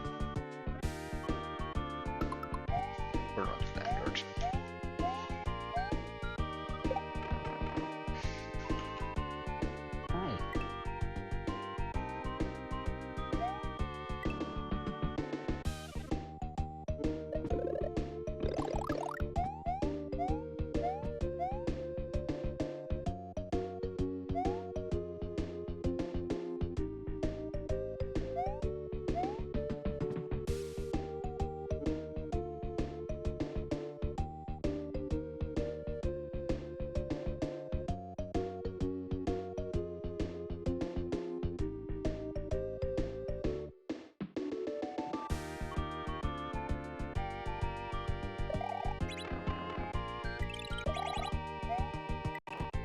This triggers an on-off switch.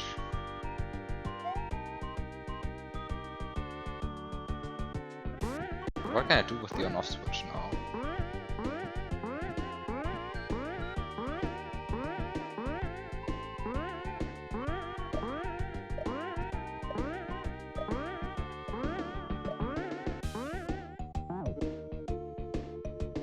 Oh, the on-off switch makes this go in a reasonable line.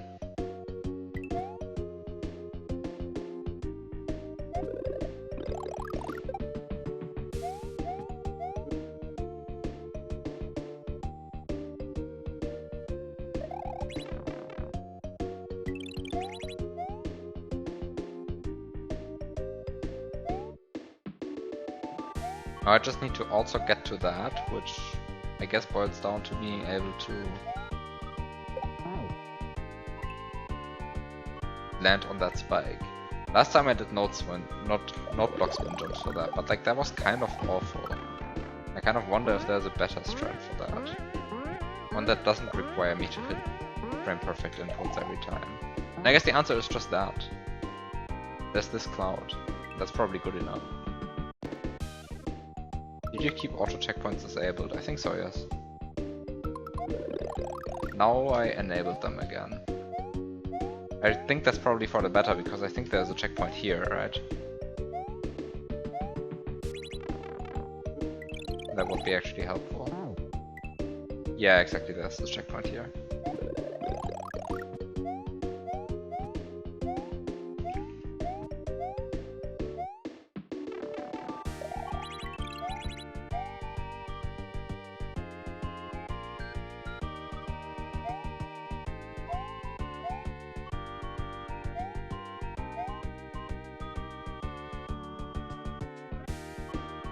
How do I reach this cloud in a way that doesn't suck?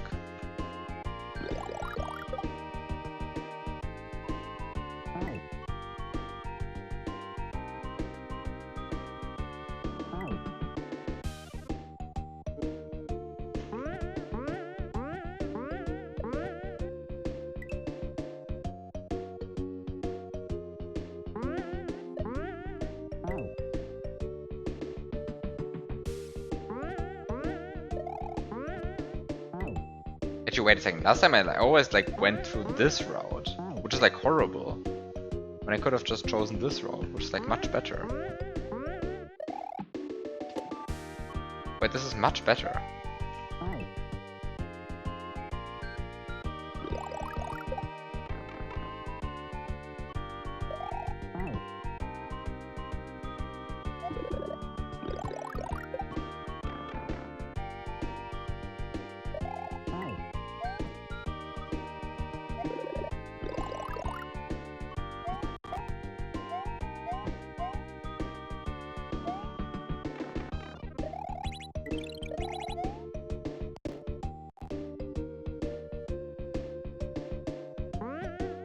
No!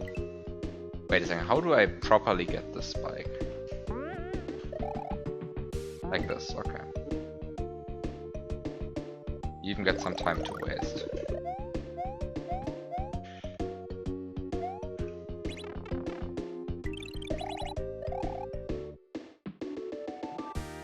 Oh shit, how do I do this? I walk like this, and then like this. Yeah, but this is too fast for the spike. Okay, so you walk like this. Walk like this, and then you wait for a bit. And then you wait for it. Okay. You walk like this, and then you wait for a bit there. Okay. Makes sense, I can do that. That didn't work. Let me try this again. So you wait for a bit.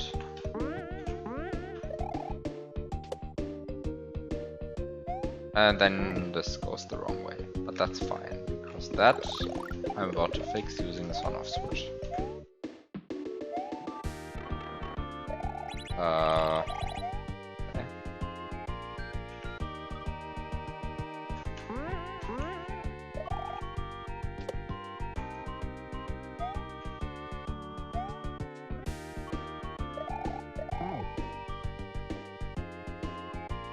I got springboarded.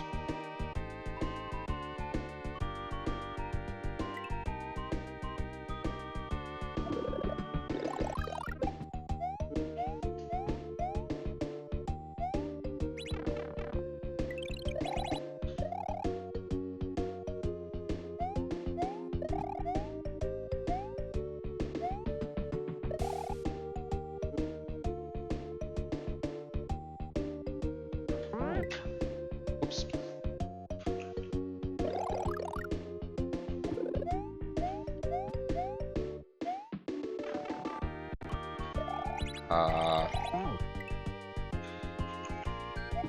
I'm really bad at hitting that gray P-switch at a time when I should hit it.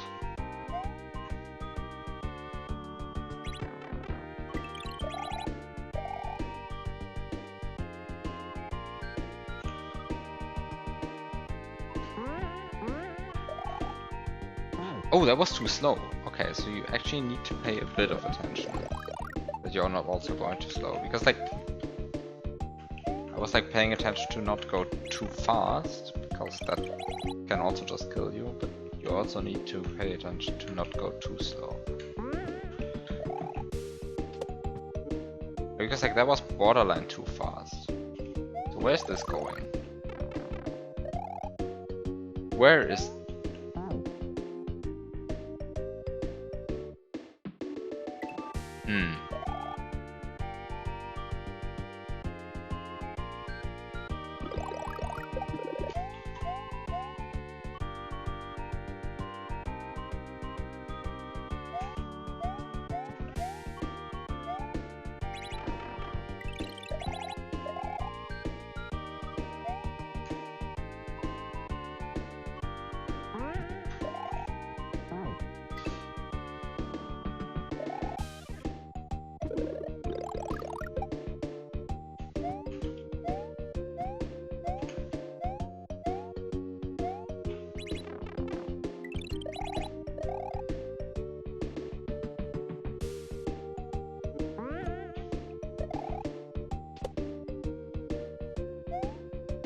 just jump here.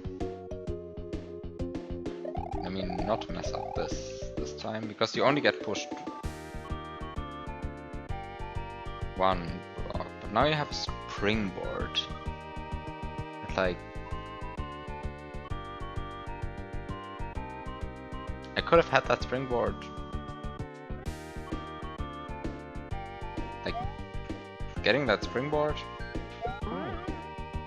Yeah, now I can do this, but that kind of just kills me.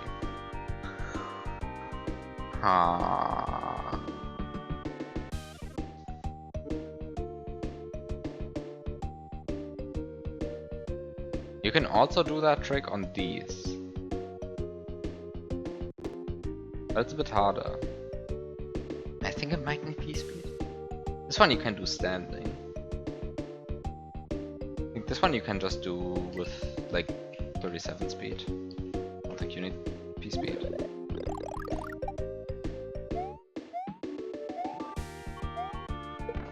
Oh, that was... I'm really bad at hitting that silver P-switch.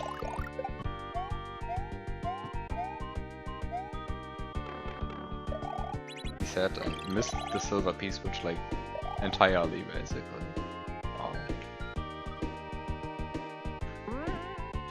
Oh shit.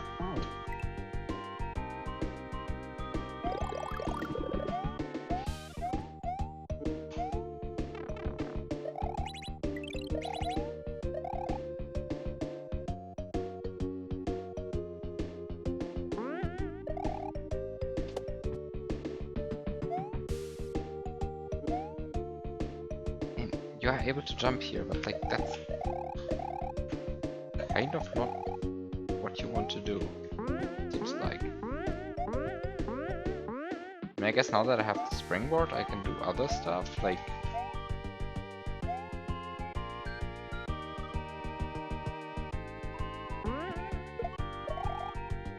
Oh!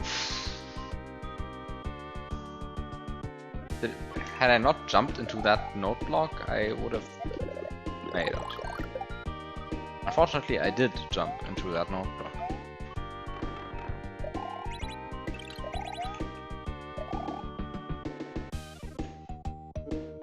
I feel like I'm kind of doing the wrong thing here.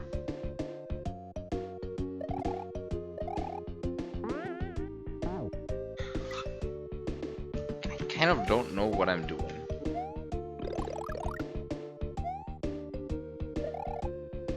Also, there's something going on here as well.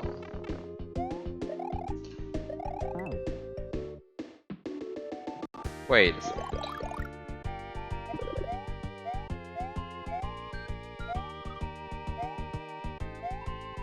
First of all, I can also get a second mushroom. Also, I can just do this.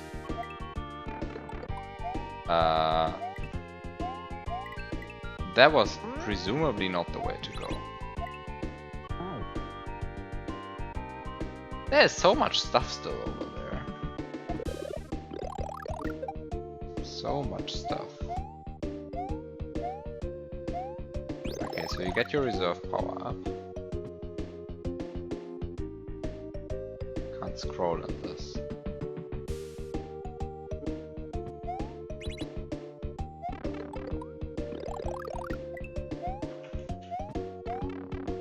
Well, that didn't work out as planned.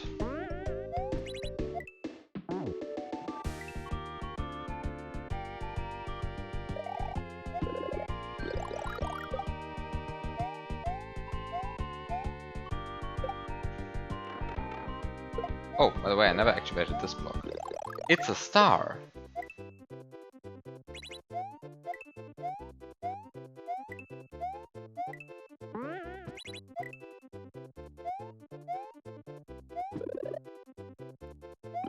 It's another star!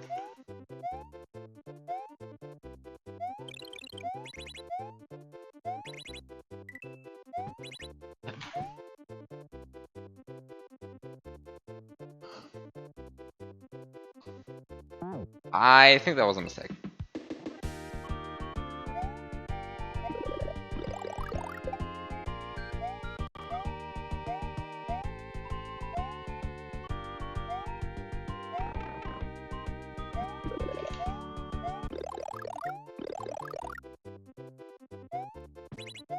Also, that was like the least efficient way to collect the stuff. The least efficient order to collect the stuff in, but whatever.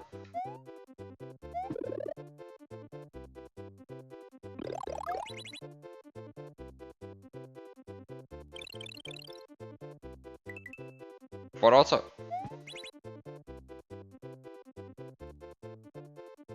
I think there's some star avoidance going on here.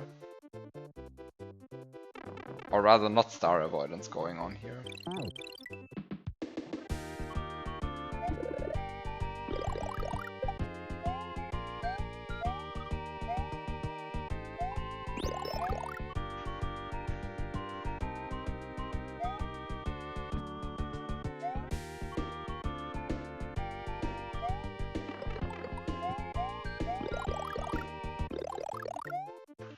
What am I doing? Press the gray P switch.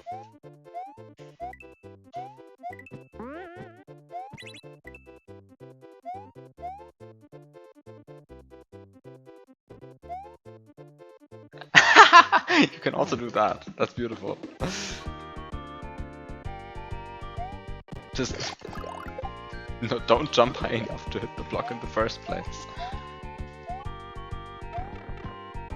That makes it easier to avoid the star.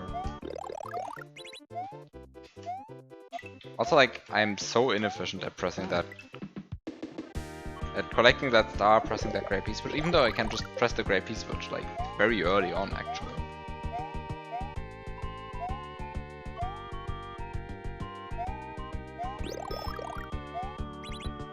I can, like, press it now. Okay, that was maybe a bit too inefficient. Like, missing the mushroom.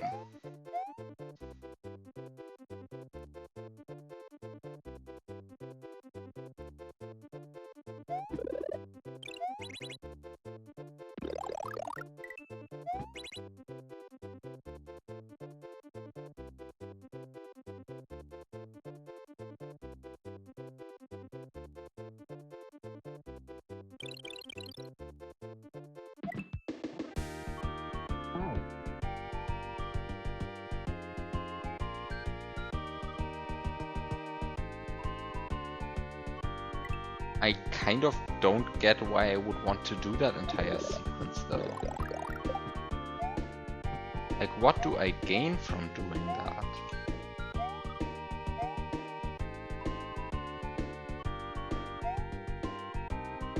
What did I gain from doing that? What can I gain from doing that?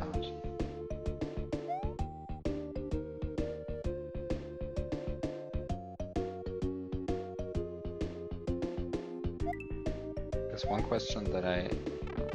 What is this pipe lead again?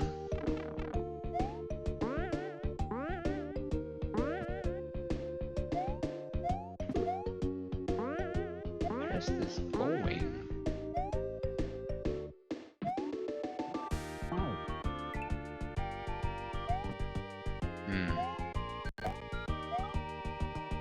What can I do with the star run? Like, where does this lead?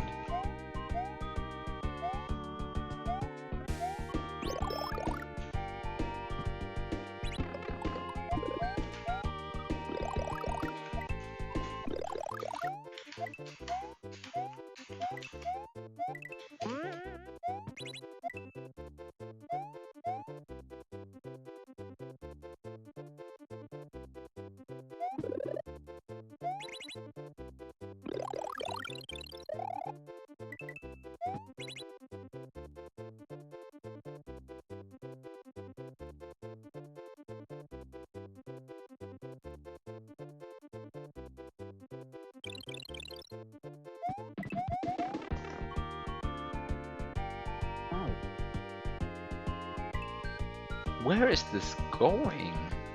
I mean, that was like, the star collection was not good, right? Like, I get that. But also, I don't even see where... Like, I just don't see.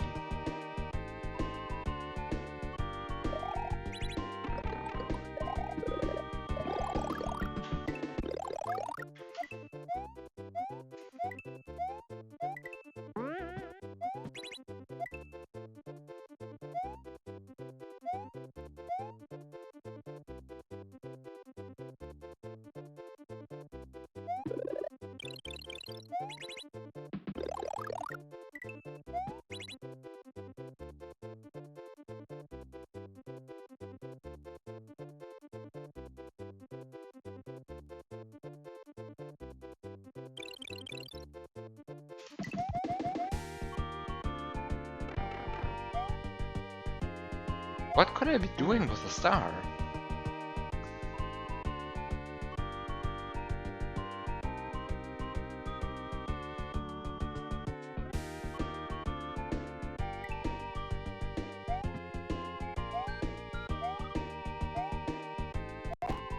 I don't understand. Like, imagine I'm here with a star.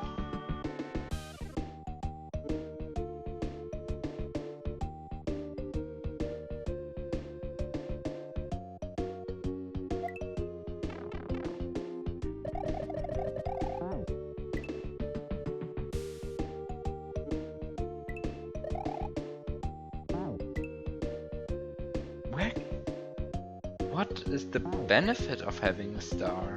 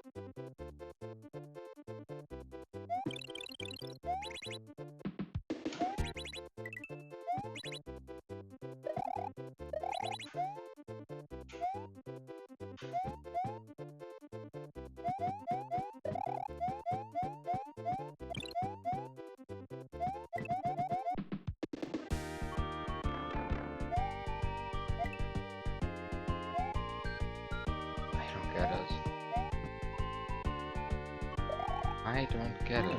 Where would I want to go with a star?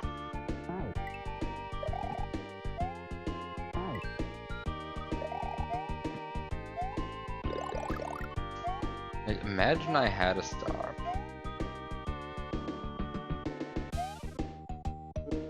Where could I be going? Because I mean... Also, this is blocked off now.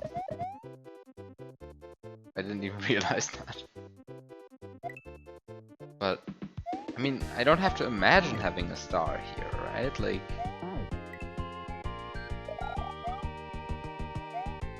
I can just get the star.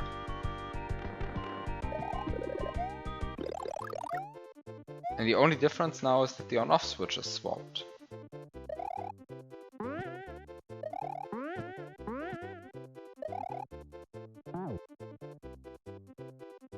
Wait, can I reach the platform?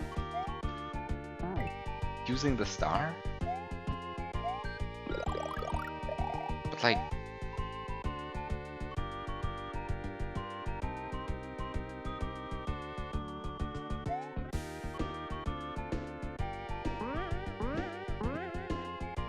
Okay, so there's the mantra.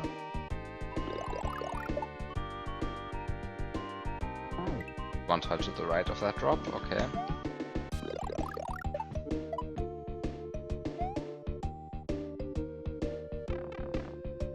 Is this jump possible? No, this jump is...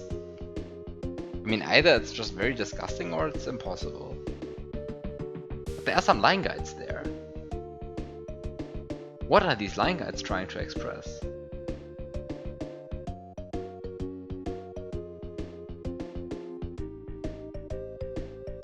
Oh, wait a second.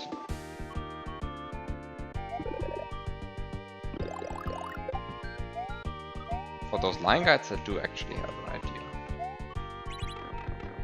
What is if we go back to this and stop being bad? Start going back to the good strats again.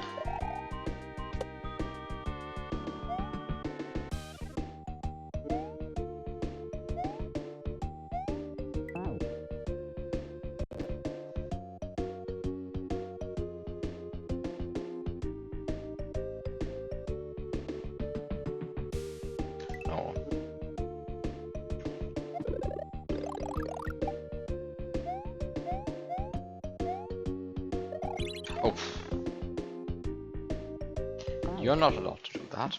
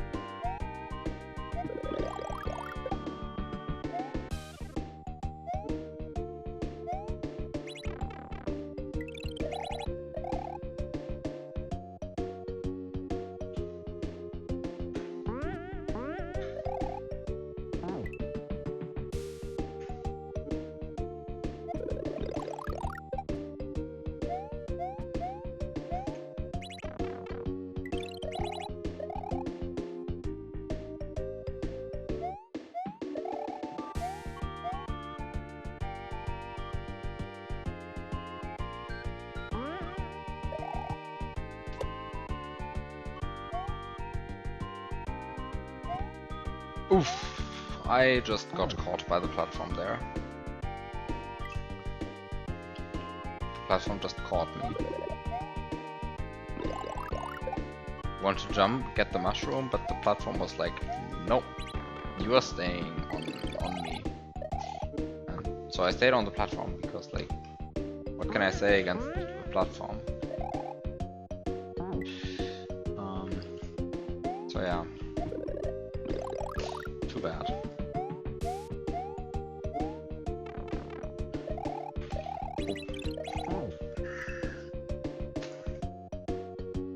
Okay, I don't know what I'm doing here.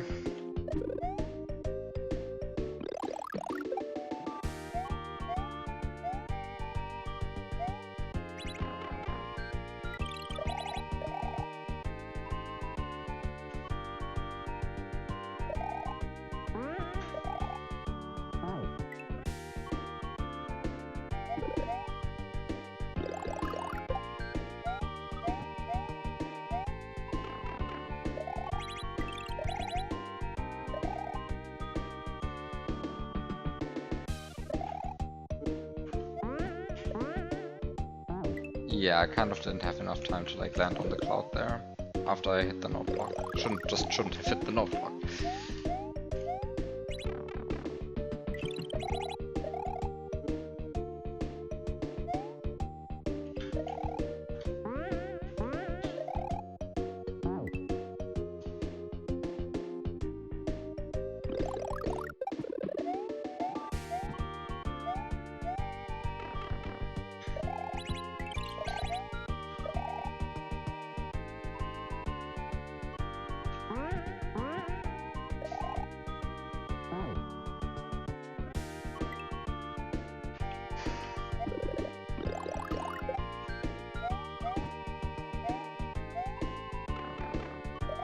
Really good at not hitting that gray piece, which though I'm like one of my most practiced skills, honestly. Like not hitting that gray piece, which I'm very good at that. But like, wait a second, let me just rewind this, like see where this is actually going, because I don't see the light in any of this. I don't see where any of this could possibly be going. So you can jump up here.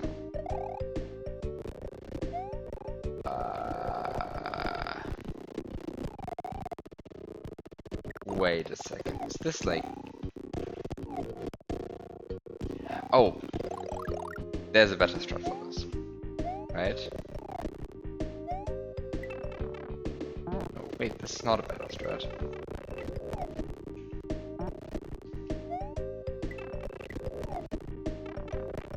I mean, if the gray piece switch was still active,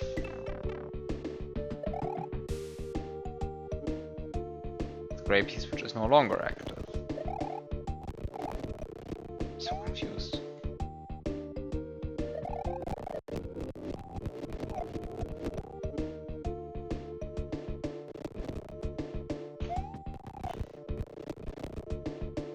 Oh.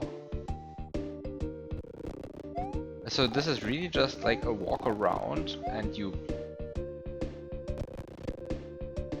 then platform does this and just loops around here.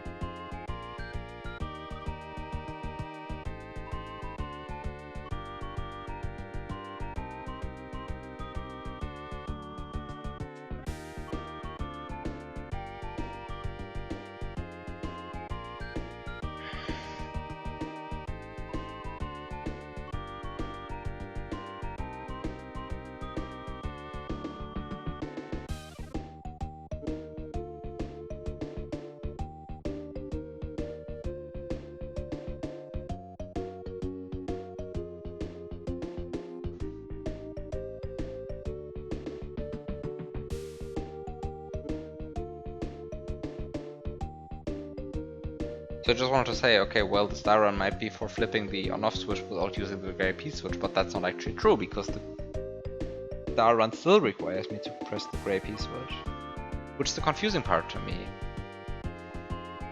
Like, if it was a way of flipping the on-off switch without sacrificing the gray piece switch for it, sure.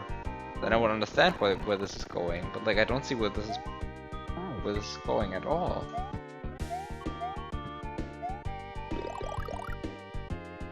Because I mean, like, if you don't have the gray P-switch, then like none of this works, right? Like you just get stuck here. There's only one gray P-switch, right? I'm not going crazy. There are not two gray P-switches.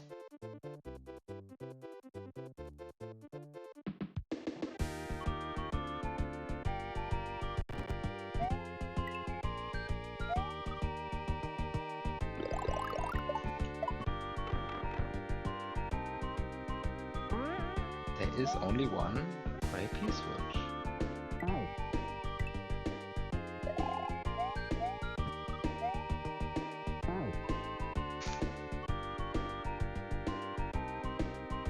But then, where is this going?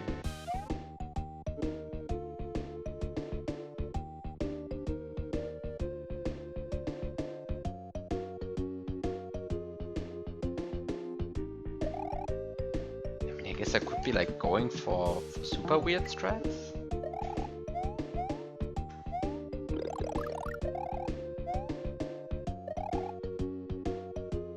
But like,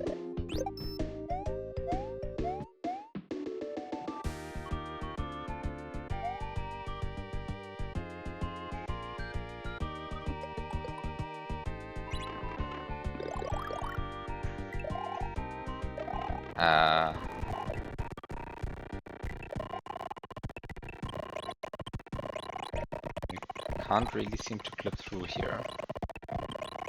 Yeah, because of the wall clip patch. The wall clip patch prevents this. Ah, I see. I see. The wall clip patch prevents this from being a viable strategy. Okay, I see.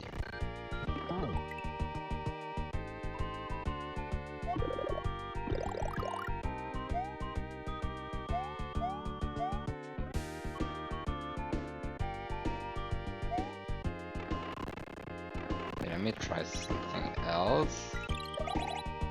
I really need safe states to play around here. I don't see where this could possibly be going. So I can go here. And then I can grab the springboard. And then, after grabbing the springboard, I can go up here, get the mushroom. And then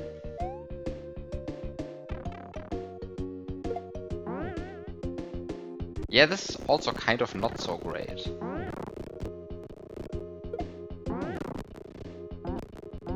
What the fuck? This shouldn't happen.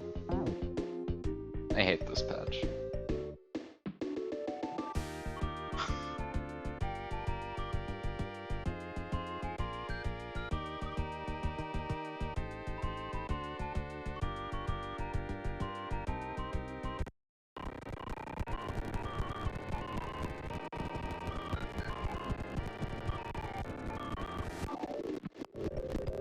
You like this?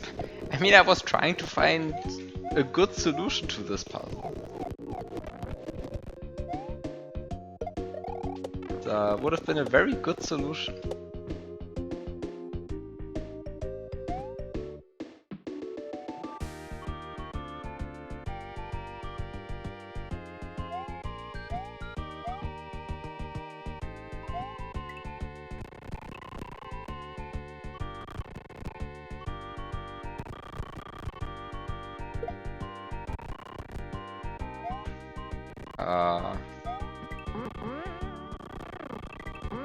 What's going on here? Like, come on! Like, this is bullshit.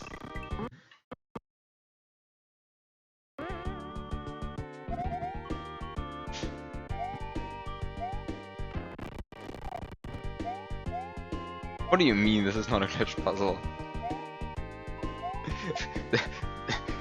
I don't know what a non-glitched puzzle is. There are only puzzles.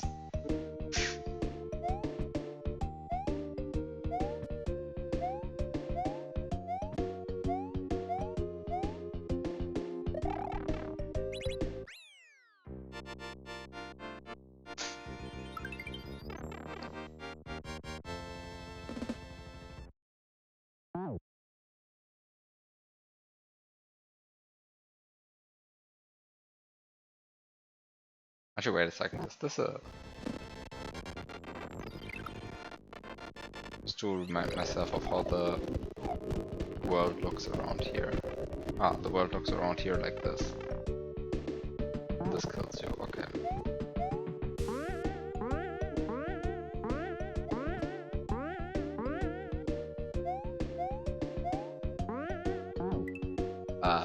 Yeah, but I don't actually understand what I'm doing.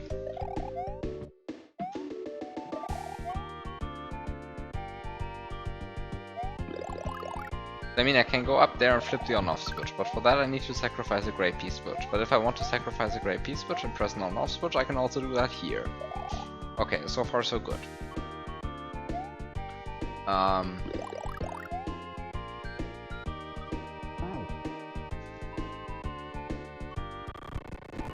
I can also not press the gray P switch, not press the on-off switch, I mean.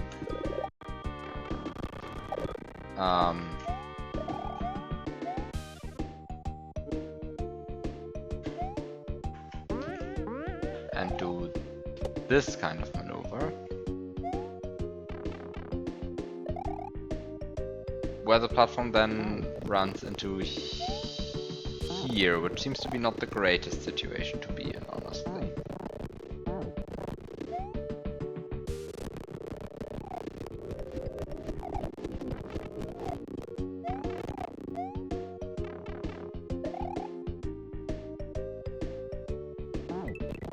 Because, like, I don't see where this is going. I mean, I guess you can get, like, this mushroom if you really try hard. Although it is really trying hard that's required here. Like, this requires really trying. Whoa. Maybe it's not. This is bullshit. Come on. Like, how does this look with the Lua script enabled?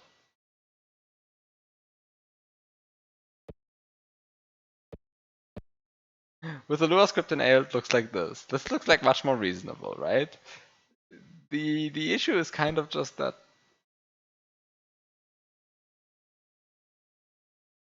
Mario's hitbox is really completely at a different spot than its graphic is. Like, come on.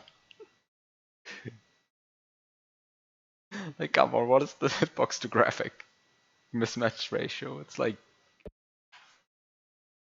the hitbox covers like a quarter of Mario's actual graphic. And then only half of the hitbox is actually covered by graphic.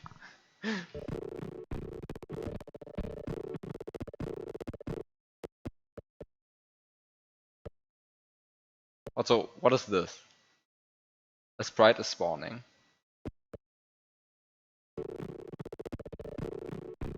I think this is the not sure. How's this called? Well, anyway, it's just weird spawning. Weird spawning. Let's just leave it at that. It's weird spawning.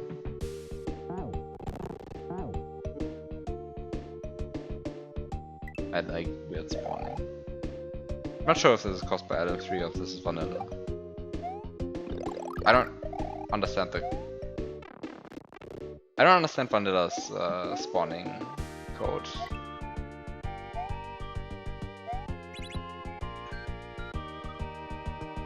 And I understand LM's spawning code even less, of course.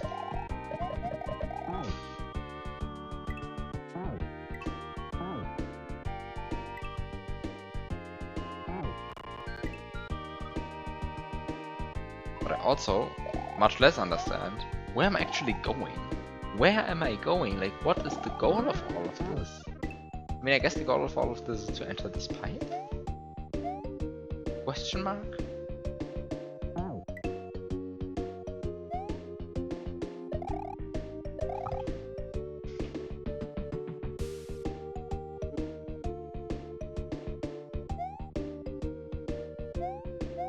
But then how?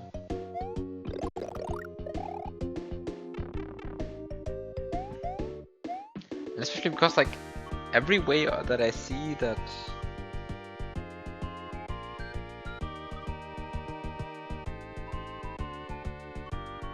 activates the on-off switch seems to also just require sacrificing the gray P switch. And I don't see any advantage of one way over the other of sacrificing the gray P switch to switch the on-off switch. Like both ways seem to end with the same. In both situations I lose one mushroom and one gray P switch, and the end result is that I flip the on-off switch. And in the one situation I can maybe like also smuggle a bit of star time out.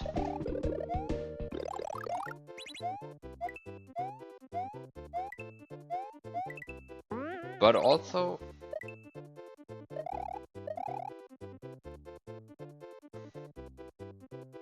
I lose the XY button.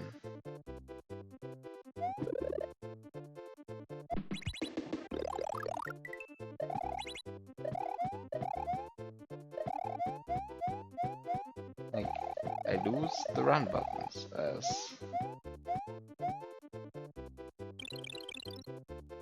as a trade-off. I don't really see where this is going.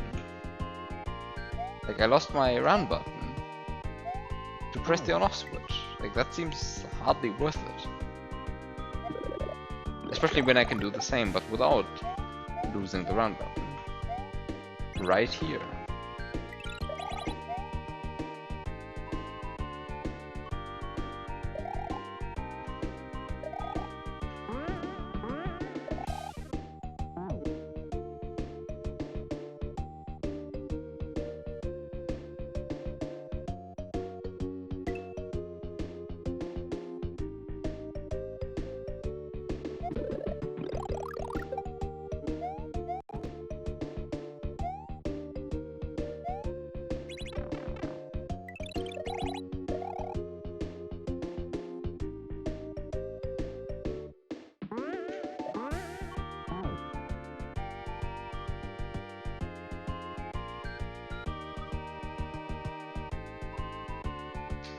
I mean, I guess I can also like try to get the springboard, but then I have the springboard and the on-off switch is the other way around, and then what?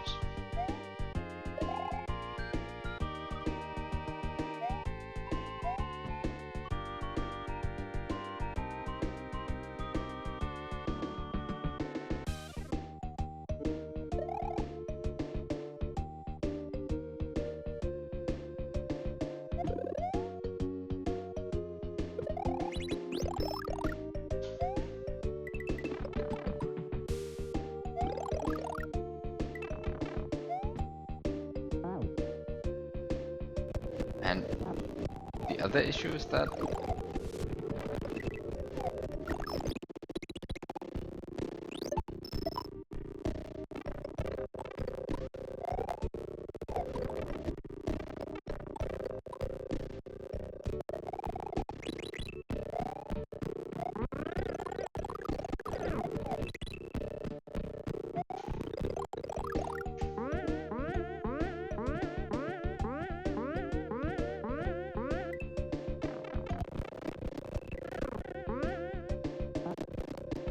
like this jump is just not possible, right? Like it's just not a jump. Like this jump is just not possible, I think. Without the spike, of course. I mean, the spike with the spike it's clearly possible.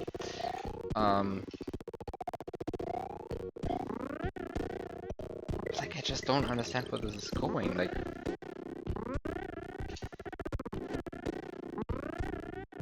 what am I trying to achieve? Also, how do I enter this pipe?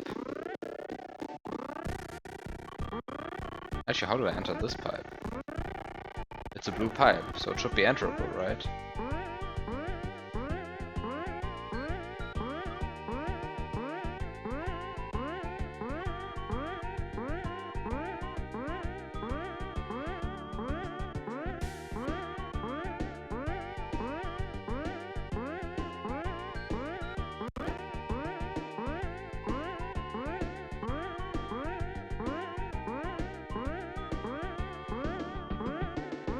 mean, I know how to exit this pipe, but now how do I enter it?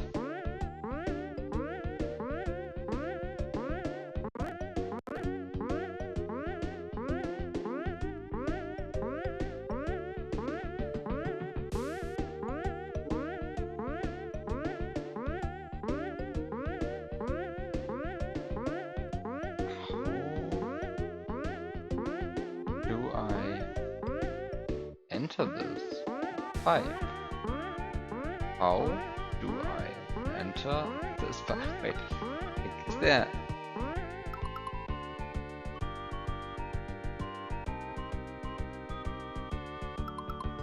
Wait, if I go back to checkpoint 1.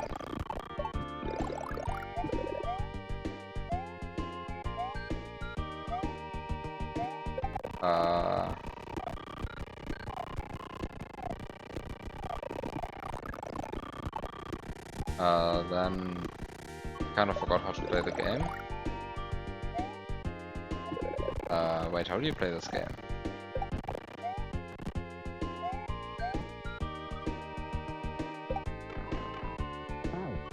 Wait, how do you play this checkpoint? You're not supposed to get like mushrooms. Like... Oh.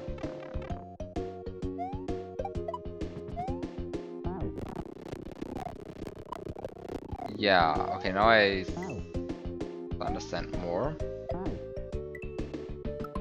Now I understand more.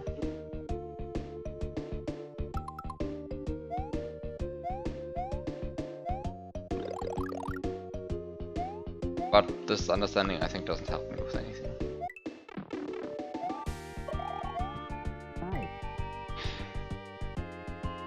You don't see where any of this where any of this could be going. Just don't understand.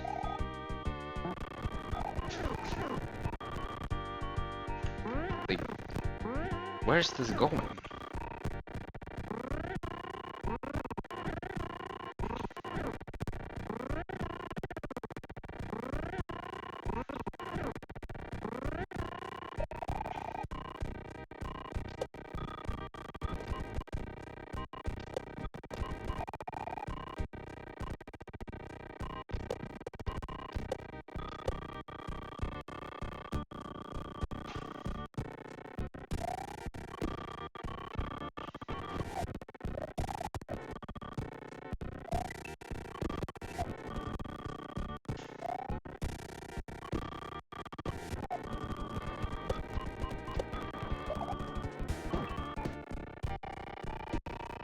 Just playing in slow-mo now, because every game gets better in slow motion.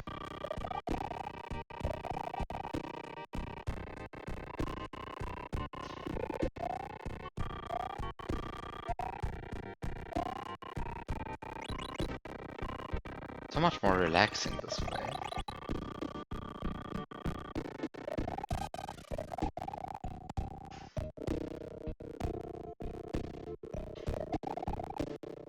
Okay, so now I switched the on-off switch.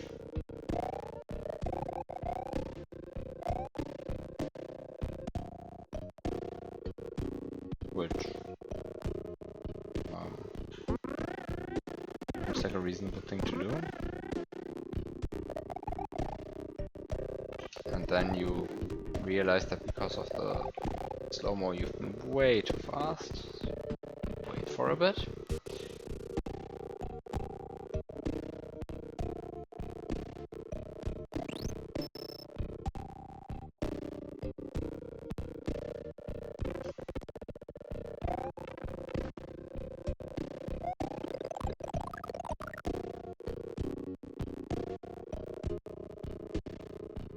Where is this going now? I mean, like, I'm going up there.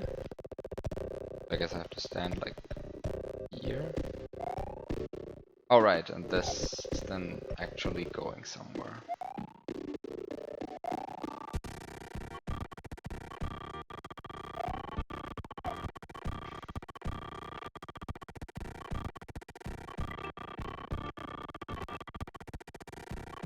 And now if I'm standing on the correct part of this platform, then this is going somewhere?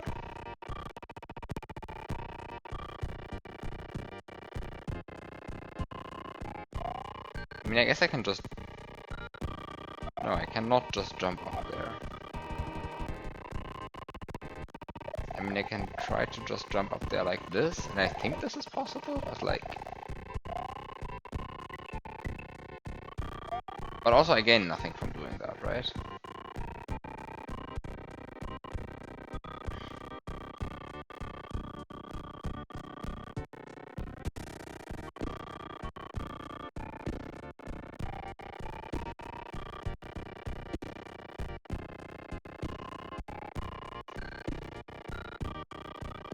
Given that there's only one gray piece, which I really don't see how I could possibly remove this mancha, so I kind of feel like this mancha is just yellow for the sake of it?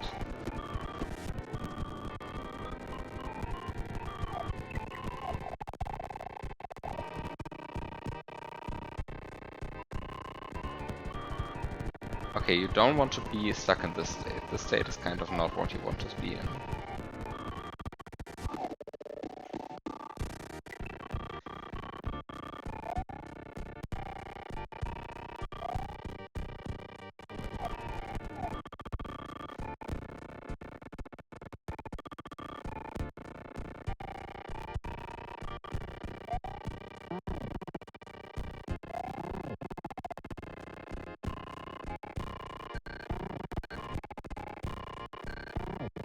But this is also not working, so I guess there's something that I'm still missing?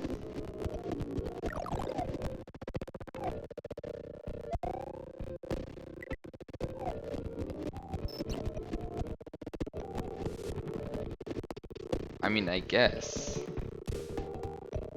what I could be doing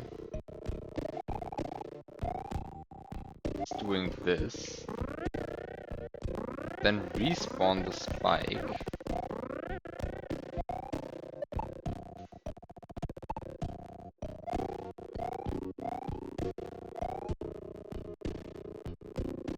do all over that again, do all of that again, mess up your spin jump input a bunch of times, go way too early,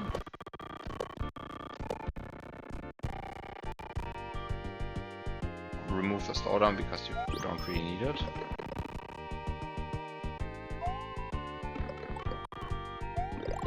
And then not jump here. Exactly, that's the point.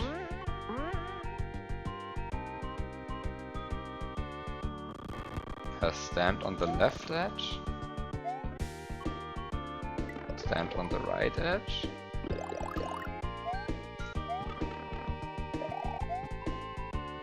But this is crazy. But I guess it's RGA viable.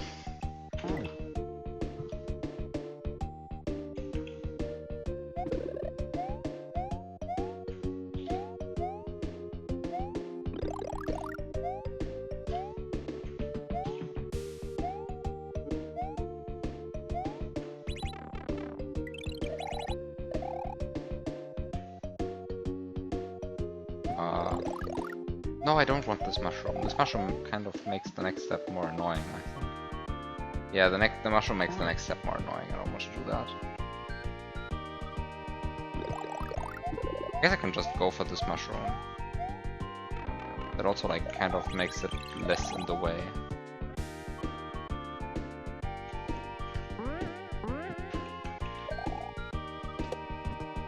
Okay, this worked. Surprisingly enough, that worked.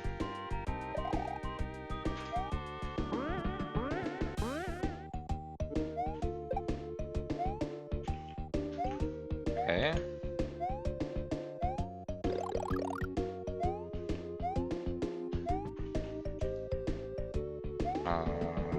What? And here. And now it's the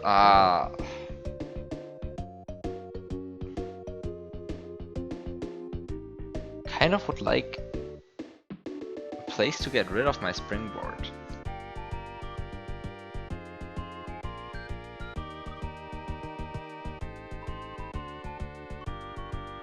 Because the springboard is kind of annoying if you want to do spin jumps.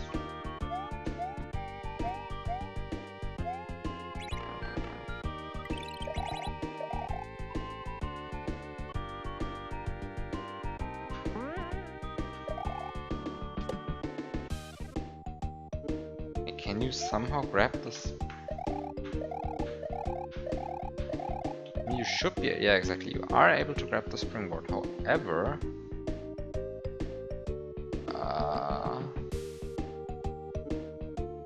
there is the option of like,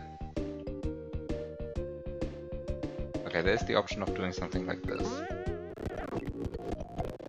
There's the option of doing something like this, but that's like a bit insane. Like,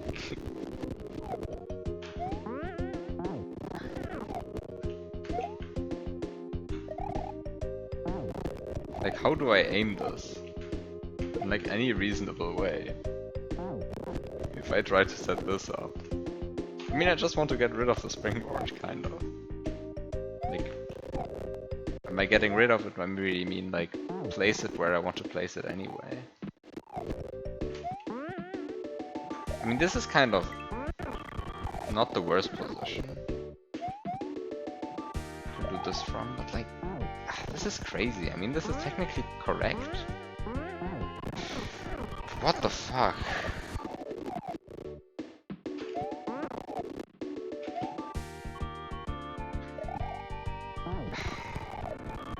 Should I just like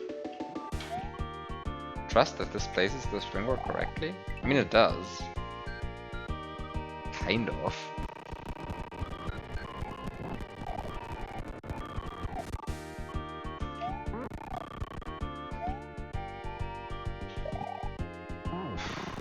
Kind of places it correctly. I mean, is this usable? And prevents me from carrying the springboard around, which is kind of good, I think.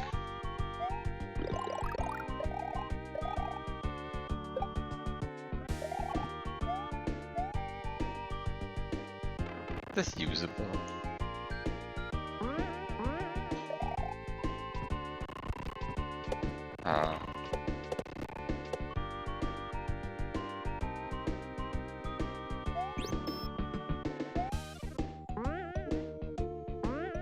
Yeah, I mean, this is definitely usable.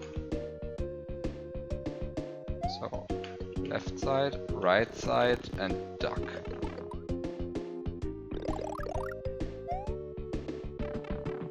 And then cry about this not working, but okay.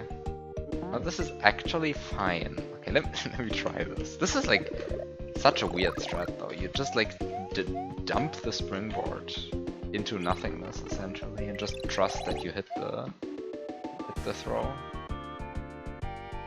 On the other hand, like this section is really not that long. It kind of felt longer when routing it.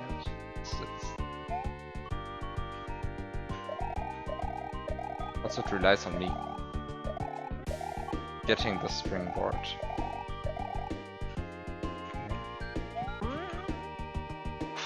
This might be fine. No, fuck! I will never know. I don't even want to know. I don't even want to know.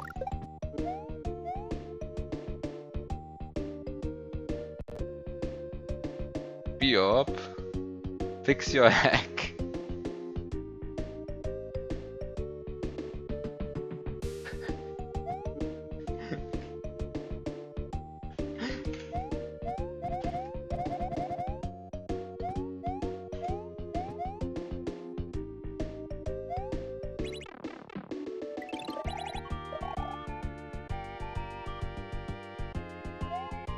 You don't see anything that needs fixing? Okay.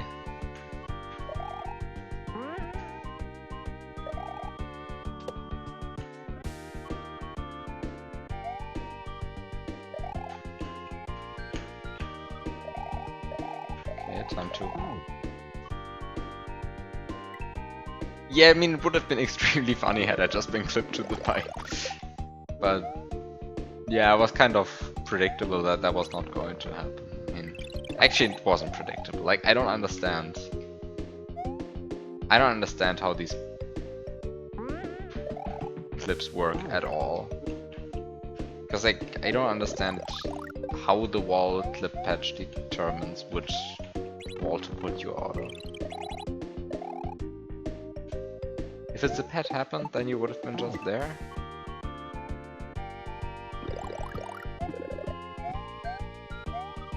I mean, how did I even do this? I just like went into the corner. It was like not actually that easy to go into there.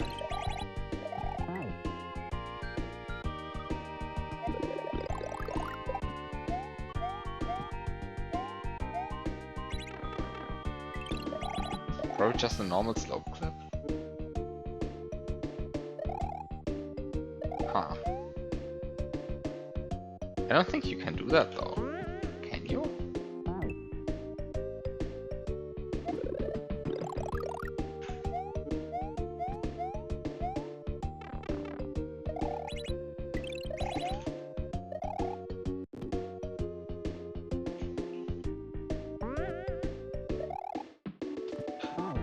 I'm really not waiting long enough on that spike.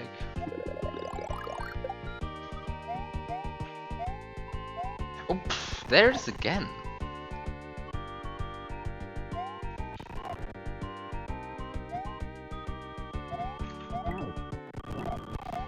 Can you abuse this? I mean, like, you can be like here.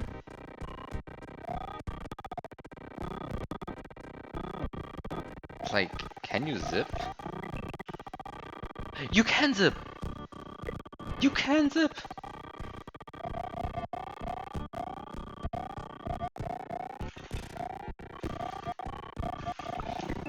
You can zip here. The only issue being that you need to also be able to land there again. That's kind of the main issue, I think.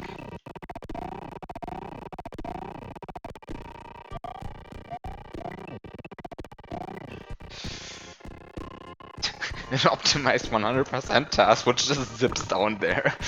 And that's just the strat.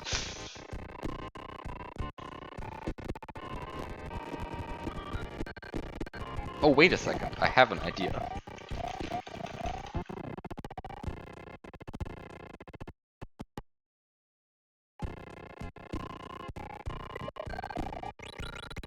Because, I mean, after all, you can still just...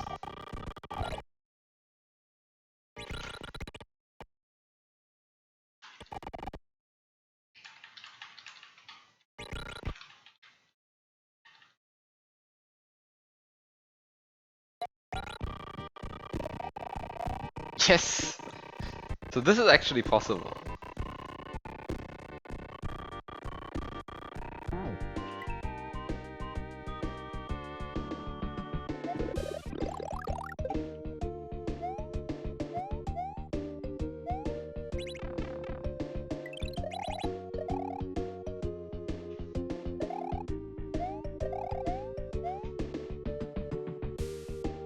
Can't wait for the RTA setup.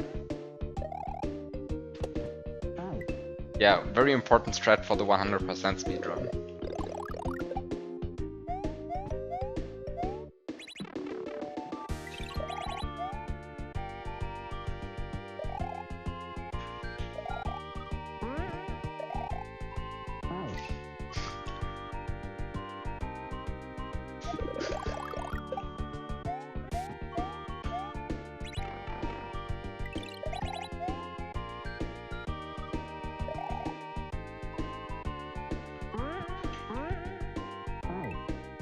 A 100% speedrun would be fun.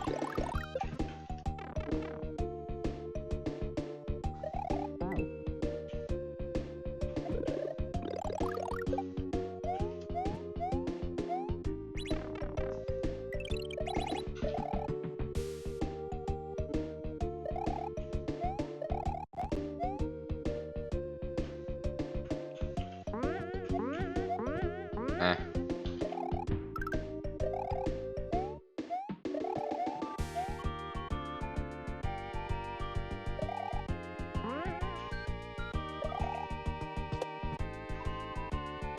Okay, time to get the springboard.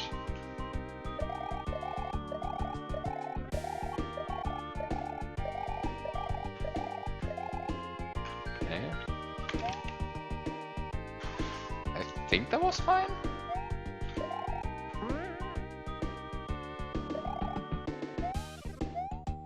Yeah, I mean, right, like you need the... For the ageless speedrun, like, for the ageless achievement, you... Fuck! Actually, now I want to see, have I... I didn't see the springboard on that. No, the springboard was there! Ah, shit, that would have worked. Yeah, for the ageless achievement, it's kind of like... You just need to beat it without dying, right? And then there's some like minor stuff, like some side stuff which you wouldn't do on an ageless clear, probably. But I mean,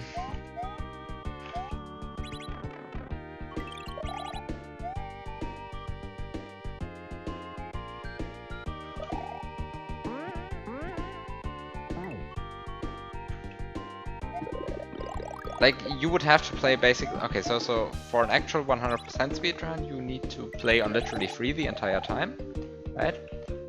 Because otherwise you can't get the boss achievement. And you can't die to...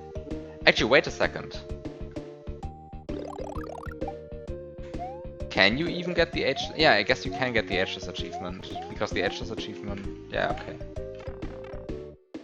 So, I guess the optimal strat, first of all, is to immediately switch to literally free, because once the run has started, you can't switch to literally free anymore, right? So you need to play everything on literally free. So better get used to having arrows all over your screen. Then you need to do the boss, and collect all of the coins during it. Of course, all of that without dying a single time. But sure.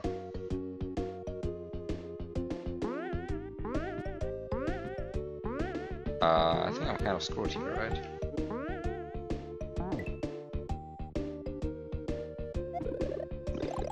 And then I guess there's probably some other issue. I mean, then you need to enter a bunch of pipes, right? So...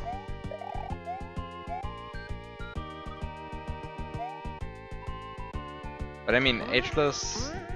I mean, at least ageless, the boss achievement, and the other achievement can be done in one go, right? Like just one clean sweep, collecting all coins during the chase and so on. And then it remains to enter a bunch of pipes. Did I miss the spike?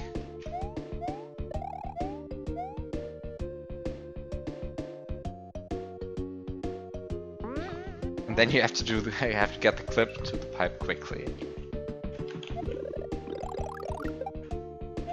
Or meddle around with what I'm doing here.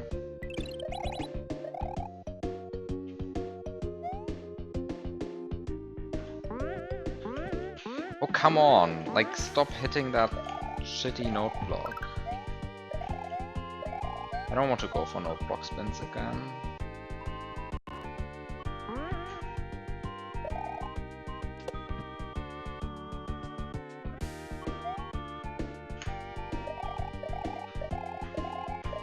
Okay.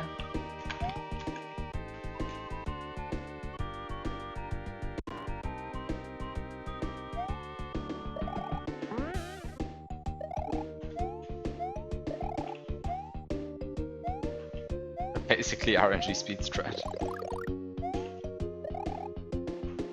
Yeah, that sounds great to me. Consistency is for losers. I like my strats with maximum RNG. Like, are you fucking kidding me? Did I really just miss that stupid spike? I am sad.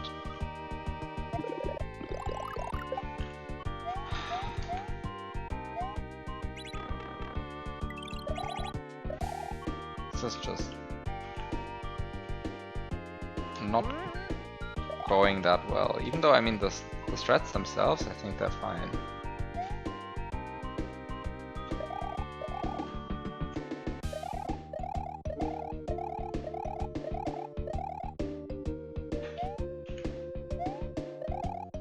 I think this might have been fine. I think this was a fine springboard drop.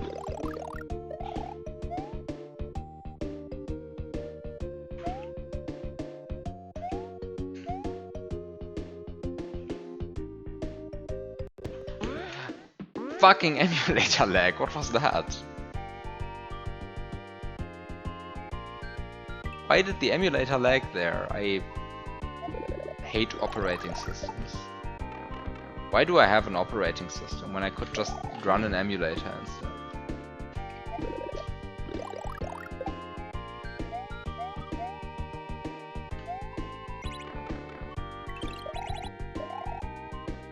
Emulator OS. Yeah, I mean...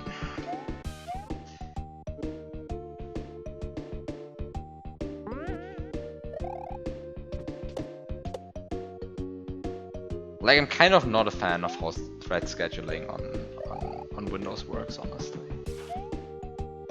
Like it's...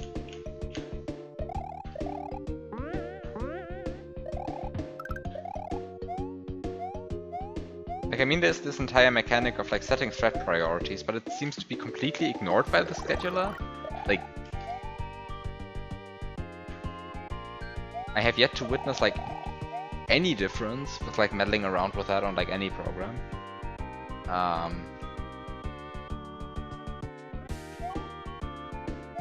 And then Windows sometimes just goes like, yeah, it's time for stupid bullshit now. I hope you like stupid bullshit.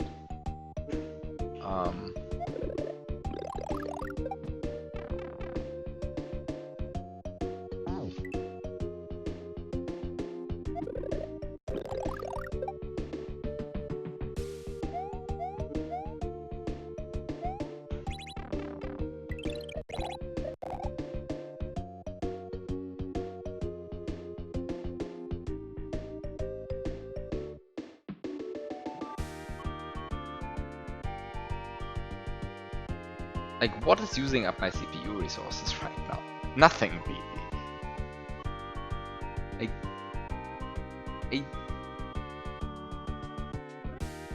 I don't understand.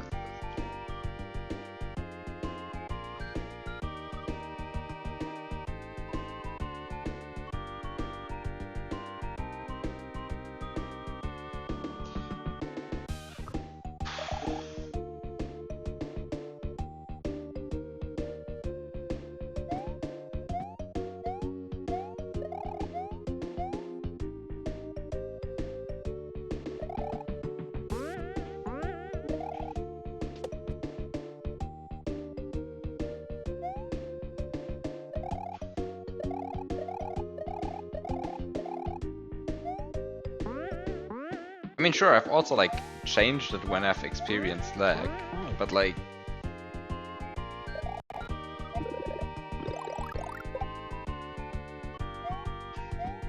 I don't really see any measurable difference. Like, what does it actually do?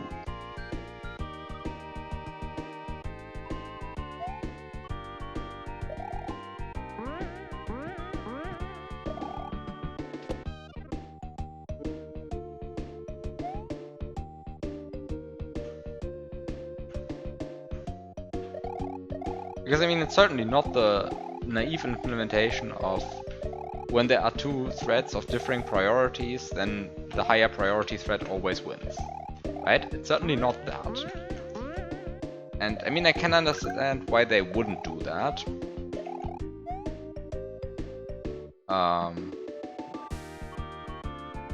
You set it to high or real time? I think currently it's set to high.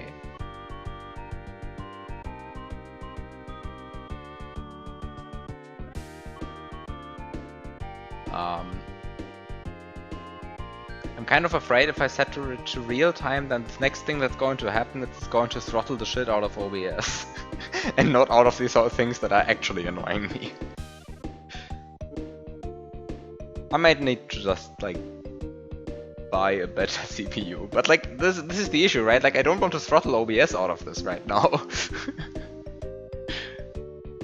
Like, I'm pretty much... I'm sure I think I'm encoding the video on my CPU, not on my GPU. But like in of itself, it's fine. It's not taking that much resources. Like it's like the CPU is not even like barely like the CPU is like sitting at like 60% or something.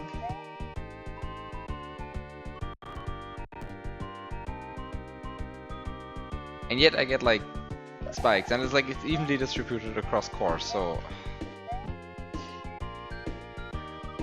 I don't know what's going on. I kind of forgot where I am in this thread.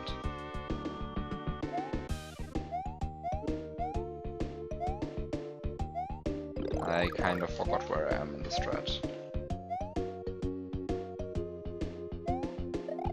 Let's just grab a mushroom.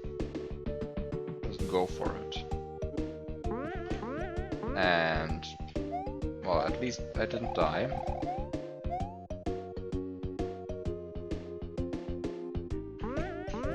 This is like so annoying to do.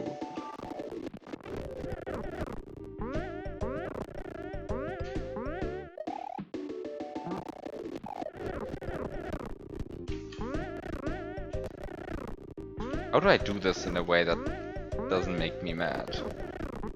Okay, so I do it like this, and then well, I guess I can just do this. Okay. With real time, you've experienced more lagging. Just gotta love it.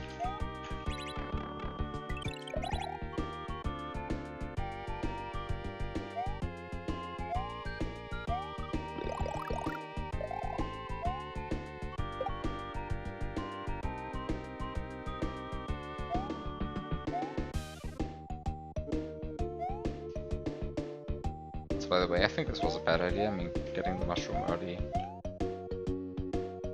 doesn't actually help.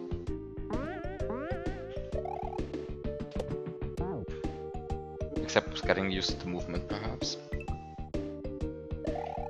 Windows is good software. Yes, beautiful software. And I mean, I do realize that, like, saying stuff like, oh yeah, it's only 60%, like the CPU is only 60% in use, like is a bit of a fake statement, because like at the end of the day, like the CPU being overloaded for like 100 milliseconds is enough to create a visible lag spike, and CPU usage is smoothed over time, so like a 50 millisecond lag spike just doesn't really show up there. Also, I just threw the springboard away, I think. But for good practice, let's just... Actually, it should respawn even. Does this respawn? I can't really see it right now. Well, time to get the mushroom, but I think I threw the springboard instead of dropping it. Because I'm like not all that focused on the game right now, who could have thought. But,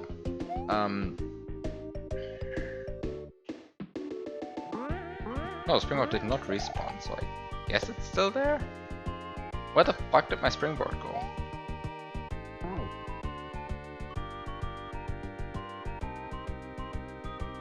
Didn't want to respawn. Too bad.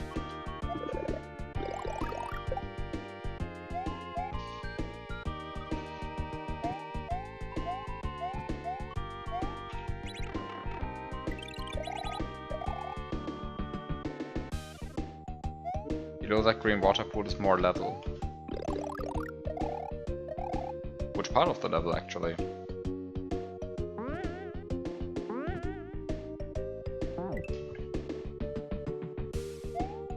Oh, the boss. That makes sense. Doesn't really, but makes sense. I mean, I guess you just needed a way to like cram everything into one sub-level, so this is what you went for. I mean, I can see why you would do that.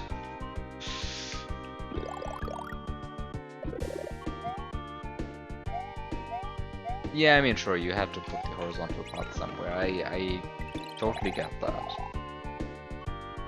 I mean, you have opened up the auto walk hack in Lunar Magic before, so you know what I did.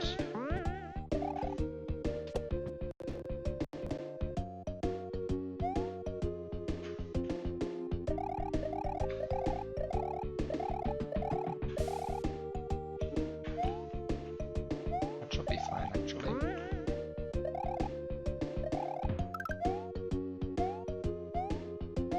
Even more fragmented. Good. I mean, the auto walk hack never goes above 2 fragments, right? Like most of the levels actually make sense, and then some of them don't, but they kind of do.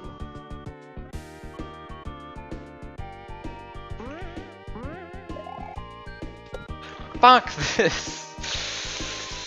Oh. Had I like at least placed the Springwalker? Yeah, the Springwalker would have been perfect. Okay, so at least my strat is fine. I just need to do it. 8 fragments like floating around in a big LM3 level. Very good. This is how hacks should be made. With duct tape.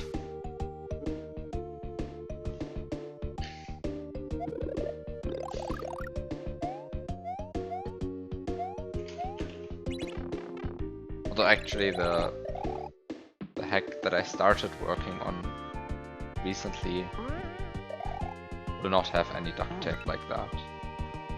Will instead rely on, well, secondary entrances.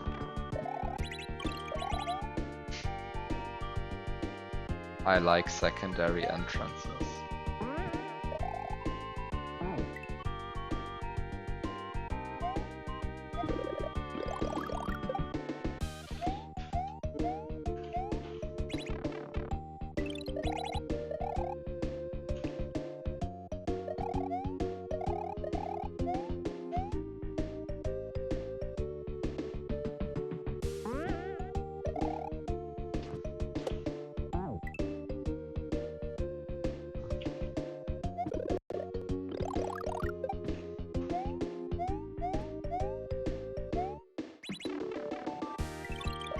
Yeah, but fast load. Yeah, I can totally see that.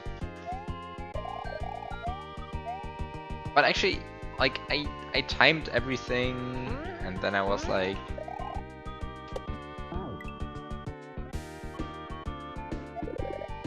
Actually, the biggest thing on level load is not really loading objects, it's like mostly LM loading graphics.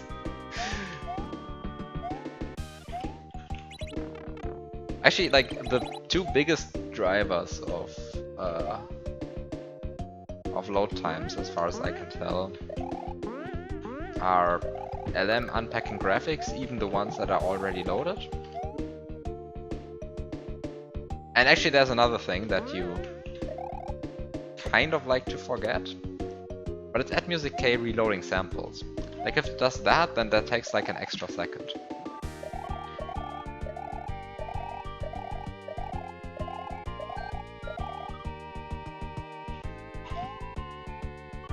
And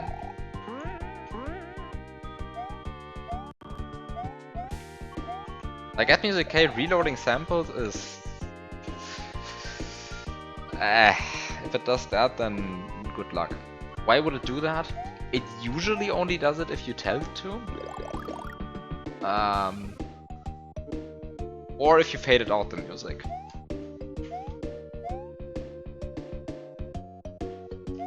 Like, if you faded out the music, then it always wants to reload samples for some reason. But, guess who made a hack in which every music fades out on death?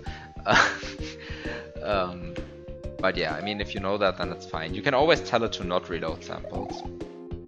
Which, unless you are very confused, is probably what you want to do.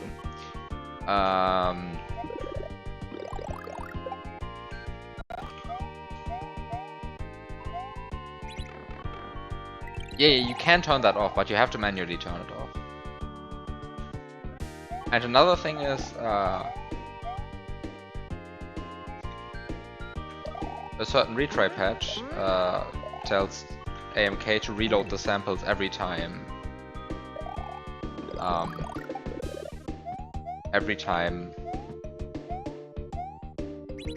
some custom code tries to set the checkpoint, which I find a very weird design decision, honestly. Of course I just changed that, but why is it like this in the first place? Who knows? Like, there is an API, like the retry patch has some API at like, there's some address, and if you store a valid secondary entrance thing to it, then it will mark that secondary entrance as the last checkpoint. Right? This is like perfectly finely implemented, except that it tells AMK to reload the samples every time you do that. And I'm like, no? Like, why? First of all, AMK usually is pretty good with like figuring out if it should reload samples in the first place. But also, like, the people doing that are like ASM programmers, just let them figure it out. And if they are convinced that they figured it out, don't waste a second of everyone's life on every load. Come on, please.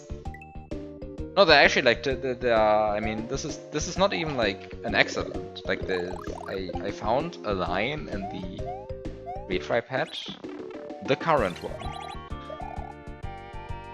which literally says that, like, if the user changed the, or if custom code set the checkpoint, reload samples just to be safe. And like, come on, just to be safe? Like, you're wasting a second here. It actually takes a second. It's not a fan of that.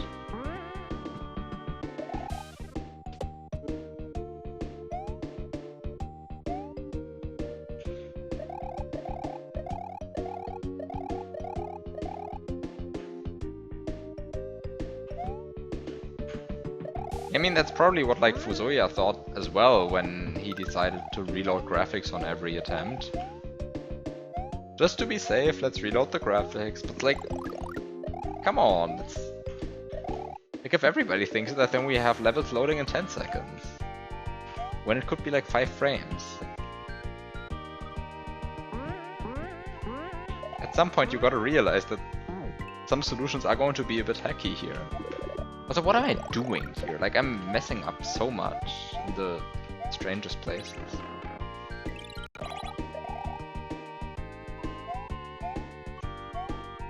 Sure, they could be X animation. Until you realize that the X animations are, like, rerun anyway, right? I mean... Sure, if an X animation has overwritten graphics, and then you enter a level in which different level-specific X animations play, then you might not restore that X animation, right? But like, this is such a specific use case, like, come on. Is this really reason enough to force a complete graphics reload on every attempt?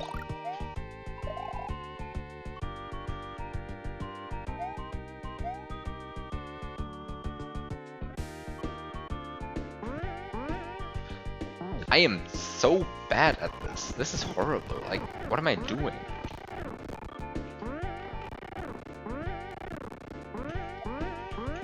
Look, I mean, I see why you would do that, but like, also,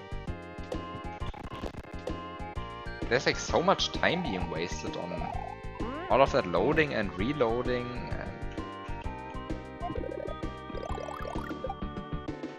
And ultimately, I just really appreciate like the game loading in like no time.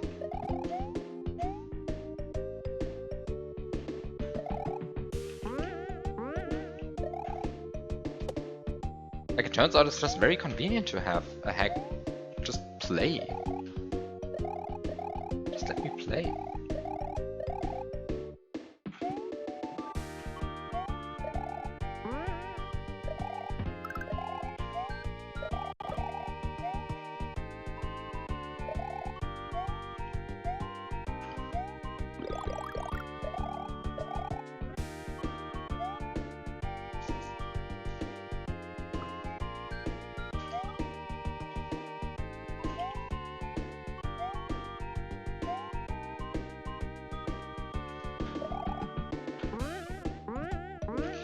Oh, really?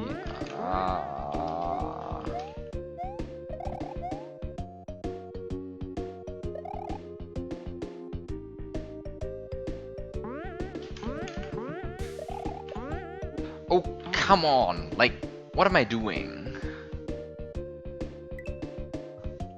Yeah, I don't want to wait my entire playthrough on loading screens. Yeah, it's just kind of like that. Call me crazy, I know.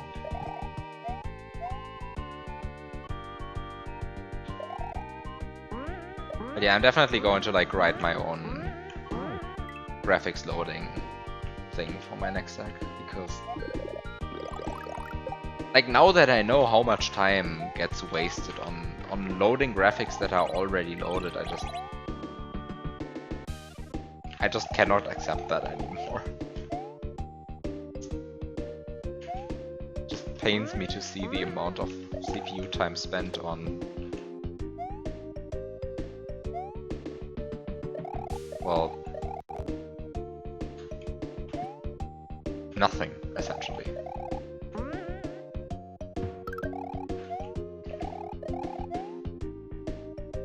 And then there's the other issue, which is like, a lot of this graphics loading time is also just spent on decompressing graphics, and it's like, I mean, Lunamagic lets you choose the compression algorithm. But like, how about just letting me choose uncompressed? Like, just save the graphics uncompressed. Just save the graphics. Like, why are we compressing? What is the point of this compression?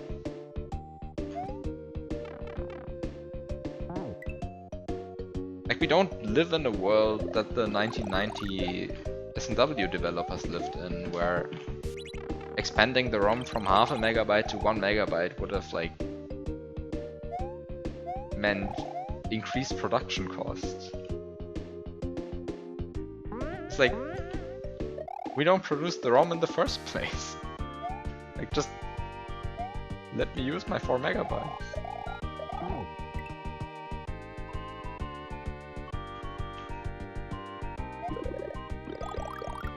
I mean, sure, for the people who like actually use 200 Xgraphics files and like 700 custom sampled ports, yeah, for those people the compression is kind of needed. Like, how many people actually are that?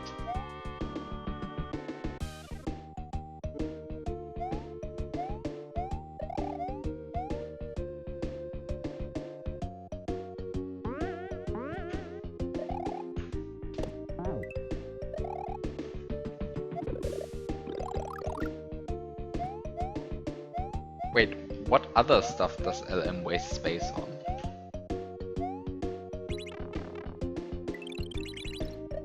Tell me more so that I can get angry.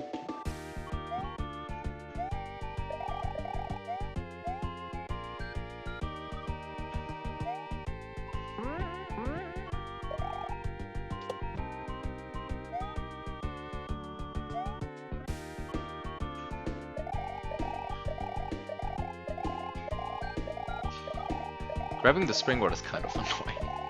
Fuck. And then sometimes you just don't get it. I mean, I guess it's fine, right? Like, you can still beat it from this position.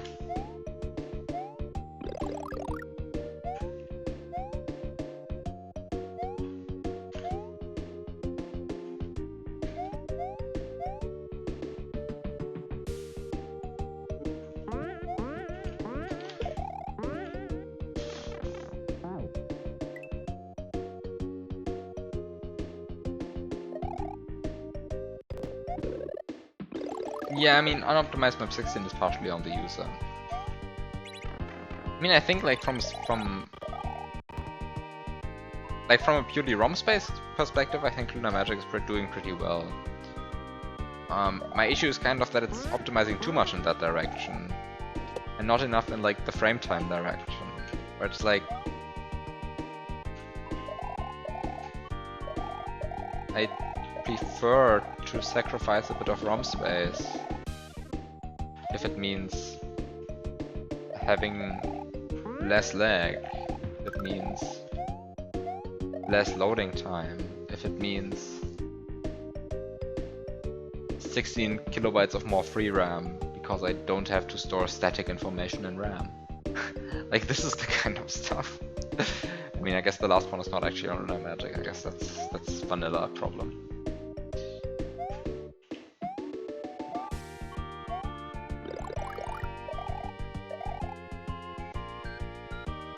But yeah, I mean, just storing uncompressed data, like, so much time gets wasted during loading screens on just... Fuck! Just like decompressing data that had no need to be compressed in the first place. Like, what are you actually saving with that compression? Like what? 200 kilobytes? 300 kilobytes? Like, I can sacrifice that.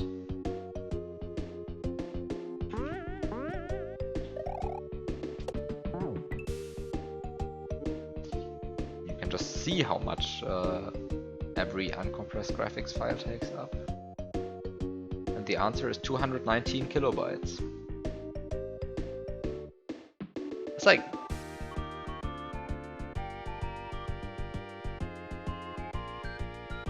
Okay, I don't know how big the compressed data is, but like, I think it is like around 65 kilobytes. So I think it triples roughly the amount of graphic space. Compressing. At least for vanilla graphics. Like, it's somewhere between doubling and tripling. Like, I mean, the compression algorithm isn't that terrible. Like, that's not what I'm complaining about.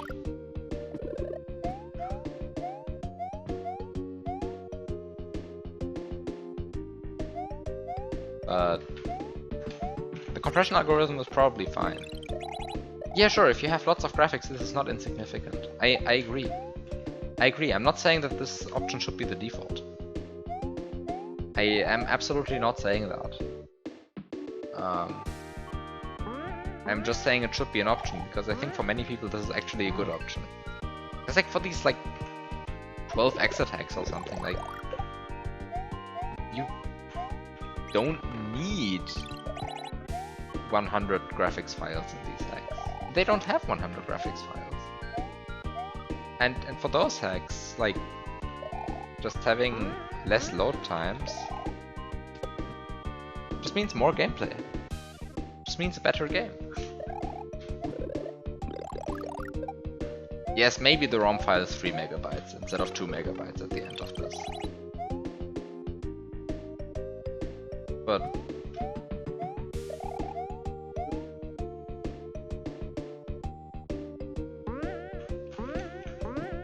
yeah, come on. Like,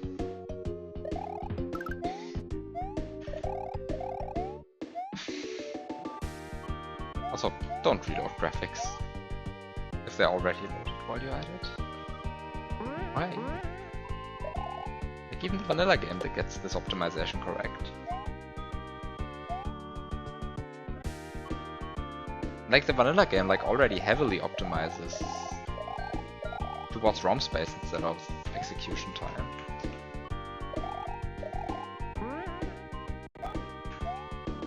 Because I mean, like, for the vanilla game, like in a 1 megabyte ROM, you could store essentially everything the vanilla game does, uncompressed. Then you also don't have to unpack GFX32 into RAM, so you can have both the overworld and the level loaded at the same time, which also saves time on transitions, right? Like, it is... There's like already lots of like compression optimization. What the fuck? What am I doing? Like, I'm playing so terribly right now. This is horrible. Like, this is the movement I have to do. It's not so hard, but like, I'm somehow messing that up the entire time. I mean, I guess that I'm talking so much doesn't really help, but like, also I'm just not playing well in general right now.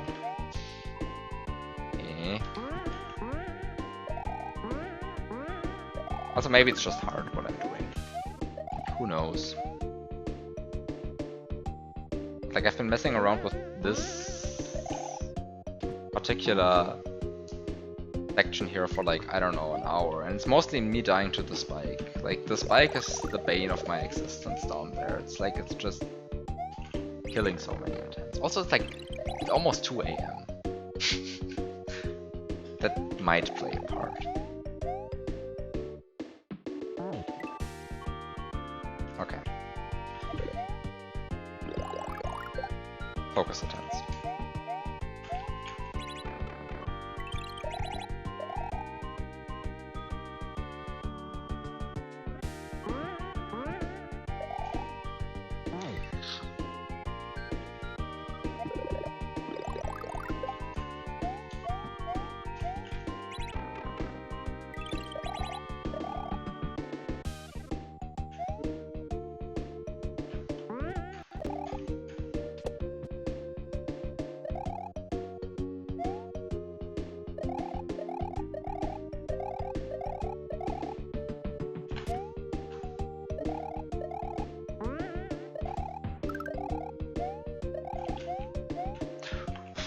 Got scared by the spike.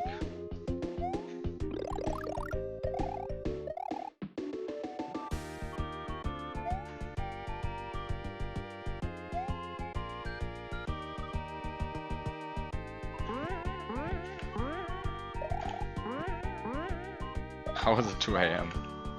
I don't know, I just played Mario. Suddenly it got late. Fuck! Fuck! Fuck! Like, this is not hard, like... Just bounce there, I mean, I guess it is hard. Like, it's not that hard, like, it's... Like, I mean, it's not... It's not free, right? Like, I'm not claiming this is free or anything, but like, this is not so hard that I should be, like, messing it up 20 times in a row.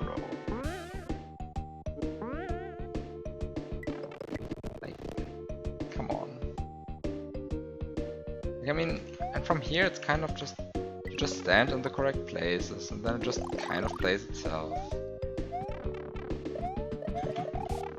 And then you enter the pipe.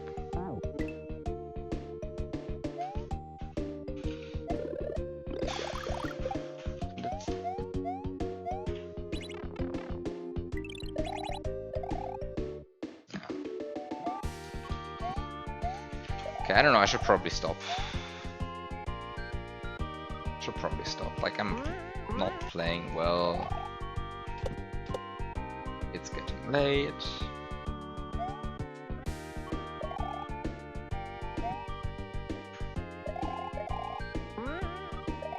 I've been playing Mario for almost 6 hours straight. These are like the times in life you should reconsider what you are doing.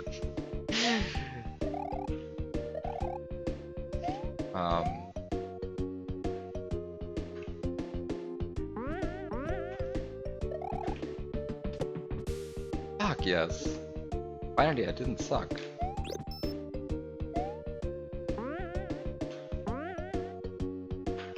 Okay, time to stand left, jump here, stand right.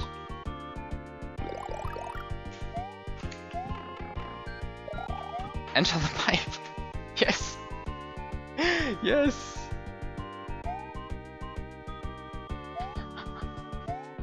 Yes.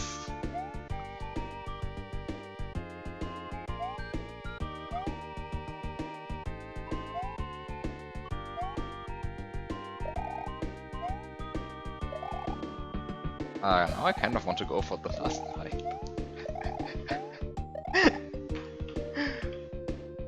Wait, there's no way to get out of here?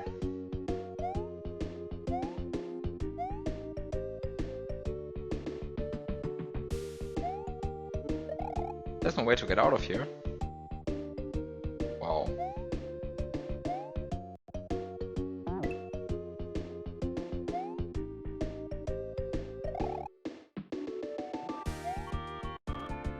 Okay. I mean... well, out of the pipe that I came from, right? It's clearly the most reasonable solution. I mean, are we talking about this pipe? I mean, this pipe is a pipe. It's blue. And I don't know if it's enterable. But it is a pipe. And it is blue. But I also wouldn't know how to enter it, because like everything is blocked off with these anti-XY.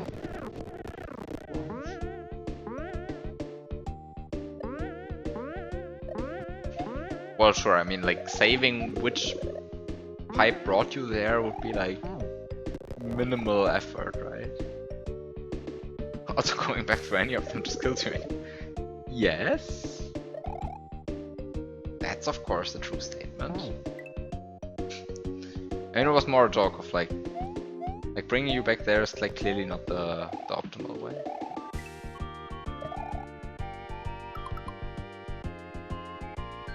Oh, you can also pop there from...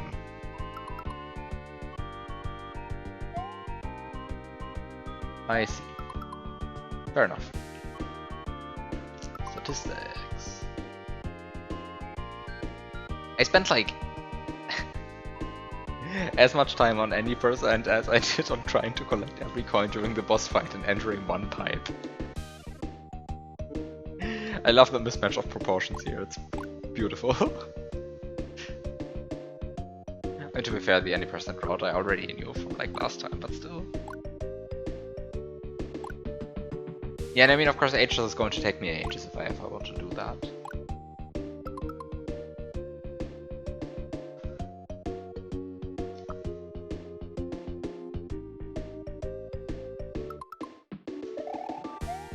But like, how would I enter that pipe? I mean, that's the only pipe that I still know of.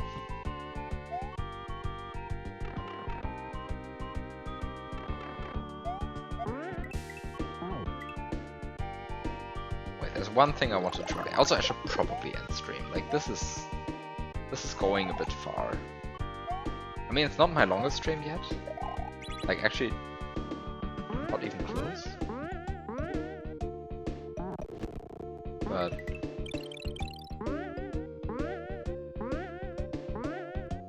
what do you think of coming out of the pipe's top half? Funny.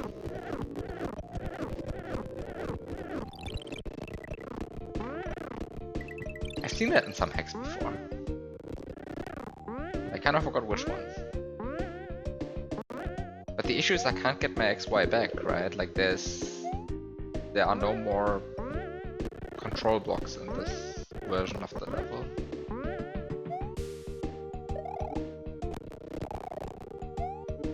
Do you know the reason for it? No, I don't know the reason for it.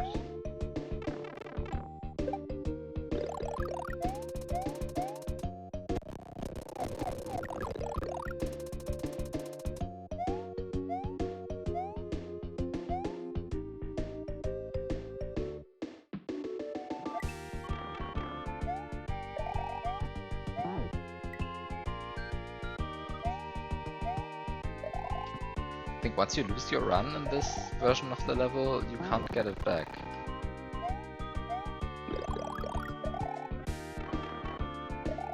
I think it's like... I think there are no more like control enabler blocks around here.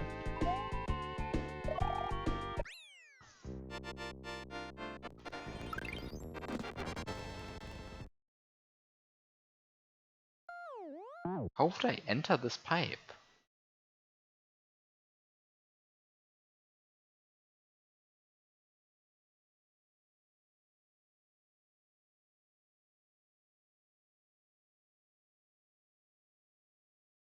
Since it's enterable now, if you were the goal walk animation despite there not being ground, you would just enter it again. Ah, yeah, that makes sense.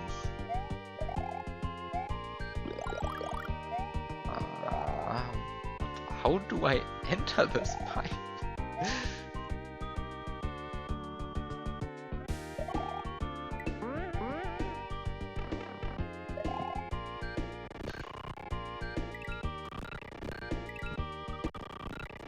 It seems...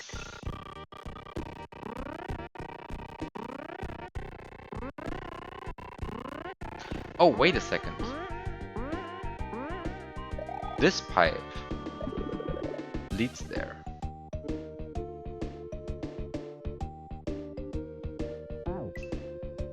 So if you bring a blue P-switch, which, where's a blue P-switch?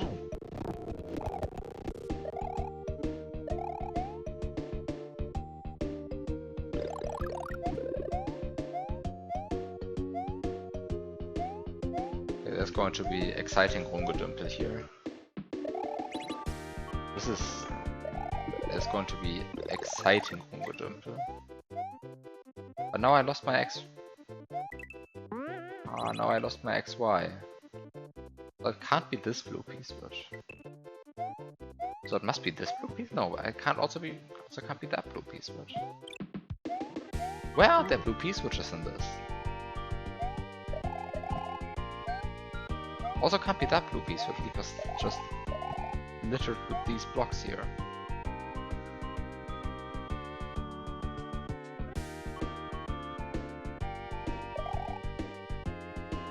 Wait, where is there no blue piece switch? Like there's no blue piece switch.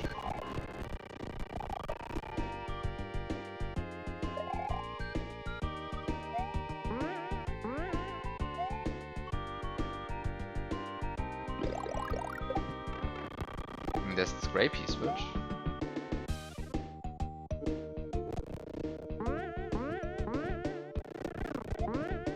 I mean, I know of 3 blue piece switches, but none of them I can reach without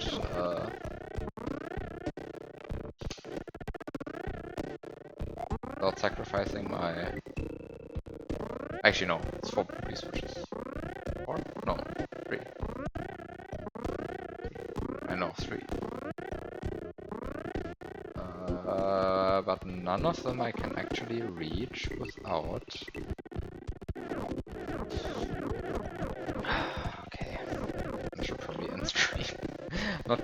I'm not going to enter this pipe today anymore, I think.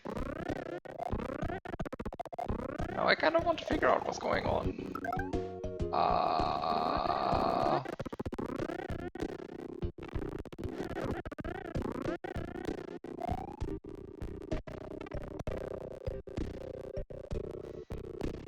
Also, I just realized...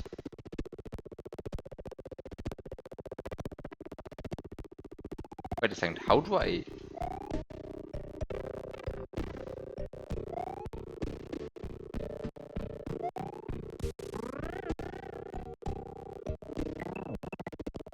How did I... Wait, what?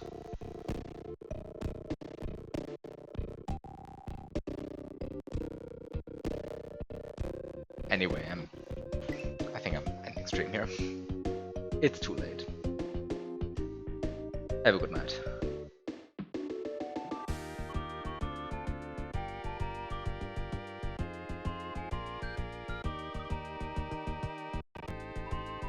Yeah, no, it's a good choice. It's definitely a good choice.